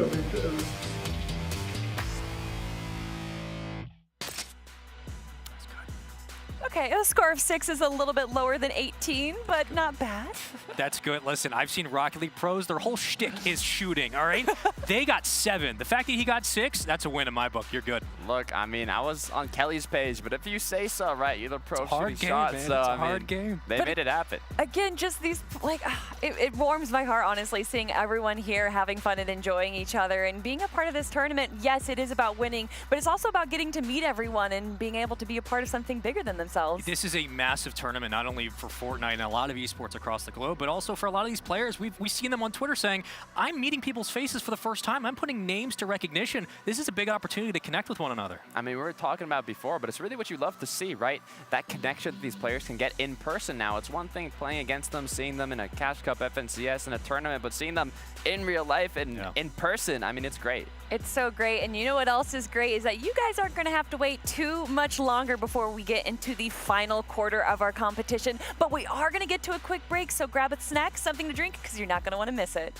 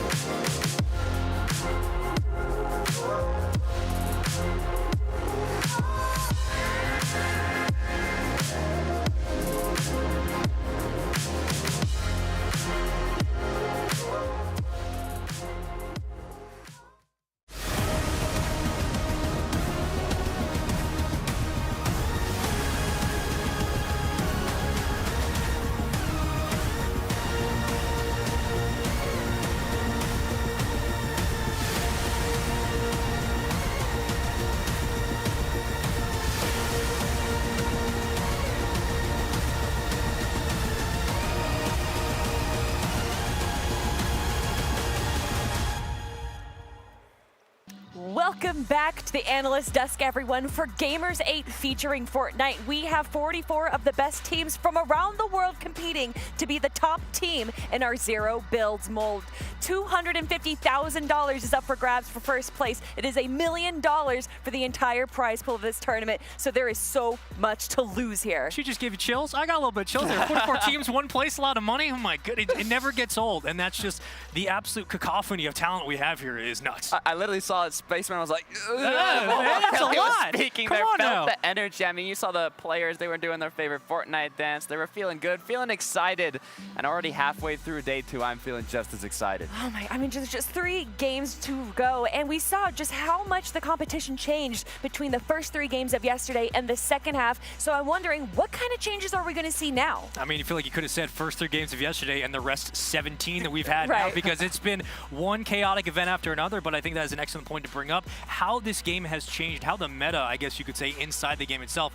What have you seen specifically that's been standing out other than just the Shockwave meta? I mean, everything, right? It started off completely different. Like, if you take game 1 of day 1, and then once it happens, we take game 12 of day 2, it's going to be like a completely different game. Yeah, I mean, we kind of started off where it looked like vehicles were the priority at the start of the competition. And obviously, we did still have some boogie bombs, some rift to goes, but everyone was grabbing in those vehicles and not even attacking each other if they were kind of, next to each other. But vehicles have not even made it into the end game over these last few games. And I'm wondering if that's just because of the boogie bomb, or they just no longer prioritized outside of that rotation. It felt like there was going to be a natural progression towards the vehicles being more of a factor in the end game. What we had all expected really to happen, but instead it's been just consistent chaos with not only the shock grenades, but also using the rift-to-goes. Players aren't straying too far away from what really works. Right, it went from vehicles to shockwave grenades to rift-to-goes to impulses to boogie bombs to more rift-to-goes. I mean, there's been so much going on, so much changing, and we still got 3 more matches to be played out. 3 more matches, and we started the day off with, first place being 34 points ahead, second place being 30 points ahead of third, and now that gap is closing ever so much. Yeah, and we've hit on that point a couple of times, but we'll do it again. They just haven't been able to find, speaking of Steno, finding those eliminations that have kept them securely in first place. And though the games have continued and they've found success, it does scare me because you got right underneath Malibuca and Epic Whale fighting for that #1 spot. Look, and although the first and second place is the same as it was at the end of day 1, the 3rd to 10th place looks completely different, right? We have Hellfire, we have Tripperin, who came all the way from 19th going into day 2, now in 3rd, Restguard up in 4th, Seti Kami has bumped themselves up a little bit. I mean, all these players, it's completely different. And you can look at, obviously placements through Steno and Lush having those 3 victory royales. You can look to the eliminations from Hellfire and Tripperin with 53. Yeah. But Malibuca and Epic Whale are able to utilize both. 2 points separates second and third. That just scares me a little, and as good as Malibuca and Epic Whale have looked, that resurgence from 19th to 3rd, it's 257 to 259. One good game, and they're in second place. What scares me from here is Hellfire and Tripperin, they were on a roll, right? 17 elims, 18 elims. They have been dominating their opponents, but now we've had more of a break.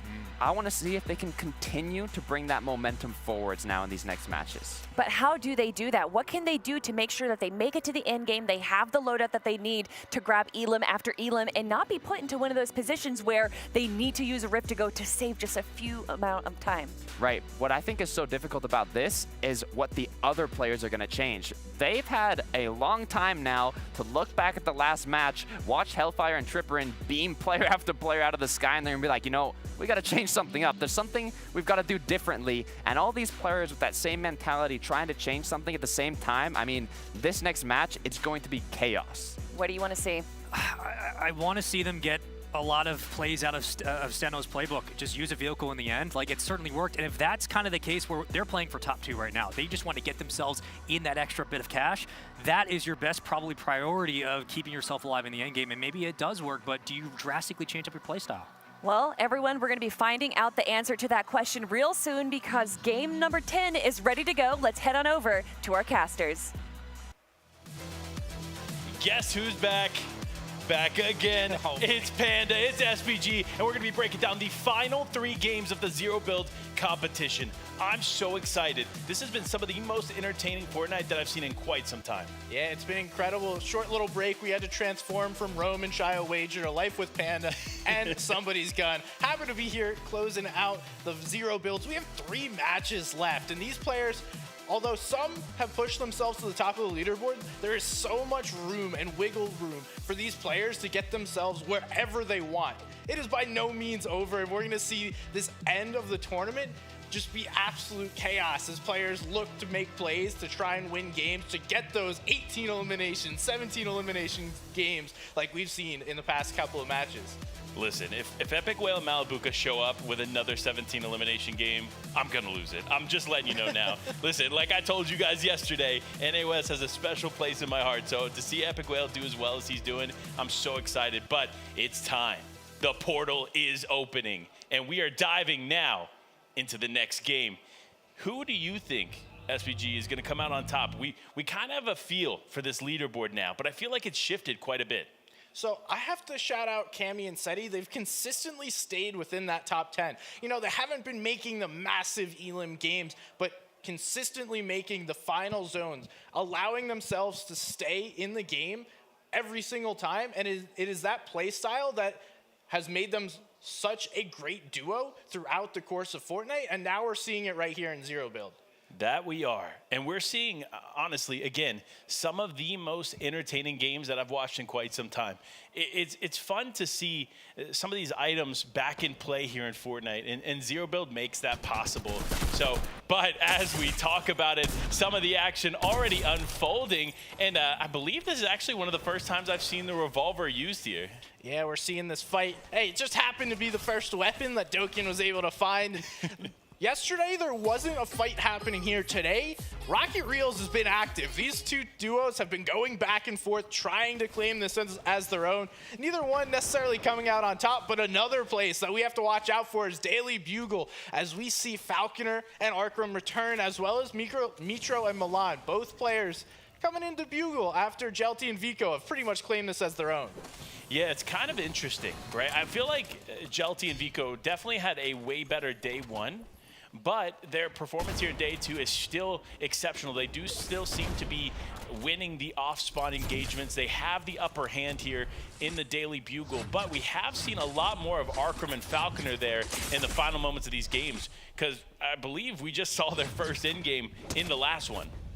Yeah, and we do see them able to secure a good amount of points. I believe they had 34 in the last match, so we know that they're capable, and they're finally figuring out the Zero Builds, how they want to play it, getting off spawn, but quickly, Andalex is finding the elimination, walking on over and taking out Mitro very quickly. We haven't seen those heavy snipe plays in a while, but working here right in this early game.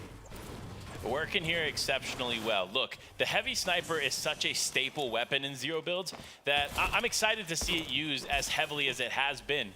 But now, Malibuca, looking sharp. You see the burst assault rifle in hand. The legendary heavy sniper, 6 chug splashes and 6 shockwave nades. This loadout is by far the ideal loadout for Zero Build. Yeah, we've been seeing a lot of players differ between the burst rifle and the hammer. It's an interesting choice. We've also seen the combat AR used, but I feel like less so, because these players are more comfortable with the burst AR and the hammer. Now we're tuning back into the Bugle here. A team that performed incredibly well on both days. Pink and Anash just peeking in, seeing what's going on here. Gonna wind up backing on out, using the flare gun, getting that information. UAV inbound, and nothing gonna be found.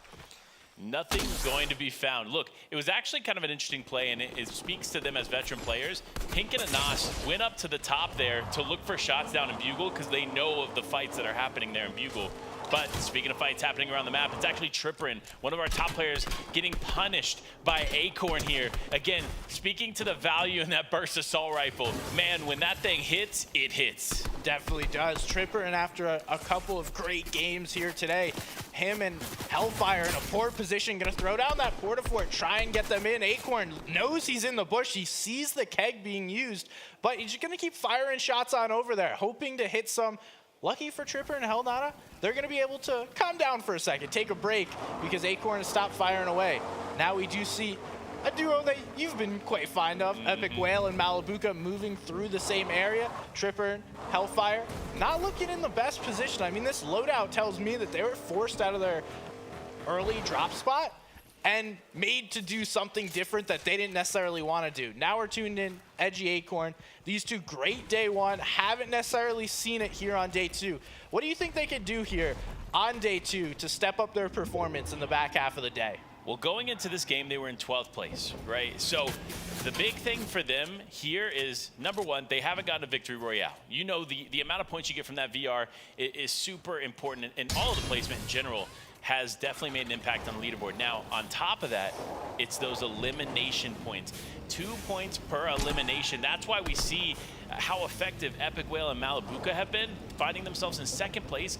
No victory royales, but it's heavily been on the back of those eliminations. That's a great point. Now we're tuning in with Steno and Lucy. If you guys are wondering what their strategy is, we just saw it right there. Throwing the cow catcher on top as we see Fatch go down there to Creo and Ron.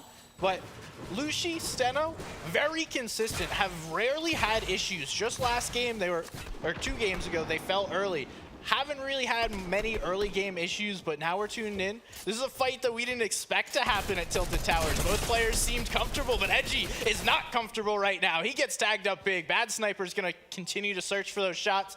Him and Acorn gonna get back together. Acorn's got his teammates back, but Merstache is there as well, and the big beam's coming through. That's a double elim, and both players putting in the work.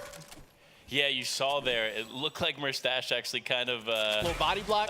Body blocked Bad Sniper there. Unfortunate in that situation, but fortunate for Acorn and Edgy. This is going to be the huge advantage they needed. We talked just moments ago about what they needed to be successful, what that game looked like, and so far, they're starting to live up to that. So 2 eliminations on the board and 2 eliminations on some of the best players in the lobby by far. Yeah, it's definitely no slouch of a duo there as we tune in. See Scram and Andalex sitting up top. They're trying to find Amar and Vadil, actually trying to bait them out with an impulse themselves and see where these 2 players are. Amar and Vadil playing this patiently though, not looking to get involved in this fight. Nonetheless, Andalex and Scram say, no way, if you're near us, we're gonna shoot at you. And Amar, Vadil gonna back on out, use that rift, force themselves to go to a different position. Nice little play by Scram and his duo Andalex to push them away and allow themselves to hold this space. Holding the space, right? That's one thing Amar hasn't necessarily done up until this point. They seem to not be able to position themselves ideally. And I think that's what's hurt them so far. However, with 3 games remaining here, including this one, there's still a lot of opportunity to put some big points up on the board. And teams like Draftel and Kai, they know this, they understand this, and that's why they're rocking probably one of my favorite loadouts here on the day. You see that? You got 2 rifts, shockwaves, and also, I believe that was a mythic combat assault rifle. That thing, when it connects, it connects. Definitely does. That's how you put out the damage quickly. Interesting to see how the games have developed over the past day or 2. We saw the games moving much faster, ending in 6th, 7th zone, and then everyone kind of looked and saw what Steno and Lucy were doing. They're like, I could definitely do that. And now we've seen that go through, but it looks like Vico and Chelty were able to pick up Vadil there, likely grabbing Amar as well. So even though they're running away from Scram and Andalex, another duo comes right in and cleans them up. But we got to see where this zone is going to pull, right? It doesn't look like it's potentially going to pull too far south. I think this is going to be one of those central zones like we were talking about yesterday. And sure enough, it actually pulls over here towards Risky. So it's going to be interesting to see how these players are able to play this out. But there are quite a few that are already in zone. So lucky for them that they're there, but unlucky for a team here who's still in storm. It's actually Adapter and his teammate, and it looks like they were actually shooting towards Amar in the distance. So Amar has been able to make it out of there. And honestly, he has the loadout to be successful in this game. Definitely. The escape artist himself. I don't know what happened to Vadil earlier, but Amar just gonna move on, try and play this as a solo, go back for the card. Now we're seeing what's going on over at Greasy Grove, where Vino and Aqua sitting on top. A lot of the top tier European players all right in this area, as Tayson and Thomas looking for shots on Vino and Aqua. Zone's gonna force them to go over to the east, so don't want to be stuck in this fight too long. Although, Panda, we've seen a lot of players playing in the Storm, waiting and rotating later rather than going early, because from what we've seen, that is the more successful path. Going late, not getting in engagements, but, you know, as more players start to do that, that could also wind up being an issue, because these players now are going to run into other players in Storm, and we see another team waiting up here with a far zone, Queasy and Hen just sitting on top of Thomas, or Tripper, and Helnata. You know what's interesting to me is that I don't think in any tournament that I've personally been a part of have I seen such evolution from playstyles, game to game to game. It seems like it's just consistently changing. And so it's kind of interesting how that's playing out. But even like Thomas HD and Tayson, for example, going into the day, very great start. They were top 10 in the first 3 games. It looked like they were set up for success. But now, going into this game, they're in 28th. That is the definition of a fall from grace. Tayson grabs Vino there. There's the knock they were looking for. That's exactly what they needed to get back into this. They need that momentum shift, right? They know that they're down, but they're not out. Speaking of not out, though, it's Malabuka and Epic Whale, our second place team, jumping here onto a team, but they're actually now going to steal a great position. But not only that, they got the chug barrel. Yeah, able to peek and not only getting the chug barrel, possibly getting that elimination, but Edgy just takes out Steno. That is one of the first place players. Lucy goes down too. First place falls early in this game, and now there is a massive opening for first and second to steal that top spot. It's only less than 20 points between first, second, and third. It's actually 7 points. There is only 7 points from first to second. It is so close here. So all Epic Whale and Malabuka have to do in this game is stay alive. And if we know they know how to do anything, it's that.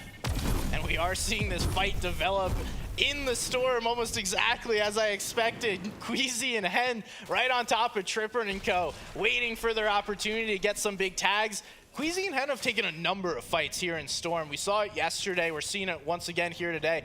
Tripper and Hellfire are separated from one another, which makes this very difficult. Kind of just have to wait it out, hope Hen and Queasy rotate into zone, because you don't want to take a 2v1 in this situation. They are top tier players and will be able to out-aim you since there's 2 of them. Yeah, and look, if there's any 2 that you want to go up against in this lobby, that combined aim between the 2 of them is just impeccable. But regardless of the situation, it does look like Queasy, Hen, just going to opt to trying to get in the zone here, which is smart because you spend too much time here in the Storm and you're going to run into that Storm sickness. So that's definitely going to play a huge role in this, but let's see. We actually see them coming into zone now, but where will the zone present itself? That's the question. It's been an interesting strategy. I've seen them do this in a different game. They use that rift to go, so they're flying in right as the next zone appears. So I guess the hope is that they are expecting players to wait and then start looking at that next zone, because as soon as it appears, they're entering and then able to get themselves a better rotate. But here comes Vidil. He's going to be coming back with Amar. They're a little far from zone, but they'll be able to make it. And same thing with Fatch, making a late rotate with Carry after they went down earlier, going to be able to get back, hopefully, with some vehicles and the help of movement. I'm going to be honest. Daily Bugle, that's a far pull. So it's definitely going to be tough for them to rotate. But for teams that it won't be tough, it is Epic Whale. Malabuka set up really nicely here in this Porta Fort. And it doesn't look like they're getting challenged too much. This is kind of a different story than we've seen played out here with these Porta Forts. I remember the first part of yesterday, every time a Porta Fort appeared, that became the focus of the lobby, right? Now we see it changing here. I feel like less players are focusing on the Porta Forts and more players are focusing just staying on the edge and just trying to make it in last minute so they know that there's nobody behind them. Definitely changing, like you mentioned.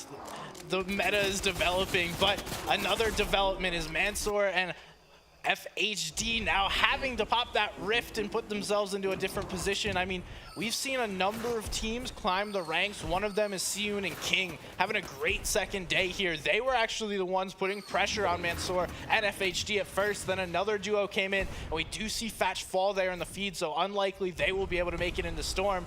Now, the rotates start to come in as third zone closes. Everyone's trying to find their position in zone and hope that nobody else forces them out. That's the hope, right?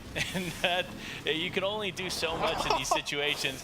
But now it is Kakarot sitting in the vehicle. And I don't think Polga realized that huge shots come through, and it's actually going to be Kakarot who ends up going down. So now Polga, Leo going to be able to take the vehicle. This is going to be huge for them because we've seen how impactful these trucks have been in the end game. Yeah, no hitchhikers allowed in this lobby. Polga, Leo quickly take him out. Now we do see Pilkey coming in on this backside of Storm. His duo is down. He's going to have to hope that he gets blessed by this airdrop, and he does actually. This is a wonderful pull, if I may say so myself. He has no vehicle, so going to drop that repair torch, focus on the rotate, and oh, not only is he going to get the drop, but he's also going to get that super chest as well. Hey, listen, I'd probably turn around for that chest too. I'm not even gonna lie, but look at Polga, set up actually really, really well. So for those at home that don't understand, they have got the truck here on the side of the rock, which means it's less likely that not only is somebody gonna see them, but is gonna see their vehicle. So they don't have to worry about repairing it too much within this time frame, because you know, the more you can save those vehicles for the later parts of the game, the more they'll be useful. But looking at useful, it's Tayson picking up some eliminations. This is probably by far one of the better games they've had throughout this entire tournament. Yeah, able to see a solo by himself, quickly jump on that. Down goes Queasy. Now it's gonna be a Pink and a Nas trying to jump on Hen to clean this one up. We're gonna see Hen try and get out of here very quickly. Pink and Anas able to secure this elimination. Hen's gonna be playing this as a solo from here on out. Not only that, but Anas and Pink are gonna get even more stacked with all this extra loot sitting behind them. And they also have Zone pulling on top of their head. So fourth zone going to pull to them. As we see the other side of zone, Tayson and Thomas looking how they want to make their rotate, because you can't build up this mountain. You either have to go up and around with the zip line or just left foot, right foot, the way we see Redley and Polga on that side. So contested or try and find a way up. That's the question. And it's funny, this is probably one of the hardest zones to have in zero build, because once people set themselves up on these hills, it's so hard to contest and do something. And that's what we actually see here from King. He tried there with his teammate to take over the porta fort, and unfortunately it is going to lose his teammate, and now up in the air with very little health left on him. We see Tripper getting focused as well, so this fight that looked good is now focusing a lot of pressure. All eyes are on this porta fort as it continues. They're putting a lot of shots in. No eliminations coming through, but the chop out is going to come through. There's 3 different duos, and quickly we see Tripper and Hellfire use that rift. This is a great play to get themselves out of a focused situation, and now get to redecide where they want to go. Yeah, and looking at this, it's questionable where you can land, but sure enough, decides to land on another team there. Potentially could take that fight, but Tripper and Hellnada hanging out here, just being patient. This is actually what you want to see from a lot of these teams, especially a team like them who's in the top 3. Yeah, they have to take advantage of the opportunity when they see a top player go down, but another top player going down is Tayson and Thomas. May not be at the top of the leaderboard, but definitely one of the top players in Fortnite. We see Creo and Ron getting pressured from down below. They're trying to play on the edge of this zone with their porta fort, but someone continues to heavy snipe them out, not allowing them to get it comfortable. And we see how many duos are chilling right in this spot, waiting for zone. Now Fifth is gonna pull up to the north, and everyone has to begin their rotates. It's interesting. You see Knight and Shark here just hanging out patiently, but I'm surprised with the players so close to them, no one's realized that they're there. Or if they do realize they're not doing anything about it. So it'll be interesting to see how they rotate from here. But Kovacs now on the high ground, looking to punish any players around that area. And as I say, punishment, Anas showing up with the heavy snipe, a huge tag there in the distance. Isn't going to be able to finish it off, but what a way to start a fight.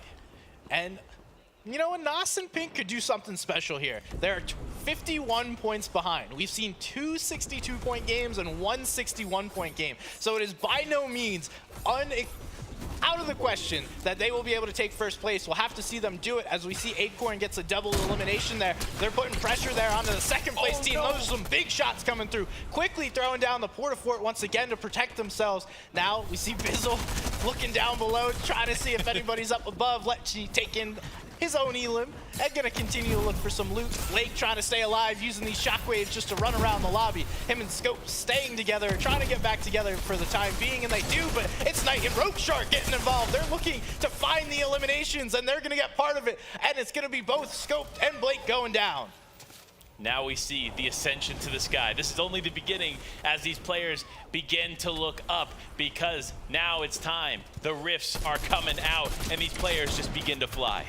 We see Pink already 4 eliminations as the zone continues to close here. We're gonna start getting into 6th zone, and we see how many players are up above. Like you just mentioned, it is the flying time. Everyone is soaring for the skies, trying to find their own space, and the teams that are down below, we've seen them rack up a ton of elimination. Dubs and Bizzle is one of them. They're gonna get a knock. We'll see if Knight tries to land on that and pick up his duo. Nonetheless, Dubs and Bizzle perfectly content, chilling down below. We see Cammy right next door, but Bizzle and Dubs are too keen to that. Gonna start quickly taking shots at the truck. Cammy gonna walk on out, and now it is Pink and Anas hanging out in a great position to get a bunch of eliminations here.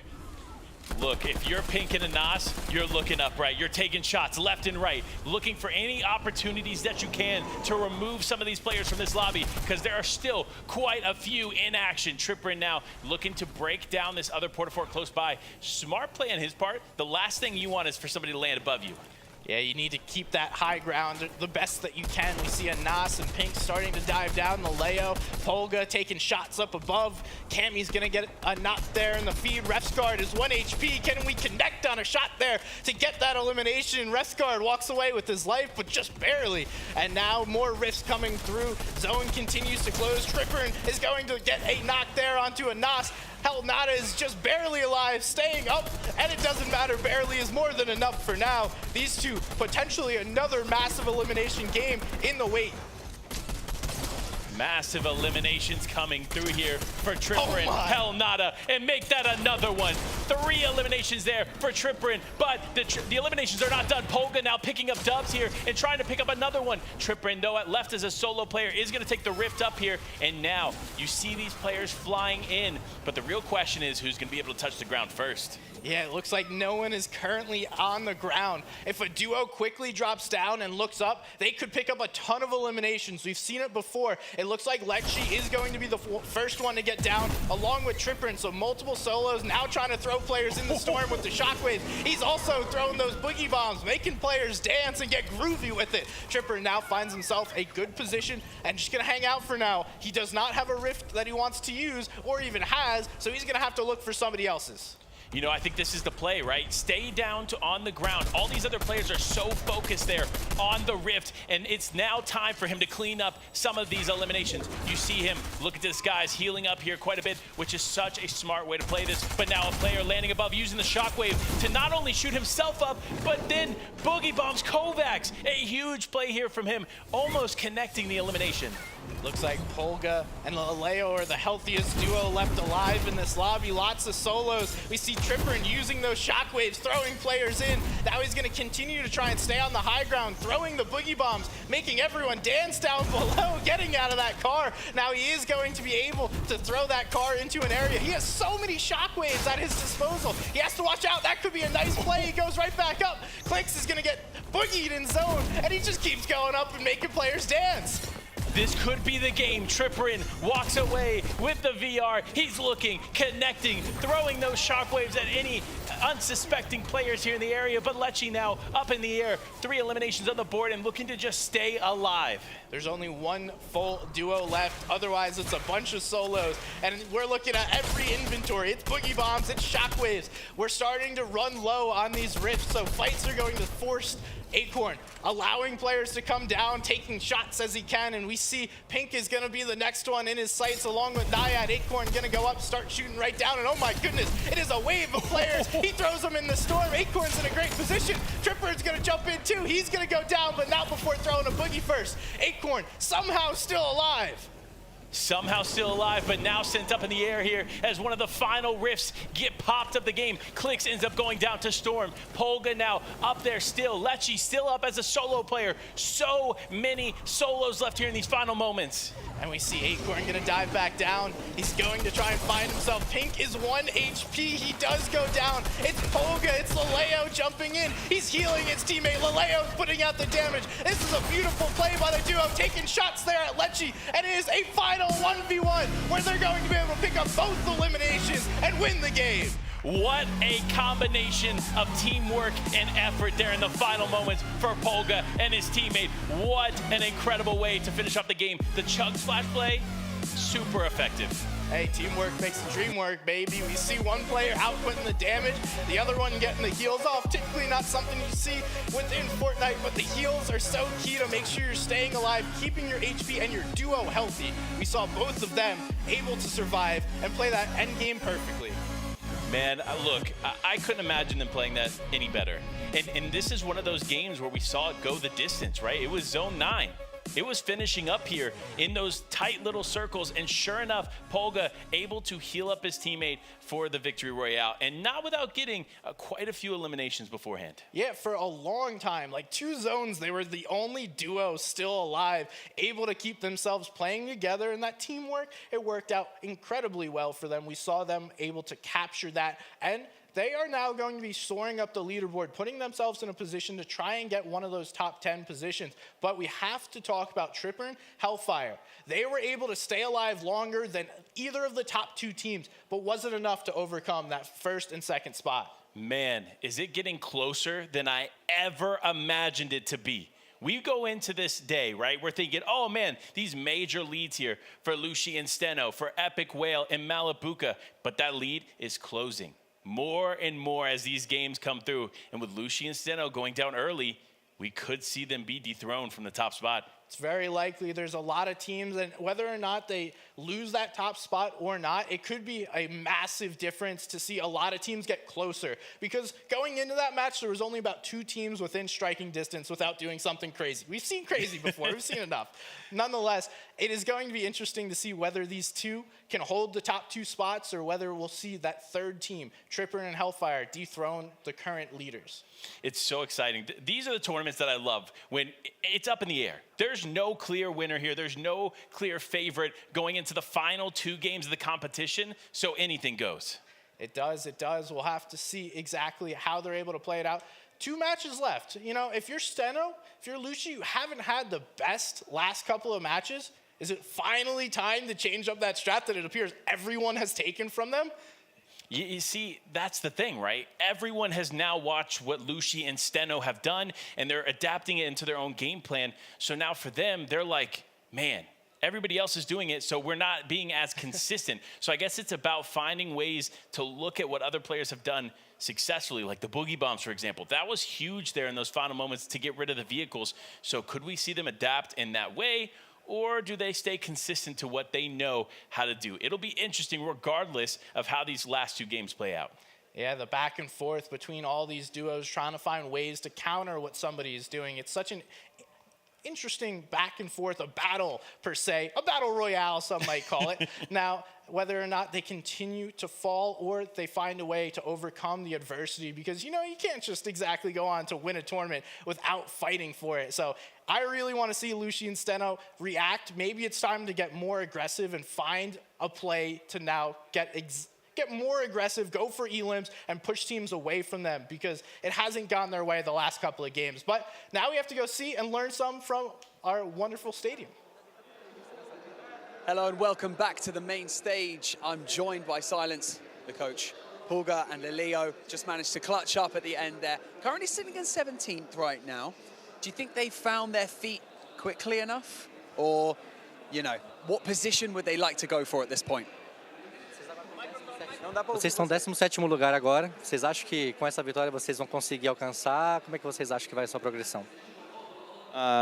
Mano, é que tipo assim, no nosso drop a gente tá muito limitado de loot, que a gente tá necessitando muito de barraca, né? Como tem alguns drops fixos, então é muito mais fácil você, conseguir a barraca, que ela ajuda muito no seu jogo. Você consegue 2 fendas, 4 portáteis, dependendo de como você faz, tá ligado?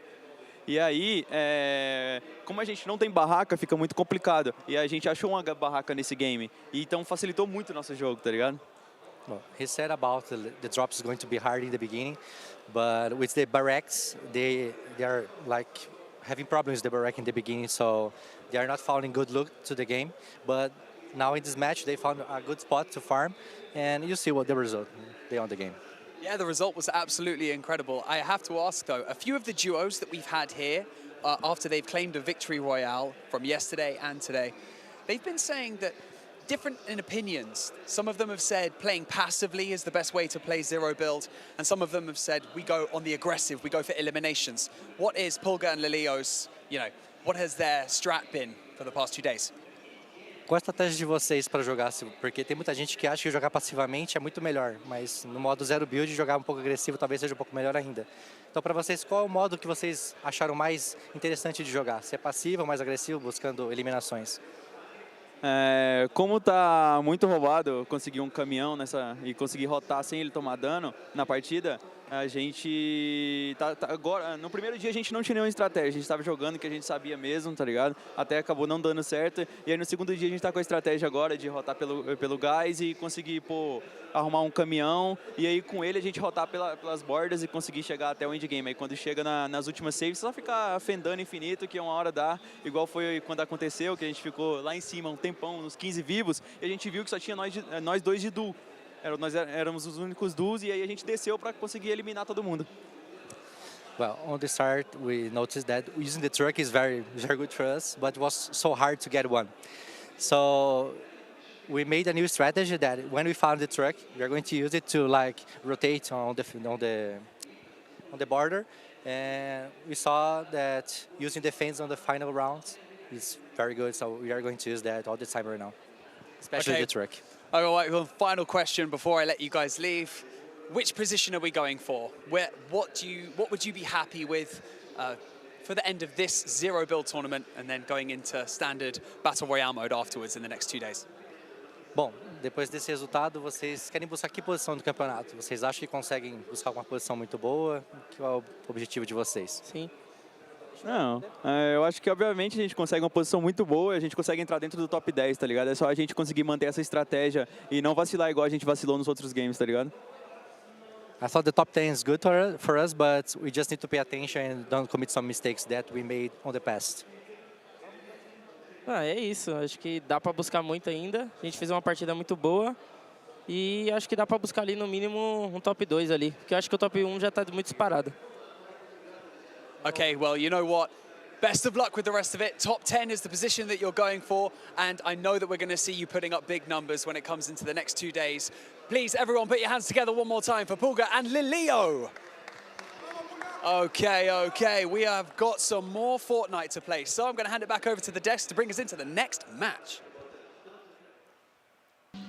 Thank you so much, Banks, and welcome back, everyone, to the analyst desk here for Gamers8 Featuring Fortnite. That was game number 10, and it was Pulga and Leo that were able to grab that VR finally. It was, again, another chaotic finish, and there were moments where we're looking at Tripper and thinking he's going to pull this out, he's going to stay alive long enough, but it seemed that things and the tides started to change in the end. Look, what I love to see was when I saw, I'm not sure which player it was, but they were alternating between Boogie Bomb, Shockwave Grenade, Boogie Bomb, Shockwave Grenade, and they were just flying in the sky, making everybody dance, turning it into a party. I mean, it was funny. It might have been more than one player, but it was definitely a Tripper that I saw doing that right now. So again, once showing that they can adapt to the strategy, realizing that, okay, our low ground, staying on the ground and shooting everyone on, that's not going to work anymore. Everyone is going to be using that right now. So instead, we're going to be changing it up, and that's what makes you a top player. And you were wondering earlier, when would the Boogie Bombs come into play outside of vehicles? And that's exactly where it happened. He didn't have that much health, but he had the low ground and figured if there's no rifts being popped, I can get an advantage in the altitude, and with that, use the Boogie Bombs to isolate everybody else, give myself a chance to shock him out of zone.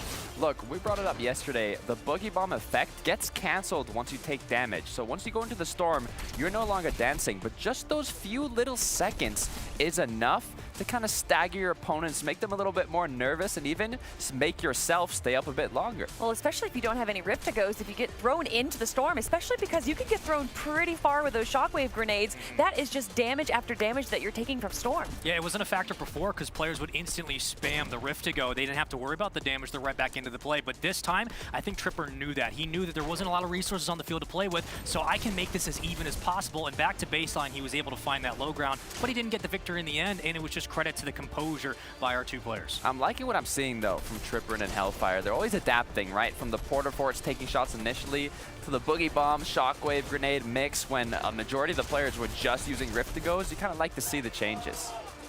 Let's take a quick look at our match ranking right now, brought to us by STC. And obviously what we're going to be seeing is Polga probably up there as well, but there's probably some teams with eliminations that might have gotten more points there. And you have it, Polga and Loud Leo in 42 points is going to take them up our leaderboard.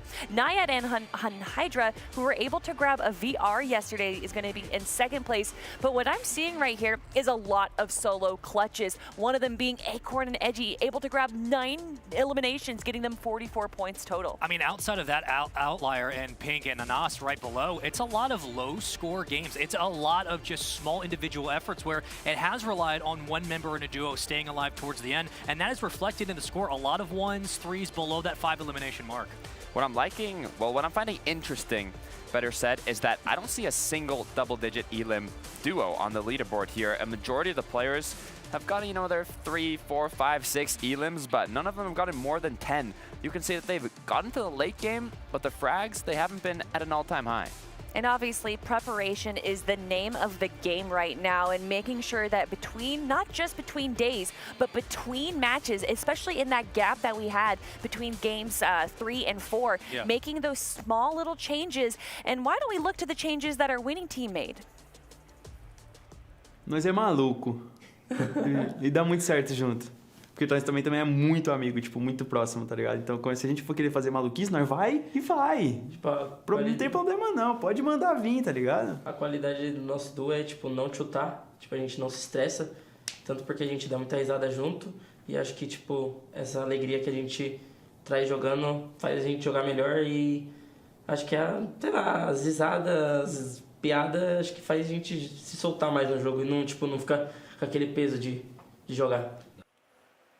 I love it. Another team, once again, that knows the importance of having a good time and keeping that mentality up. Analysts have said it for years. If you're going to take an unorthodox play and try to make it work, commit together. Do it together, and you have a better chance of finding success than if you were to splinter off on your own. It's all about synergy, chemistry, and the duos that enjoy playing with their partner as much as this duo clearly does. I mean, they're the ones that end up coming out on top. You know what I'm really excited for, though? Our overall ranking, everyone, because I've heard that we got some big changes on our leaderboard right now, and it looks like Sino and Lush have had their first place spot stolen by Hellfire and Tripper, now 291 points, but 10 points below them, it's Malibuca and Epic Whale. Anas and Pink also starting to grab up to their top spot once again, and in 5th place is Refsguard and Kovac. Second and third place used to be a 4 or 5 elimination game, a 4 or 5 point difference, but now it's a huge spread, and we're going into our final couple of matches, 291 points for Hellfire and Tripper. That is a massive jump from 19th place to just a couple of games away from hundreds of thousands of dollars. I love this, right? Hellfire, Tripperin, they've been kind of the standout duo these days that have been one step ahead of their opponents. But coming in day 2 in 19th place, now being in first place, I mean, they deserve it. They 100% deserve it. And of course, Malibuca and Epic Well have been making some incredible plays too, and that's why they're in the top of the leaderboard as well, and just so good at getting those long-range shots right here. But we're just taking a quick look at all of the top teams that we're seeing competing right now, and maybe we can learn something, because in the next 2 games, anything can change. Now, I have a question for you. Looking at how these entire games have played out, not only how yesterday corresponded towards today, these top teams that are starting to fall, is that a byproduct of how the games have settled in, where the teams that have made those adjustments and been taking on the chaos Are they finding that much more success? Are some of our better teams struggling to meet that consistent meta that's been pushed upon them? I think 100% it's all about the adaptation that we're seeing from Hellfire and Tripper right now. They are the only team that really we see is making plays and making the meta and evolving it, and everyone is kind of following suit afterwards. I would say that yesterday that was all about Steno and Lush, but what they didn't do is change after a while. They kept their strategy going, and then they really saw a bit of a falter in their playstyle today. Yeah. I also want to shout out a duo that I saw in the top 10. I believe they're in 8th place right now. It's Seyun and King, right?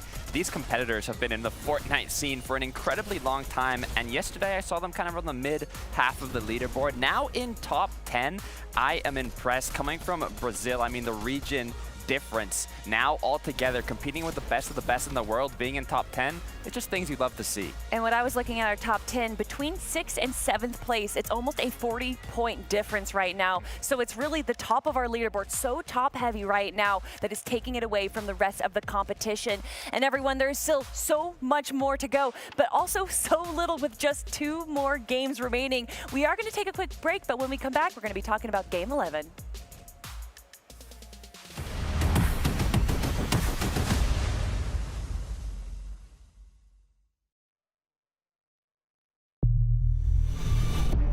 Greatness is in an instinct, a mind sharpened with attuned senses, awakened by what we're known for. But legacies are meant to be left behind. Why play to your limits when you can break them? Hear only victory. Forget what you know. Unleash what's next.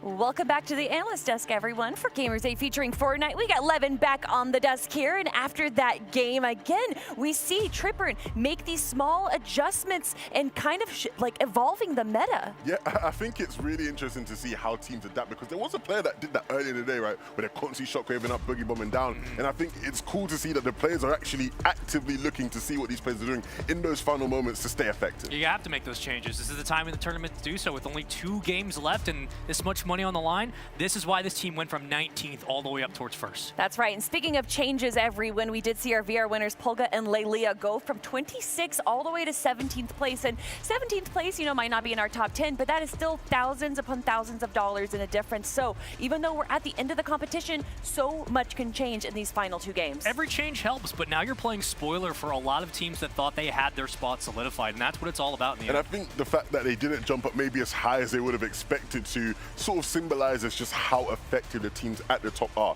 Even if you are down below, you think you're catching up, you're making a big jump, those teams are still pushing higher and higher. But what can teams do now that there's a new strategy on the board and things are changing and evolving and there's only 2 games left, Levin? What are we going to be seeing in the end game? The big thing is we saw in the one game where the gap got really, really close, it was because Lush and Malabuka, both of those teams had gone down early. So if someone was looking to contest, maybe that'd be the way. Every evolution and every change has been replicated by everybody else underneath. So whether it's the Bookie Bombs, whether it's the Shockwaves, the Rift-to-Goes, or playing the low ground, we're going to see everything happen in these last 2 games. I don't really think there's a clear answer. All right, players, I'm calling out to it right now. I asked for it from the start. I want the 20 elimination with only 2 more games to go. Now is the time, everyone. Let's head on over to Casters for Game 11. Well, Kelly, you're in luck. Because this game, we were just talking about this. Epic Whale Malabuka, they're due for a high elimination game. And we think it's going to potentially happen here in game number 11. This could be the time that they just break away. But if they don't have a big game here, Hellfire, they're looking good. Yeah, they're on a roll right now. 20 eliminations, it's a lot to ask for, Kelly. Let's try and get 18 first. That would be our new record. Maybe in our last game, 20 will be possible. But it is at a point within this tournament where we're going to start to need teams that are at that 10 to 15 to 20 range to have these massive pop-off games. Just looking at the leaderboard, from 1st to 6th is pretty close. And then we see everyone from 7th on down. There's a big gap between all those teams, so it's going to need a massive game. There are 2 games behind first place if you're 7th or below. Everyone from 6 up, they can do it in 1 game, but they need that difference, the difference maker, which is those elims. The difference maker being those elims. I mean, look, we've seen a lot of players be consistent, right? Even, look, Lushi, Steno, they've been so consistent. They have 3 victory royales, but because of the lack of eliminations, we find them falling here on the leaderboard a little bit. But regardless, 2 more opportunities for these teams to climb.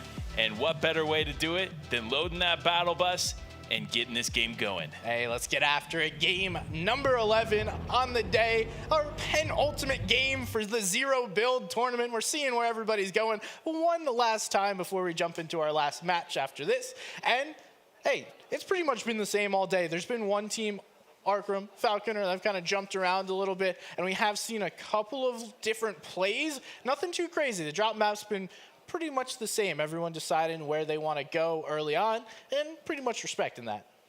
Yeah, you know, you love to see it. We did see a little change here in the first game of the day with Arkham and Falconers changing their spot, but now we see everybody really staying consistent here. The game plans are done, right? There's no more changes that you can really make that are going to make a dramatic difference here. I think everybody's kind of solidified what they're going to do, and now it's just about execution. And execution is going to be the key part. I think a lot of these teams, they've had these game plans, but they haven't been able to fully execute them. But one team that has, it's Malabuka, Epic Whale here at the Loot Lake area, and they still seem to have an advantage. But no, it's actually Tripperin and Hellfire here contesting them. Yeah, they've been landing here, both teams in the top 2, so I don't expect a fight to happen. They've taken some different shots back and forth, but it hasn't necessarily been a fight. There's that natural barrier, especially in Zero Build, where no one really wants to cross the lake that goes between these two. So it almost creates that natural defense wall, or a wide opening where you can just absolutely beam a player if they're going to try and go for it. These players seem to be in a great spot once again, and Zone pulling to the south, so not an issue for either of these guys. Definitely not, but looking at Epic Whale, set up for success here. Already got some Portaforts, got some Rift-to-Goes. This is a very, very good start here to the game, but it's all about making it towards the later parts of the game. And it sounds like a vehicle is actually pulling up, and that is potentially Malabuka coming to pick up his teammate. Yeah, giving him a ride. hey, it's free if your man picks you up. You know, we see Malibuca grabbing that vehicle, and that's been the key to success for a lot of these teams, mashing and mixing the different vehicles, weapons, and the mobility, the inventory slots. We see Tripper deciding to go with the cow catchers and only rocking the AR and the sniper. So, interesting choice. We'll see if that changes over time. These guys have been so consistent, but also popping off. That is why we see them at the top of the leaderboard. They have 59 total eliminations, and I honestly do not see anyone catching them. I don't either. I think they've comfortably got second place, but now it's all about the top spot, right? There are 10 points behind here, placement number 1. So it really comes down to, will they be able to hold it? And holding it down is going to be super important with the tent, though. Getting set up for success. I like to see it here from a top team, but another thing I like to see is consistency, and Dakin has been consistently landing over here at the reels. And this fight's it's happening once again, a little slower than last time. Not going to be that early 50-50 off spawn. Doken trying to get out of there, going to get tagged up in quite a bit and get right back to the wall, deciding I'm not going to make this move just yet. But I think Rapid will be making the move. They see Reels all by himself. He's going to use his own shockwave, fly on over, try and get back to his teammate, and they're going to continue to rotate away. But I don't think that either team besides, or Rapid and Peak are a very aggressive duo. I was told they're some of the best fraggers in Middle East. That's obviously why they're going for this fight, but Malfin has quickly turned this around and now taken the high ground. This could have been a slight misplay. This could have been, but from the high ground here, he's going to have some advantages on these teams down below that they just do not have. Fortunately, he's got tons of heals. He's going to be very healthy to take any kind of fights that could potentially come his way, but you hear it. The crowd is chanting, the excitement raining through the arena, and it only gets hyper as the game goes on. Hey, Peak and Rapid, hometown favorite here. We're tuning in, seeing how Acorn and Edgy are moving on past. They had a great match after not the best start here on day 2, but now are starting to come soaring back with 9 eliminations after the previous game. We saw success from them in day number 1, now continuing that here in the second half of day number 2. Bad Sniper Mustache, they're looking to find their own feet here as we continue to move through this penultimate game. Edgy Acorn, hey, you can't ask for more than that mud flap and just rotating out without taking too much damage. And that's a good way to do it, right? You see the repair torch in hand in case it takes damage, and there's the damage we were talking about. And they actually opt to take a rift. So that's going to be one less rift they have going into the end game. But also now Edgy Acorn going to be able to position themselves right back into Tilted. Kind of curious as to why they moved out of Tilted, but nevertheless, they're back home. And we see our current leaders, Tripper and Hellfire, positioning themselves up on one of these mountains outside of Tilted Towers. This is such a strong position to hold, especially with that Portafort. It allows you to see basically the entire lobby. They're already taking shots at Malibuca and Epic Whale in the distance. Little do they know that's actually the second place team, and if they're able to take them down, they could build their lead even more. Not gonna happen. Just taking some shots, letting them hang out for now. Trying to hold their position and zone teams off. One of the big things in Zero builds is owning space here, and we do see them quickly take some shots there. The combination of heavy snipes onto Epic and Malibuca, and that's gonna be a damper on their party as they no longer have that vehicle to rotate. And yeah, you see Malibuca actually using the heavy sniper to drop out Hellfire down below, but Tripperin just trying to kind of put down any kind of cover fire that he can, connect shots where he can, but nothing truly connecting after that big explosion. But this crowd excited to see Tripperin fighting on the forefront here as he's at the top of the leaderboard. Able to get a couple more shockwave grenades. We saw what he was able to do last match with the combo of shockwaves and boogie bombs, making people dance. You know, he's a party man himself, loved to dance, and we see him sharing his love with everybody else. Now Tripper and Hellfire just hanging out in a position. Malibuca and Epic Whale seem content to hang out here as well. Everyone jockeying for that space, trying to find their own way through these zones. It's been a little bit slower of a match. Everyone seems to be playing this with patience as we don't have many games left. With 2 games remaining, these are the last 2 opportunities for these players to do something, and these players understand that. They know how important it is to be consistent here, and that's why you see a lot less aggression in the early game. But speaking of aggression, it's Bad, Sniper, and Mustache there on the high ground, as well as it looks like Creo and Ronaldo now getting involved. This is huge for them. They know they need a high elimination game, but it could be their demise as Creo now goes down, and it's Arkham and Falconer there in the distance trying to apply a little bit of additional pressure, but Spy and Hero gonna be able to pick up the 2 elims, and now Creo, Ronaldo are out. Able to hit the boogie bomb here by Spy, get some damage on. That was such a crazy fight. We saw so many duos there. They quickly jump onto Arkham. He's gonna go down weak, try and heal up with Falconer. The shots continue to come through here for Spy. Hero is 1 HP, he needs to get healed. Some quick work there by Spy to get Hero back and healthy, and this engagement has stalled for the time being. We see Carry in the distance, hoping to get his duo's card, and Hero is gonna get tagged up there by Carry. There's teams in the distance taking shots, so this is not the best position to be in, especially this deep in zone. Ooh, and Spy taking a lot of damage. Falconer applying the pressure. Will he be able to get the elimination? This could be huge for him if he's able to execute on that, but no. Storm still going to be a factor. Now the new zone presenting itself, and it just pulls even further. And we do see they're continuing to battle it out over there, even though Falconer and Arkham were fighting one team. Now they're fighting Carry, who's looking to get his duo's card, hit the reboot, and get on out of here. Falconer and Arkham know this is a solo, so they can hang out here and be patient. But it could be Carry that actually has the benefit of out-healing Storm longer than these two. Does appear to be going back towards what could be a reboot or what could be a vehicle. And now all these teams moving south as Zone is pulling south. This is not exactly the area of Zone that I would want to be making a play, and it looks like Hellfire and Tripper are able to pick up an elimination. So quickly grabbing 2 more, adding to their league-leading 59 elims. It's called 61 right now. That's a solid set of points there. And that speaks to why they're in first place. But a team just outside of the top 5, it's Acorn and Edgy here, just trying to rotate, staying as healthy as possible there in the vehicle.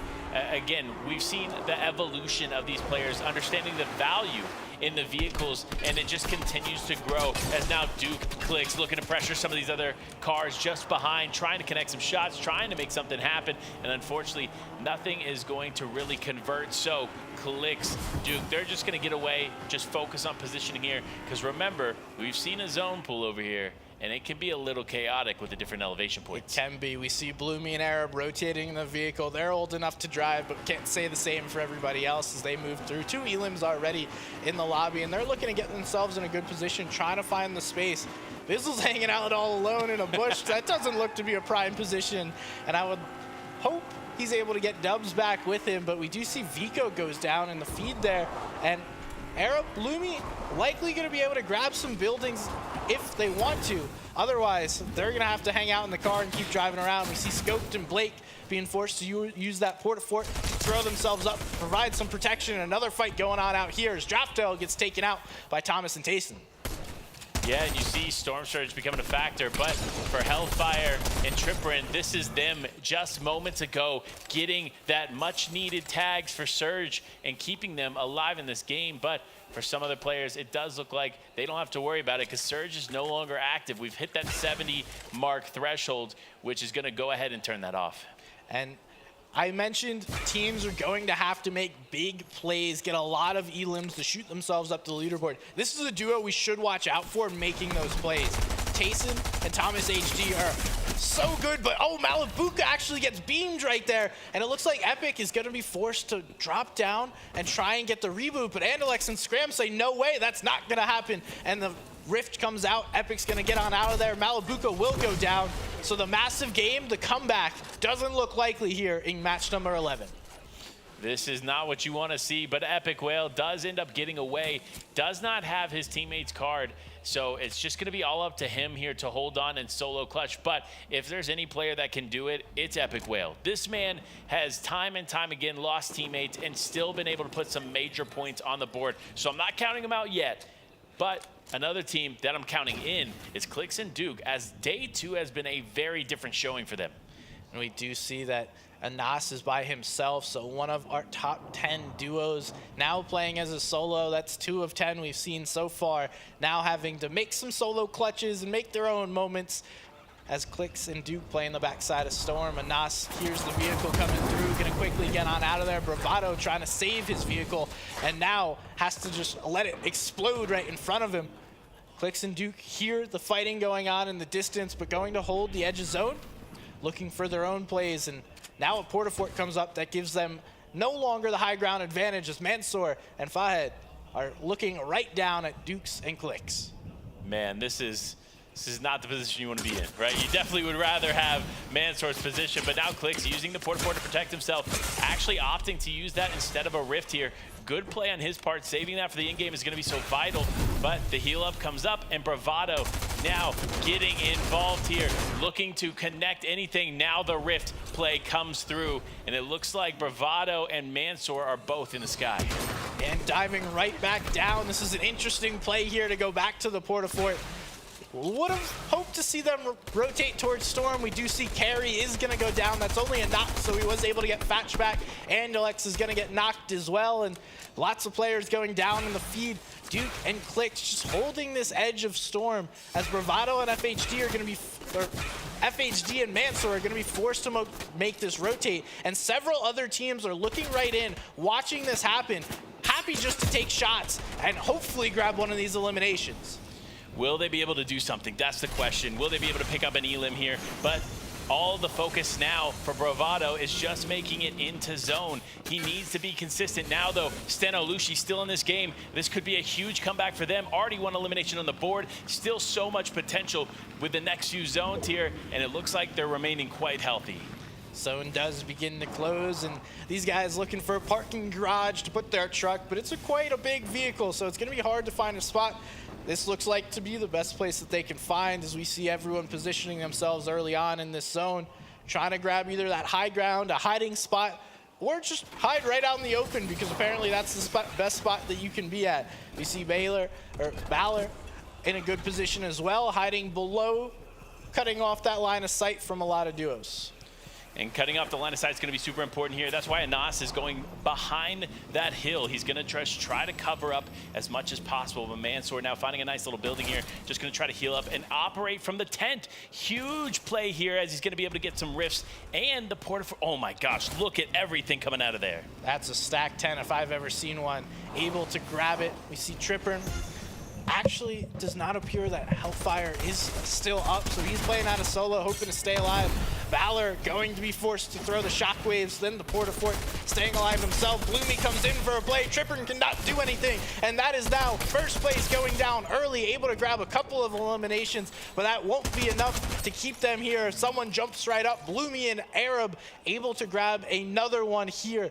This has been a great match for these 2-3 elims early on already, and in a central position of the zone. This is about all you can ask for. We'll see where fourth zone pulls. Is that northeast side is where everyone's hanging out, and now zone is pulling to the opposite corner. The rotates are going to have to come through. We see a couple of players down there, and Synapse, Blake scoped one of those players that are going to have to make a rotate. We see Bloomy and Arab deciding what all they want to take for their next rotation. It's great when zone pulls in your favor, but sometimes you have to decide, and those decisions, that time that you make can be costly. You have to make decisions quickly, definitively, and know what you want to play with, because this can happen. If you wait too long, Balor will be right behind you taking big shots and beaming players, but he gets beamed himself, now has to drop down.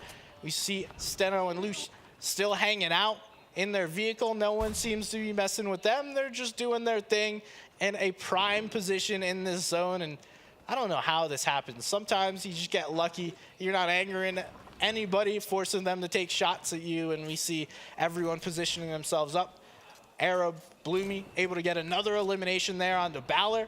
Now they're going to be forced to make this rotate. They see some teams. That's actually King and Siun, who have had a great day 2 here and been soaring up the leaderboards. We see the loadout that they're going with. Going to use one of the rifts already.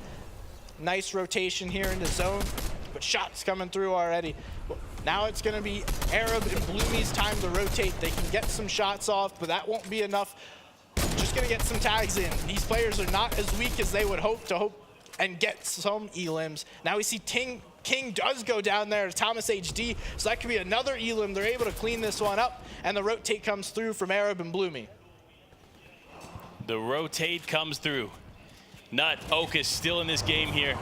A huge loadout with a huge battle bus there, but no, it's actually Pilkey going to be able to drive away with that loadout. So it's going to be interesting. Nut now just trying to apply some pressure, is going to be able to get that, some shots really connecting there, and now potentially getting that battle bus out of here. Yeah, and we saw Pilkey lost his duo already. Vico going to go down there. Arab picking up his 4th elimination of the day. We see Jelty hanging out down below. He is weak. If Arab and Bloomy can find him, likely that'll be another one, as Jelty is not super healthy, but no movement. Literally nothing. No visuals. Don't allow Bloomy or Arab to know that you are there. Just hang out, be silent, and hope that you're able to survive, get a few more placement points. As we see, zone is about to close and reappear. We're going right towards the center of this, over this river and through the woods, as Arab and Bloomy are going to have to go. Now, Mitro still up, down on HP. We see the shots coming through. Arab and Bloomy looking up to the skies, trying to clean up anybody in that air, and Traffic is the one in their sights. He's one shot, and he's gonna go down. A big elim, but that's not from either Arab or Bloomy. That's Sion picking it up. See, that's a huge elim for Sion. Remember, he's in 8th place going into this game, so they need every elim they can so they can continue to climb this leaderboard. This is no joke, folks. $250,000 on the line in that top spot. $1 million in total here in the Zero Builds as it continues to wrap up. Kovacs just trying to get some elims too. Nothing on the board quite yet here with Refsguard, but they're looking to change that as soon as possible. And the Boogie Bomb comes out. Kovacs starts dancing, and some plays are going to be happening. We see he throws down a shockwave, trying to get up to the teams and throw them out. That's Hen and Queasy getting involved. That's also Epic getting involved. This is multiple players fighting for this position. Epic is going to go down, so another one of our top 2 teams gets fully eliminated, and this is anyone's match to make a play. Wow, this is just changing rapidly as players are dropping. Kovacs looking to be the executor in this lobby, looking to connect shots on anybody that they can, and they continue to do so now. The rift comes out, the ascension into the air is in play, as now they just hold off here and just try to stay alive. And we do see the rotates coming through. Everyone trying to find position, but it's Mitro finding some tags and some success there, as Milan is going to clean up Tayson. Tayson and Thomas were having a great day, but that seems to be stopped here, as Milan is going to take him out. Queasy going to get the elim there onto Lecce. Hen grabbing one onto Arrow. This could be a good match for Hen and Queasy as well. They picked up a number of elims. Kovacs and Refsguard in a good spot, holding the high ground, taking some shots. Phantom just narrowly avoids that, gets into the rift, and now we see Kovacs and Refsguard looking for another match as they're cleaning up this lobby. They are cleaning up the lobby. You said it, and it's meant to be, because look, they just continue to rein in. So many players still up in the sky, but that's what they want, right? They want to continue to be able to shoot there up in the air at any players that are rotating around them from the skies above. One of those being Acorn, now the next victim of Okus, just trying to connect some shots. Not going to be enough, but you see Okus so weak there, or Acorn so weak there in the distance. The victim being Okus.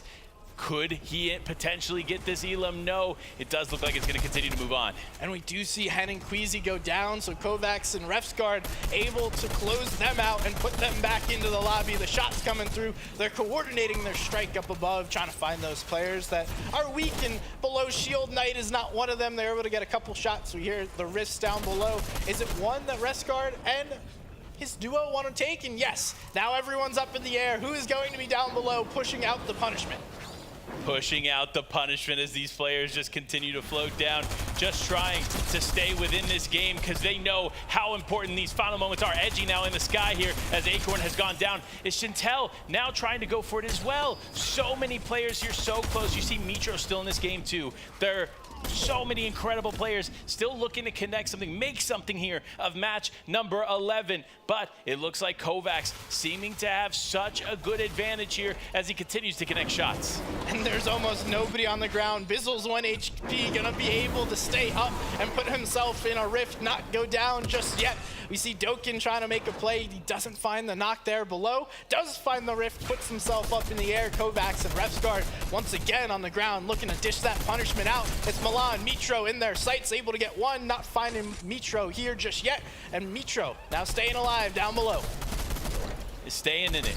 That's what they're doing here. If they aren't getting taken out by Kovacs, man, this man must hit the aim trainer because he do not miss. This keeps going, but no, as a player lands on him, he uses his Rift. So now someone else is going to be able to take that advantageous spot here away from him. And we do see Siyun is down below. He's going to clean up Knight, be able to grab whatever loot he wants. Acorn somehow still hasn't get fully eliminated. He will go out naturally, though. Siyun, a big play comes through, but the Rift comes out. Not going to be enough. But quite a weak player. We see Restguard and Kovacs cycling through these rifts, and it's just a pillar of players up in the sky, falling down and repeating. Falling down indeed, but Rogue Shark now, one of those players still alive. Okus needing to shockwave back in, just trying to send himself forward and get involved, but the rifts continue to come out. Now it's Naiad potentially going to try to reuse this rift, and he does. A huge play here from him as he begins to float down, but Backwood's so weak. Nullify just trying to get the elim. He does get the knock, but not without getting hit with the boogie bomb. This is the time for another player to just step up and end up taking him out, but no one's able to hit the ground soon enough. Restguard so weak. It is all coming down to this. And they are able to take them out. Okus and Nut are going to be owning the low ground for now. They're looking to take out Siyun, and they do just that. This is a big match for them, thrown in the storm, but not enough HP to survive it. His Noct will go down, and Nullify and Okus get removed from the lobby. It continues to rain loot and players from the sky. It's also raining in the storm. Bizzle seems to be finding a way. We're in our top 3 here. Top 2, it is a final 2v1 with the player up in the vault. That's Nator on Hydra looking for this play. Gonna hit the boogie bomb and does find the final elimination on Hydra. Naiad able to grab that match and the victory royale. What a way to play that. You saw the boogie bomb come out. He knew, right? He knew there was one player remaining. He knew he was underneath, and that was his time to strike. Fortunate for him, he's going to walk away not only with great eliminations, but the victory royale. Hey, that's big. That's their second victory royale for this tournament. We heard them talk about it yesterday. They came prepared. They're zero build players, and we see the success that they just had right there. I can't wait to hear and see what they have to say. These two have been such a solid duo here in the zero build tournament. I mean, 2 wins? Hey, only one other team can say that. You're right. You are right. That is some consistency we love to see, but will it make an impact on the leaderboard? That's the question we will have found out soon, but regardless of the case, what a game. One game remains here for these players to make something happen. And it's honestly anybody's game. We see some of the top teams going down here early, not necessarily what we were expecting, but now it's up to this. Who will clutch up here in game 12? Our top 2 duos fell fairly early compared to the rest of the lobby. Steno Lush also fell somewhat early, not able to grab as many placement points as they have earlier on in the day, not finding as much success, but we do see those 3 teams should be up top. There is a couple of duos, Kovacs and Refsguard. I would expect them to have moved up the leaderboard. They entered that game in 5th place, able to get solid eliminations and a great placement. I would expect to see them in that top 3, top 4 spot. Yeah, I definitely agree with you there. I think that's going to be a huge shift there for them, but there's still so many other players that did exceptionally well. It's even hard to pinpoint where we could really see this shift take place, where these changes on the leaderboard will happen, because there was so much going on in those final moments, and most of the teams we saw there were not our top 5. So that's going to make a pretty significant impact here as we get ready for the last game.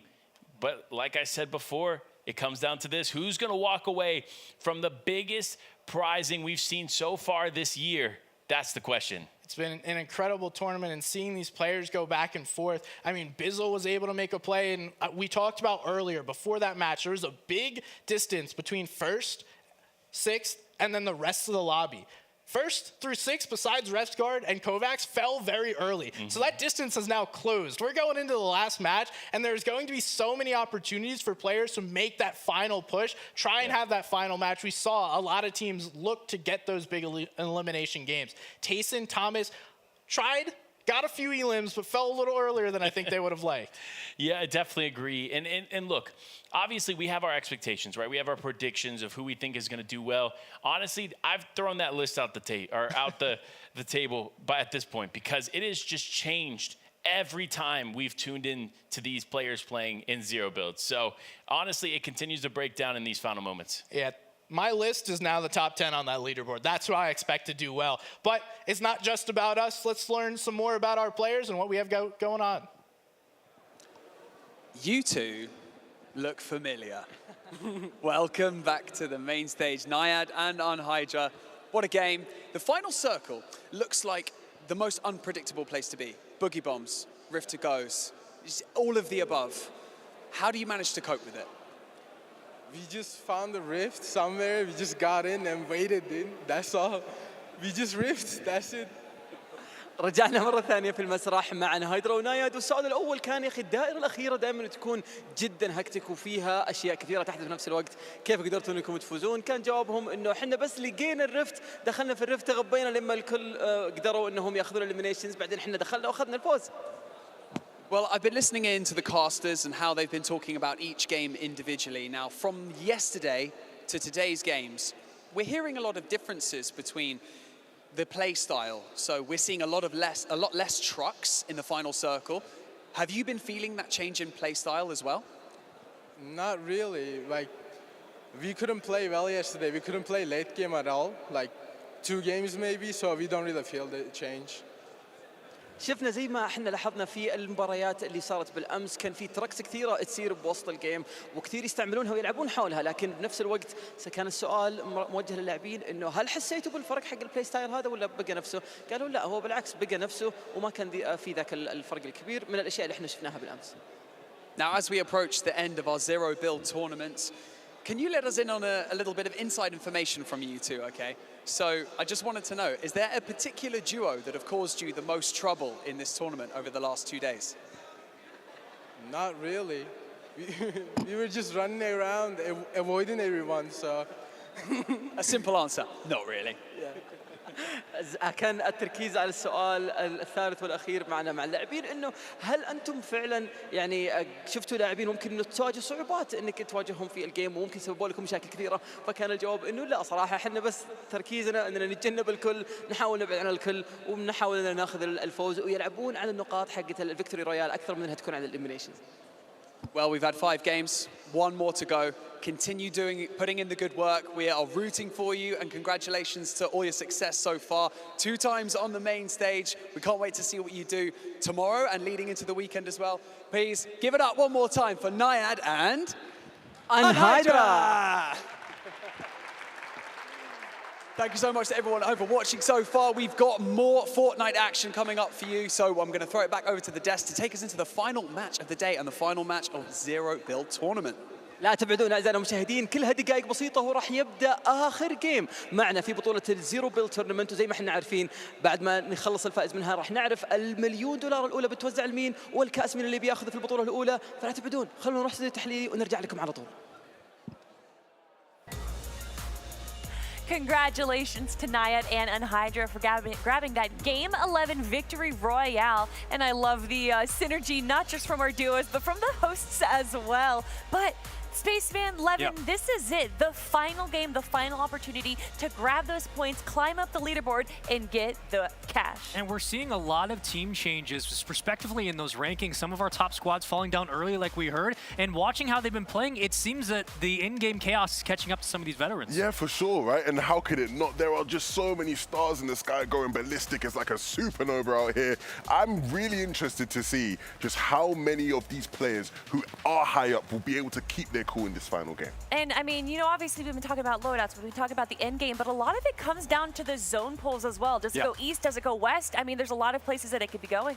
It's interesting because though there have been changes, whether it was going through Crossroads, and a lot yesterday ended in the Daily Bugle, today there has been neutral ground for these players to play with, but it seems that it's consistently been who has the best loadout and who can stay down grounded the longest, because when they can, they're just picking out fish in a barrel. Yeah, 100%, especially in these zones, right, where maybe there are changes in elevation, when it's not as flat. That's when you get the crazy shockwave plays where somebody just has total reign over everybody down below, and it really is just about who can grab that spot first. We've seen a lot of water in zones recently, so Spaceman, what do you want to see for the final game? Where should the zone be going? I mean, I would love to keep it on another site that's elevated enough to at least kind of neutralize a lot of these porta forts, because near the end it seems that teams have continued to use the shockwave to stack themselves up top to keep that altitude in their favor. But when we get back on neutral ground, that's when we see the investment from the shockwaves. A lot of vehicles come back into play. We haven't seen that for a couple of zones, and if that becomes a factor, it's anybody's game in this final game, and that just means everything goes out of chaos. For me, right at the top of Rave Cave. Just stick us all the way right up there, highest point in the lobby.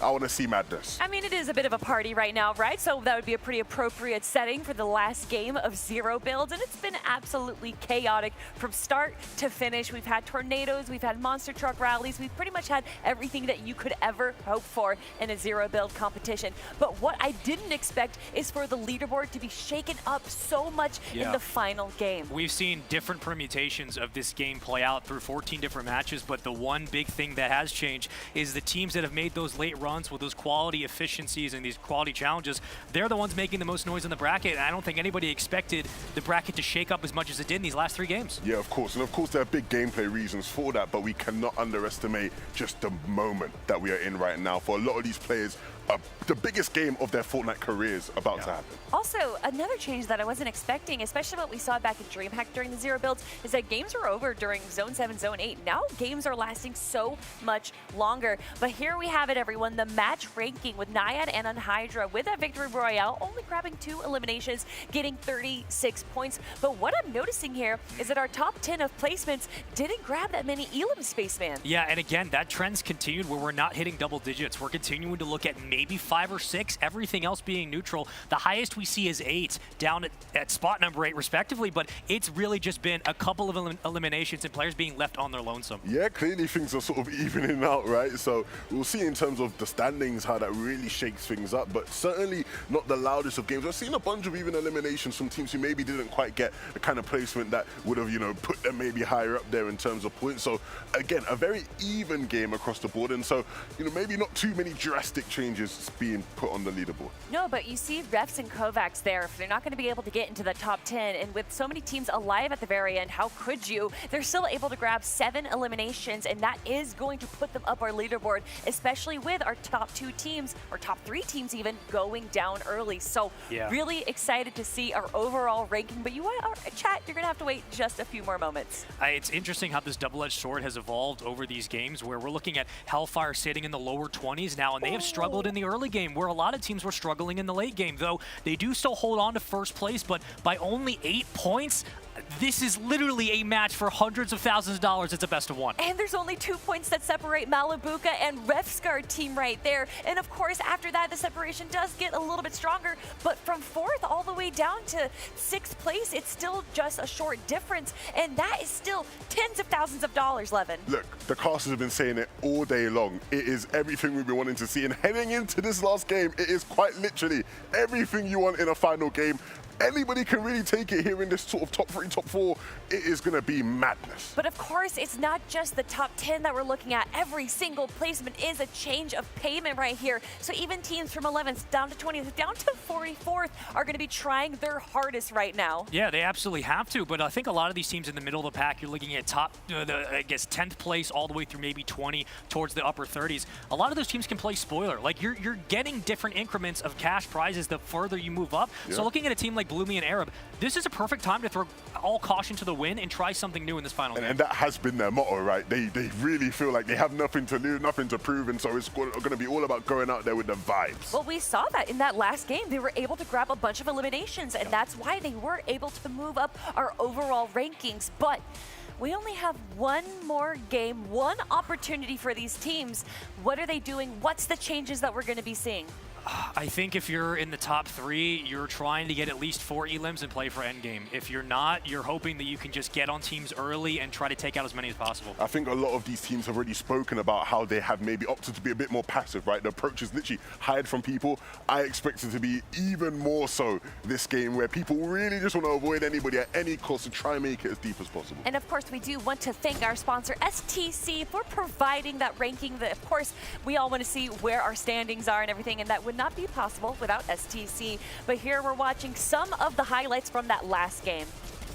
It's scary looking at how kind of this game has progressed, because early on with Tripper going down, and we saw Steno getting a good kit early, but struggling in the mid game, it came less about rotations and more, again, just about getting to your positions ahead of time and watching those choke points. And it seemed that as teams started to falter and fall away, they were using a lot of those shockwaves and Rift to Goes very late into those rotations. Yeah, I think the big thing for that duo, right, is just, you know, almost a fall off there right towards the end, tripping up at the last hurdle, where they looked like everything was set for them. It didn't look like it was even going to be a contest at a certain point, but really now having to put their all, their best strats into this final game. And they're putting their all, as you guys could see, at that beautiful trophy that we had. That it is for the money, of course, you know, $250,000 is quite nice, but that trophy as well is big and beautiful. And with just one more game remaining, that trophy is ever so close, but also so far away from them. It's a best of one $250,000 game with zero build.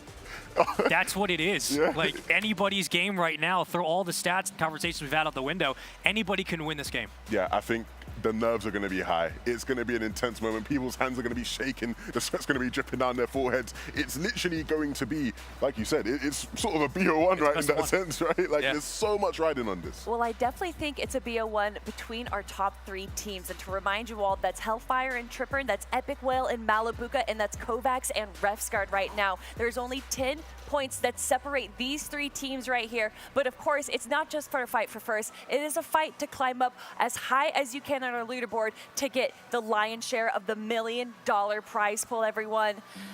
This is it. I know you're not going to want to hear me say this, but we do have to go to a quick break. But when we come back, it's going to be the final game.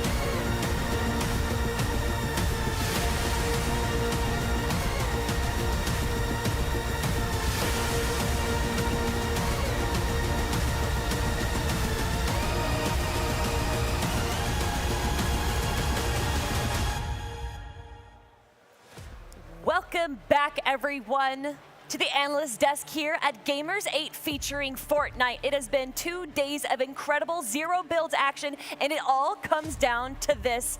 Joining me once again here on the desk, we have Takada. And Takada, this is the final moment, the final chance for these teams to do whatever they can to climb up the leaderboard and claim that first place spot. It's really the last moment for some of these duos to make something happen, right? We've had the comeback from Hellfire, Tripperin, getting into day number 2 in 19th place, bumping themselves up to first place. And then we have duo like Epic Whale, Malibuca. This is a duo that I don't know if they've had too much consistency or too little, because it seems like they've stayed in the second place spot the whole day.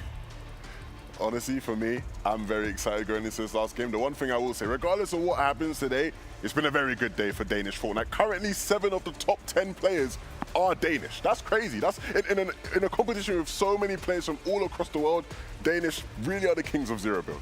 Well, we still got Epic Whale, right? You know, NA, let's go. Epic Whale holding it out strong, and obviously Malibuca being a huge part of that duo as well. And we saw them grab not just a 17 elimination game earlier, but another one after that. And then, of course, we saw Hellfire and Tripperin grab an 18 elim game here. I asked for the 20, but you know what? I'm not going to ask that for anymore, because this is the final opportunity. I'm wondering, are we going to see this aggro play, or are we going to see teams back off? Look, it depends where you're on the leaderboard, right? If you're in that top 5, you really just need to maximize the amount of points you get in this match. You cannot get eliminated early, so I'd be very surprised if these top duos were playing aggressive off the start. Yeah, I expect to see a lot of, passivity, or whatever you call it, right, from these teams, just because, like you said, you just don't want to throw everything you've worked so hard for across the previous 11 games. But if you are further down, you might want to go all in, right? A big pop-off game could move you up just to make a couple extra thousand, which goes a long, long way. Everyone, a long, long way. We have come here at the final game of zero builds, and we still have 2 more days of incredible action, but this is it for zero builds. And with all that being said, let's head on over to game 12 with our casters. Here it is. One final opportunity for these players to climb the leaderboard and take their share of $1 million. Will Malibuca and Epic Whale climb to the first place? Will Tripperin and Hellfire run away with it? Or will we see a surprise team come back? That's the question we will have answered here in this final game.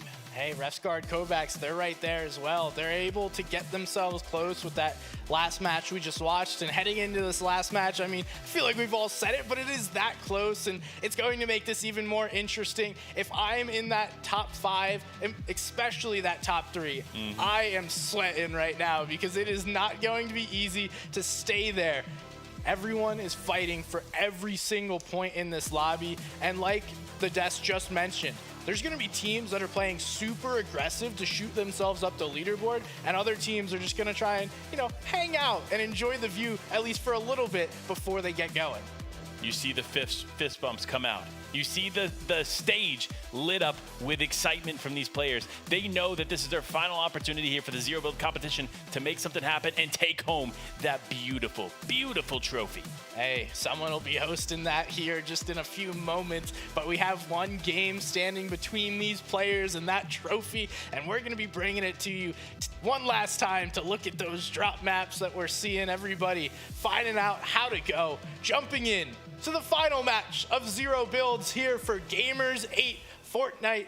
We see, here's the battle bus. Where's everyone going? Is it time to finally make a change or drop where you've been going? We'll find out right now. Yeah, listen, this is the last game. I think you do what you know, make it work, and if it doesn't work, unfortunately, that's it, because this is the last opportunity for these players to not only be able to have that additional prize pool, but the opportunity at holding that beautiful trophy up high. But now the players dropping in from the battle bus, it does look like it's pretty consistent from what we've seen in the past so far, but you never know until you truly dive in. Yeah, Bugle's been the point of contention in the early game for the past few matches, and we were talking about this earlier. If you're Tripperin, if you're Hellfire, Malibuca, Epic, are you going to look for some tags, try and get a shot and start this fight off early and give yourself that gap? Or are you going to, just play how you've been playing, play slowly? Panda, you were telling me what you do. Let's hear it. Listen, if I'm Epic Whale and I'm Malibuca, right, I'm not leaving this to chance. I'm getting a shot in on Tripperin and Hellfire, maybe even a knock, and pushing. Because you know, right? This team literally has the top spot. And if you're confident in your fighting abilities, you should take this fight. However, obviously, we've seen throughout all the other games, they've been a lot more patient. They've definitely gone their separate ways, but this could be that change. It could be, and we do see that right now. Hellfire and Tripperin are split, so if there's any time, it's going to be now, but I don't expect that to happen. Epic and Malabuka just backing on off, playing what they've been doing. Hey, this has been the consistency that they've been able to perform with over the past 11 matches. Why change things up now? Hey, it could be time to break their elim record, put themselves up on that leaderboard. But here is our 4th place team who's had a tough back half of the day. And it looks like the issue is that team above has really been causing some issues. And I believe that's the Liquid boys. Up there, it is Lelio and his teammate just pressuring down below here towards Steno and keeping them at bay, which has caused a lot of issues here on day number 2. Regardless, though, they're still in it, they're still active, and they're still looking to come out on top here in the day, and they're not too far off. Yeah, these two have said no free rides the back half of this tournament. If you're going to win it, it's going to be through us. And we do see they're putting pressure on, trying to get some extra loot, force these guys out of the gas station quickly, and then allow them to get all that extra loot. And we see there's a bounty already on the ground, but Laleo and Polga seem to be already in a great position. These guys have actually rotated up to hill, get some vision, try and see where other players are. And like they have in previous games, go all the way to the edge of zone, play patiently. But we're in here, right outside the Rave Cave, looking with Draftel and Kai. You know, it's interesting. The Rave Cave fights, we haven't really gotten to tune in too much with, but it kind of probably spells the story of Tayson and Thomas HD, right? Again, early game success there in day number 1, falling short here in day number 2, but anything can change here in these final moments as now Tripperin and Hellfire are on the move. Yeah, trying to find out where they want to base up. Sometimes those indecisions can be tough. Even just deciding where you want to go, it could stick in your head for a long time because there is a lot of money on the line and a trophy that could be held. We see Steno and Luce taking some shots here at the players up on that north side. We do have a tree, but choosing not to use it. These guys, Polga and Laleo, have moved on out. They're going to rotate up to the north. But there is a team that appears to be right above them. And so multiple angles are going to make this difficult for this team to freely rotate out. Yeah, but fortunately, you see the shots that do end up connecting, right? It's kind of nice to have that overshield recharge. That's one thing that we haven't really talked too much about here in Zero Build. That overshield has been a crucial factor for a lot of these players' games. But now Kakarot actually taking out Lelio. So Polga's by himself. Polga now going to have to try and play for the reboot card. This was the team up above them, so Adapter and Kakarot able to get one of the eliminations and put themselves in an even better spot. An unlikely play, especially Polga, Laleo did not expect to see that just by how casually they were rotating up to the north. Now we're tuning into the center of the map. A team that's been quiet, but still in our top 10. Still has a chance to perform and have a massive game to put themselves up top. It's been Cammy and Seti. Consistent, yet not having a massive match. These two playing in the center of the map. Kovacs actually gets knocked here. That could be huge. Ref's guard and Kovacs goes down. So our 3rd place team is removed very early from this match. That is huge. If you're Steno and Lucy here, that spot is up for grabs. So all about consistency and getting as many points on the board as you can. And that's why teams like Malabuka, Epic Whale, you see them already positioned, ready to go. And they are applying some serious pressure here towards Siyun. But as I say that, Siyun ends up connecting some major shots on Epic Whale. Yeah, and Epic's out in the open here. This is going to be a tough spot to rotate out of. Malabuka putting on pressure, helping out his teammate for the moment. Now they're going to have to find a way to get back together. There's several bushes that they can play out of in this area. But King and Siyun, some of the more aggressive players that we've seen at times, going to play this a little more slowly because those nerves are definitely there. The nerves are there, but if you're Epic Whale, you are running, sprinting away as fast as you can because you are running out of health. Same thing with Malabuka, taking a lot of damage there to fall damage. Now just trying to stay alive, does use the chug splashes here to try and help out Epic Whale, but they need to be careful. They cannot afford to continue to take this pressure here from this team. And quickly, Malabuka is going to decide, all right, this is not worth it whatsoever. We're getting out of here and playing for the next zone, the next fight that comes up. We see Malabuka and Epic now getting tagged up. Epic is going to go down. This could be huge if Malabuka is not able to get Epic back. Luckily, it doesn't appear that there's anyone in the area. So once he hits the ground, gets away from this cover, the res should come through, but these guys are shambles. Absolute shambles. They need to just take any kind of existing structure that they can and hide, because they are not in a position to take any fights. If you saw the inventory there, they don't have much left. No heals, no mobility, not a lot to work with. So they're going to need to be patient, methodical, and wait for the opportunity to strike and try to get that refresh. And now we tune in this team starting to get themselves in zone. The heavy snipe comes through, not rocking the double repair torch that we saw so many times. So Steno deciding, okay, let's go with more movement as opposed to using the double repair torch. An interesting play, likely going to be that adjustment that helps them out here in this final match. Yeah, and I think you have to look back, right? You have to say, hey, okay, we've been going down a little bit earlier than we would like. What's the reason for that? And maybe they realized that they didn't have enough mobility to continue pushing. So that's why they're creating this change here to the game plan. But speaking of no changes, it's Tripperin, Hellfire, raining pressure here onto Queasy. And it looks like potentially a couple players there in the distance in Adapter and co. Yeah, Adapter and Kakarot were able to get the knock there onto Queasy, unable to see where Hen is. I would expect he's quickly moved out of that area because that is not a good position to be in between two teams with high ground. Ooh. And this is a huge pull here for Epic and Malabuka. They were able to get zone and now just need to find themselves some space to play out of, but are getting pressured and putting pressure right back on Alechi and Swilliam. This could be the refresh that they need. There's one knock. Can it be another one? Yes, they are going to be able to get the cleanup there. So multiple elims coming through, and these two now get that precious refresh. All the things that they need, the mobility, the heals. Wow. You couldn't have asked for a better situation here for Malabuka and Epic Whale. Just moments ago, no heals, shambles, all of a sudden turned around here in what could be a major comeback and cause the ultimate top spot to go in their favor. So it'll be interesting to see how this continues to play out. But with Hellfire and Tripperin still in this game, it's not over yet. Yeah, using the tent now, trying to find some extra loot. But there's another team coming through. This is actually second place and fourth place going face to face. Steno and Lush just going to continue that rotate on pass, put themselves beyond this. But I don't know how much further they could go. It might be time to hit the rift, and Steno makes that decision. Lush is still down low, trying to save the vehicle, and there's almost a perfect parking garage for them to hang out in. Yeah, it's kind of interesting that Steno decided to use the rift. I think he felt that he wasn't going to be able to do much, not going to be able to save the truck, but fortunately for them, it does look like Lushi was going to be able to do that. So now the repair torch, it's healthy, it's ready to go for the remainder of the game, but look who's there. It's still Epic Whale, Malabuka, not too far away. So that could be a serious problem for them, depending on how they rotate forward.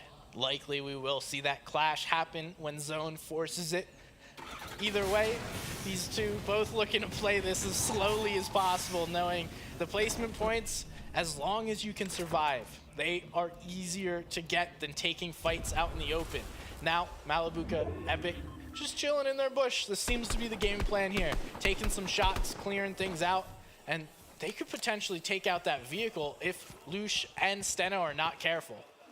Yeah, but looking at the way that they're set up, it doesn't look like they're going to go directly towards them. So fortunately for Lush and Steno, they're going to be able to just kind of hang out, play it a little bit more patient.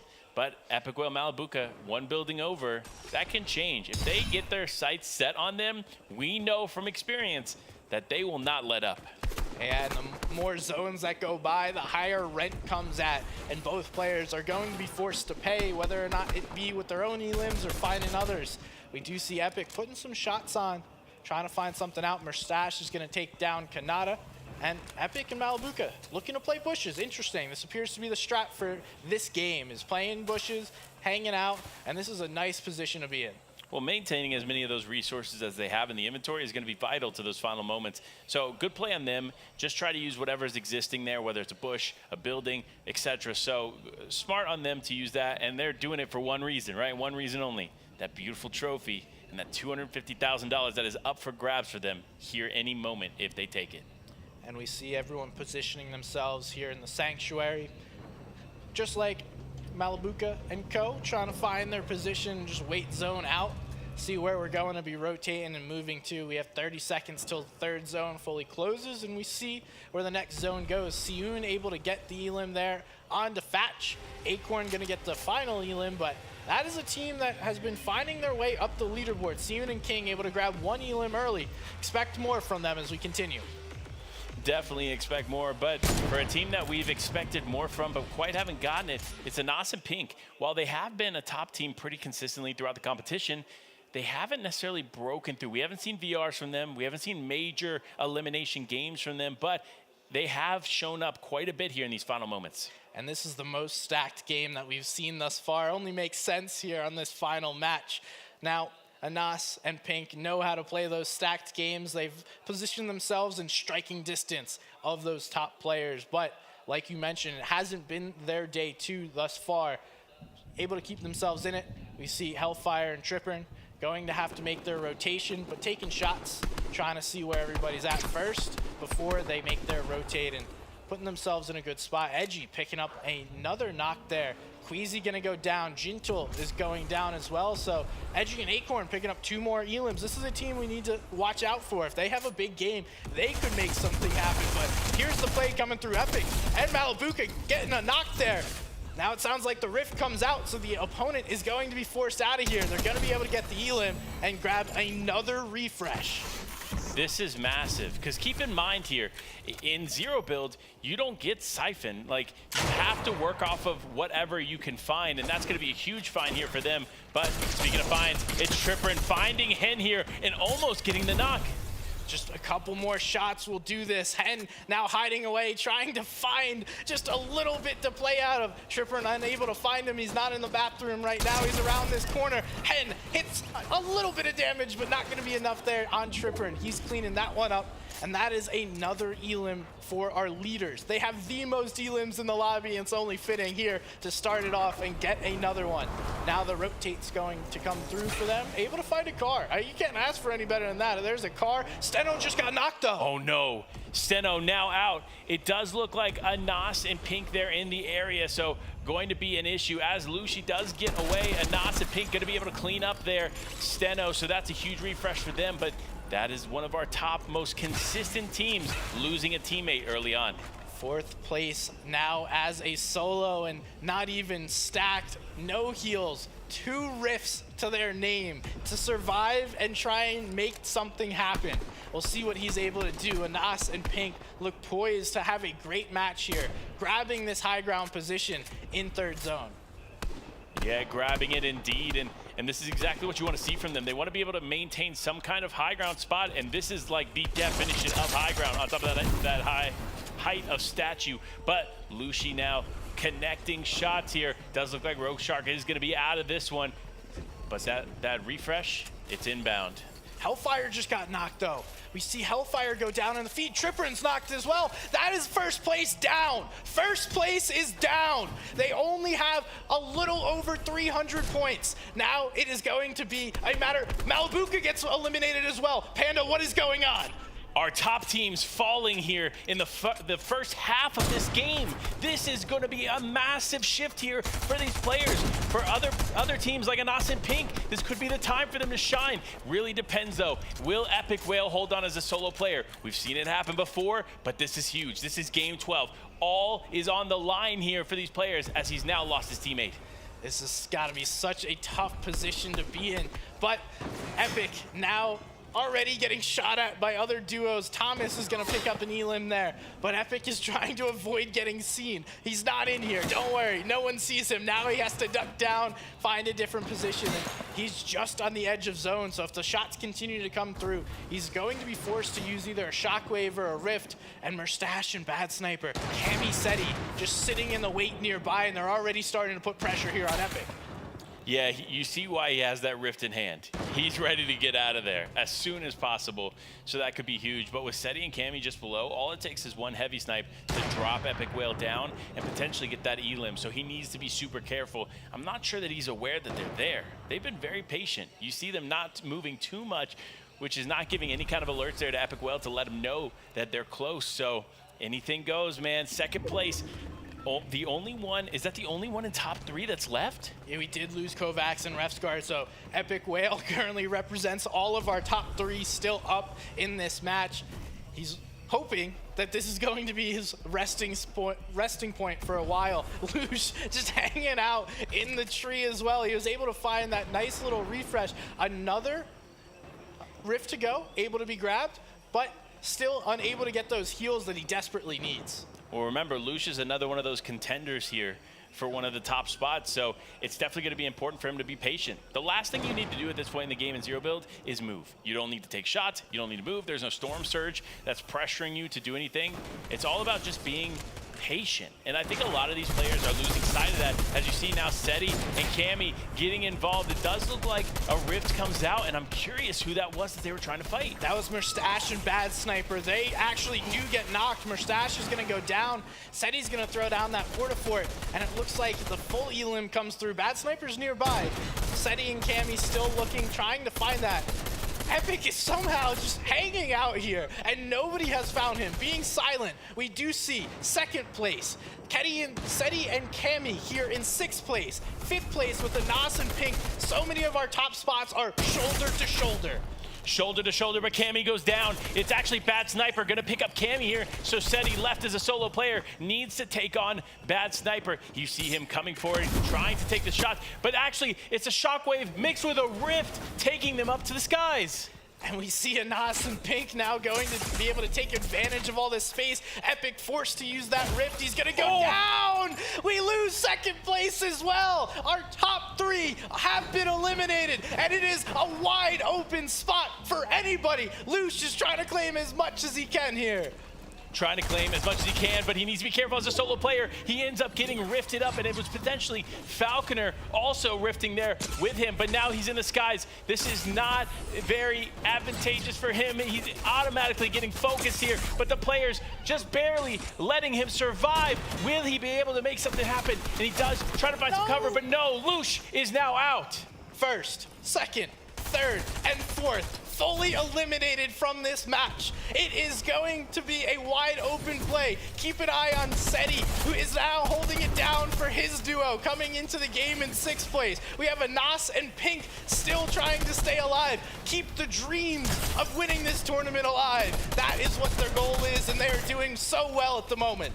Doing so well with 1st, 2nd, 3rd, all out, right? It's all up to a Nas Pink and Seti Cammy. These are the last 2 teams that can actually cause a major rift here in the top 5. So it really comes down to these final moments, but there's still other teams competing for some more of that cash, some more of that prize pool that is up for grabs. 4 elims already here on Pink, so they're not just waiting around for placement to come through. They're putting pressure on. We see them taking shots. Unhydra and Naiad, our previous game winners, looking to have another great match. Seti staying alive. One more shot there on the Creo, not gonna come through, and it looks like Acorn has been eliminated. So 7th place is out. So many of our top teams are falling early, and it is going to be Pink and Anas Seti that we need to keep an eye on.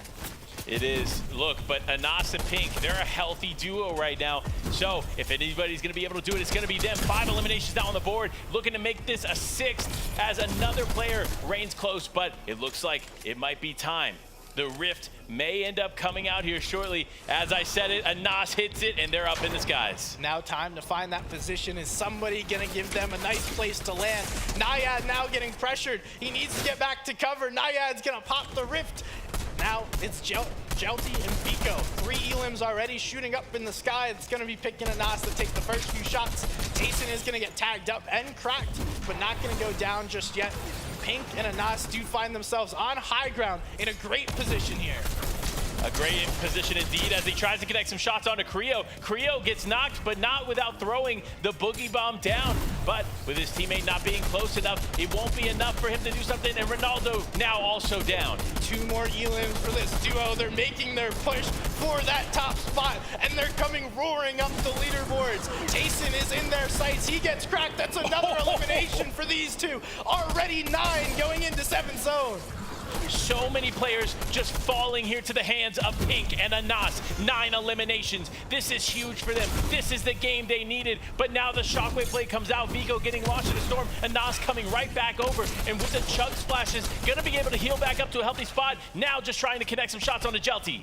We see Pink and Anas are split, yet still holding the high ground. Vico is down below. Anas tries to find him, but not gonna be enough. The play comes here of Naiad and Hydra looking for Pink. Pink goes up, drops them all down. That's 2 more elims for this duo. They have 11. They have 11, and this is it. This is the final moment, folks, as Anas and Pink could potentially take the top spot. Andalex gets a knock there onto Anas. Pink is the only one left. He's gonna take out Andalex. Pink gets fallen. Now there's 3 players remaining. It's Jelty and Vico going up. They're trying to find that final player. Grab that high ground. It's Z-Andy looking to take shots here. Jelty and Vico up above with Z-Andy hanging out down below, and there's so much loot on the ground. This is the huge refresh Andy needed to stay alive here, but Jelty looking extremely healthy, looking to make the shockwave play, but he doesn't find the connection, and as I say it, he does! It is all over. Jelty Vico finish the day with the victory royale. Hey, after a great day 1, they come roaring back here in day number 2, but it is all Pink and Anas. Did they do enough to take that top spot? It's gonna be so close here, SVG. What an incredible finish here to this zero build competition. I couldn't have asked for a better partner to do it with. Hey, Panda, anytime I get to cast with you, it's a good one. We see the trophy. Someone will be holding that here soon. Will it be Hellfire, Tripper? Is it going to be Pink and Anas? Who's going to be able to take that home? It's going to be so close. I just want to see what the leaderboard looks like. Dude, it is dramatically close here. Remember, Hellfire, Tripperin, Epic Whale, Malabuka, Lush, Steno, Anas Pink, and Cami Seti, all within contention there for that spot, but it is almost time. There is almost a definitive winner, and I can't wait to figure out who it is. Man, you were asking for it in that mid game. Anas and Pink haven't done a ton here on day 2, but when it all matters, when all the pressure is on, Pink and Anas put everything on their backs, slay out, and did everything they can, and you're champions of the Gamers8 Zero Build Tournament, Anas and Pink! What a incredible game. The final game, all down to that final moment there, and they walk away with it. $250,000, the top spot, and that beautiful, beautiful trophy. You have to be feeling great. Not only did you do it, but you did it on the back of a massive final game, doing everything in your power to take that. These two, you can't ask for a better duo. They play together normally. They're playing together here for the Zero Builds and take the championship. I mean, literally think about it. Pink, right? Almost went to North America to compete with Clix. Would this have been different if he didn't have the same chemistry with Anas? So many questions, but here it is, our champions. Anas, Pink, congratulations to you two. You deserved it. You earned every single point of that. And what an incredible tournament by these two. Raise up that trophy.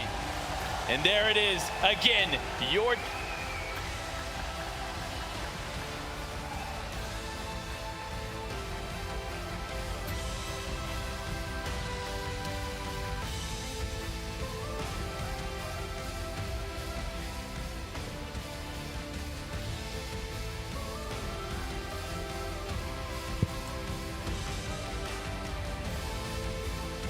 Anas and Pink, congratulations on your victory royale, and you are taking home the lion's share of $1 million plus the Gamers8 Featuring Fortnite trophy.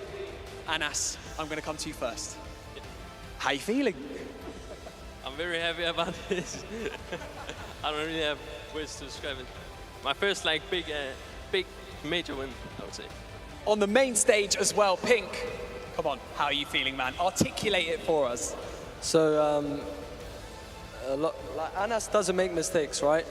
Because I'm IGLing and he just plays his role perfectly. In game 11, I choked the game, so we went down to top 6, and I just told Anas, it doesn't matter like if we're 6th or 5th or 7th, like we just get a 10 kill win now, and we'll win. And he said, okay, let's do it, and then we just did it. So not a win, but 12 kills second or third, whatever, it's the same thing. But yeah, thank God, man. Surreal. ألف مبروك لأنس وبينك، فعلا أبدعوا في مباراتهم، وبرضه كل كلامهم يقولون إنه إحنا هذا أكبر ميجر وين إحنا فزنا فيه بتاريخ بطولاتنا في فورتنايت، وزيادة على كذا إنه ما كان عندنا أصلا توقع إننا بنقدر نفوز، وكان تركيزنا بس إنه إحنا بنحاول إننا نبي نكمل على اللي إحنا سويناه، وكان كل السواليف بينك وأنس إنه خلنا بس نحاول إننا نفوز، خلنا نحاول نجيب أكثر قدر ممكن من الإليمينيشن، وفعلا هم صاروا أعلى عدد من النقاط من كل المباريات اللي شفناها من 12 مباراة من بداية الأمس إلى اليوم، فألف مبروك لهم، الله يستاهلون. Well, the work doesn't stop here. As you know, tomorrow is the beginning of Standard Battle Royale mode. I just want to quickly ask you, what are your expectations for that? I've had a few interviews with Anas before, and they said, like, what do you think? And I said, we're going to win both. So, inshallah, my brothers. Hopefully we get that in tomorrow. Yeah, we're pretty confident we can win both. زي ما احنا عارفين بكره ان شاء الله راح تكون بدايه بطوله الستاندرد بيلد في فورتنايت، ونبي نشوف اذا في امكانيه يقولون انه يفوزون كلها الثنتين ولا لا. يقولون احنا جدا واثقين وجدا عندنا القدره اننا نقدر اننا نفوز في البطوله، مو بس انهم ياخذون العدد او الكميه الاكبر من الجائزه المليون حقه الزيرو بيلد، يقدرون انهم ايضا يبدعون في بطوله الستاندرد بيلد، وهذا هو توقعهم وهم جدا واثقين في بدايتهم بكره. Now, before I let you go, I just wanted to ask you, this is always like a really nice bit of the show, like towards the end. If there's anyone that you would like to thank at home, your friends, your family, fans who have been supporting you throughout your career so far, the floor's yours.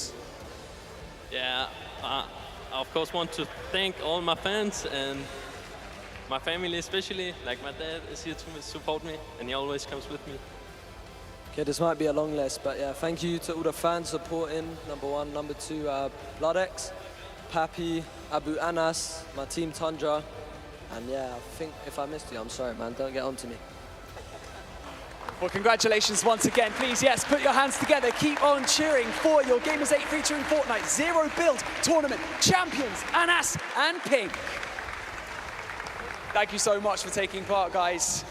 And before I throw it over to the desk, I just want to say thank you to everyone who watched, everyone in the audience here, everyone at home for watching as well. Thank you so much for supporting all of your favorite players. And I want to thank everyone in production for putting the most fantastic show on. It truly is incredible. Just look at this stage. It's absolutely phenomenal. And of course, my co-host Fancy, you're an absolute superstar. So I'm going to throw it back to the desk so you guys can close out the day. يعطيكم العافيه اعزائي المشاهدين والحضور، وبكذا نقدر نقول ان خلصنا من بطوله الزيرو بيلد تورنمنت. جدا استمتعنا، وشكرا لحضوركم وشكرا لفريق الانتاج، وايضا شكرا لكل المشجعين اللي معنا يدعمون كل الفرق اللي هم يحبونهم او اللاعبين اللي هم يشجعونهم. الف شكر لكم مره ثانيه. والان خلونا على طول نروح للاستوديو التحليلي نتكلم عن البطوله اكثر ونشوف ايش اللي ممكن يحدث في مباراه غدا.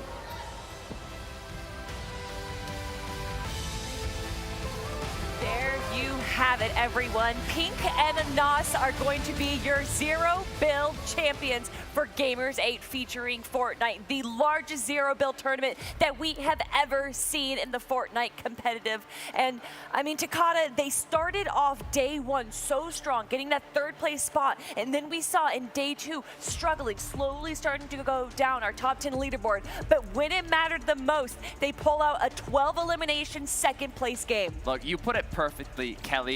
Pink and Anas have been playing great throughout the whole tournament, right? But literally when it mattered the most is when they capitalized, they got the double-digit elim match they needed, and they pushed themselves into that #1 spot. Look, today's a wonderful day. The Danish curse is finally broken. If you've not been following European competitive Fortnite for a long time, Danish players, as good as they are, just could never win a major competition. And finally, Anas the one to break that. And what a guy to do it as well. Amazing person as well as Pink. Really, really happy for these guys. We're going to be breaking down everything we saw right there, and all of this is brought to you by VOV, our incredible sponsors. Thank you for allowing this to be a part of Gamers8. And guys, I mean, there's just so much that we need to talk about. The game that we just saw right there, where so many top teams went down early, and Pink and Anas using that to their advantage and making sure that even at the very end, where they're like, okay, well, maybe a top 6, maybe top... No, they went absolutely insane. Look, going into this last match, you would probably think that Hellfire Trippin or maybe Epic Whale Malibuca, I mean, one of these duos you would assume would be the ones to take it. But when they got knocked down early in the most important match of these 2 days, that's when another duo had a chance to capitalize, and Pink and Anas, they're the ones that did it. Yeah, look, they got ice in their veins. They are cold-blooded. They do not wilter in the face of adversity. They step up, they rise, and they win. Literally, not a team that were, you know, sort of struggling down in the dirt, you know, in a situation where it didn't look good in the last game. They really, really put on their best show and well-deserved victory at the end. I mean, they started Game 12 in 5th place. To jump up 32 points is what separated them from 1st and 5th place right now. That is almost unheard of to see that, but the circumstances were in their favor and they knew how to utilize it. We've seen teams in a similar situation where they'll play it safe. They say, oh, well, maybe we just go for the VR, but they knew they needed more. They knew that they needed the elims as well, and that's what they pulled out. And that's something that you see from a duo that has a lot of chemistry. They never give up. They were not the favorites going into that match to get 1st place, but they said, we're gonna give it our all. We've done it before. We have the chemistry. We know how to work together, and using that power is what got them that 1st place finish. Look, that final game for every team in the lobby is always a test of character, and it's a test that they have passed with flying colors, and I can guarantee that tomorrow in the build competition, they are going to be on the same type of energy. They are a top duo that everybody should be worried about. 11-2K guarantee. It's something you love to see, and I mean, I trust you, Levin. If you put a guarantee, it's guaranteed. I do also want to give a shout out to Jelty and Vigo grabbing their 2nd VR of the competition as well. You know that I know you especially are proud of them. Vamos, Jelty y Vico. I love to see this duo playing together. I mean, they managed to get the victory royales. They needed the consistency, but the good news is there's still 2 more days tomorrow of the Battle Royale mode, so now they can kind of refine those things that they didn't do perfectly, and they can turn those victory royales alongside the consistency into maybe a top 3, 2nd, or even 1st place finish. Yeah, 100%. This is a team now that has shown they have what it takes to win games at this stage. That takes a lot, right? It's not an easy feat. There are plenty of teams playing in these lobbies who haven't tasted that experience whatsoever. Whoa. So, for sure, a brilliant thing. Not just a 10-point difference between 1st and 2nd place, but a tie between Hellfire's team and Malibuca's team. But it comes down to the victory royale for the tiebreaker right there. So huge congratulations to honestly all of these teams right now. You could see at the very end, all the way down to 7th place, how close the competition was. I mean, these players have given it their all. Going down to a tiebreaker with that victory royale, putting Hellfire and Trippin on top, I mean, they deserve it.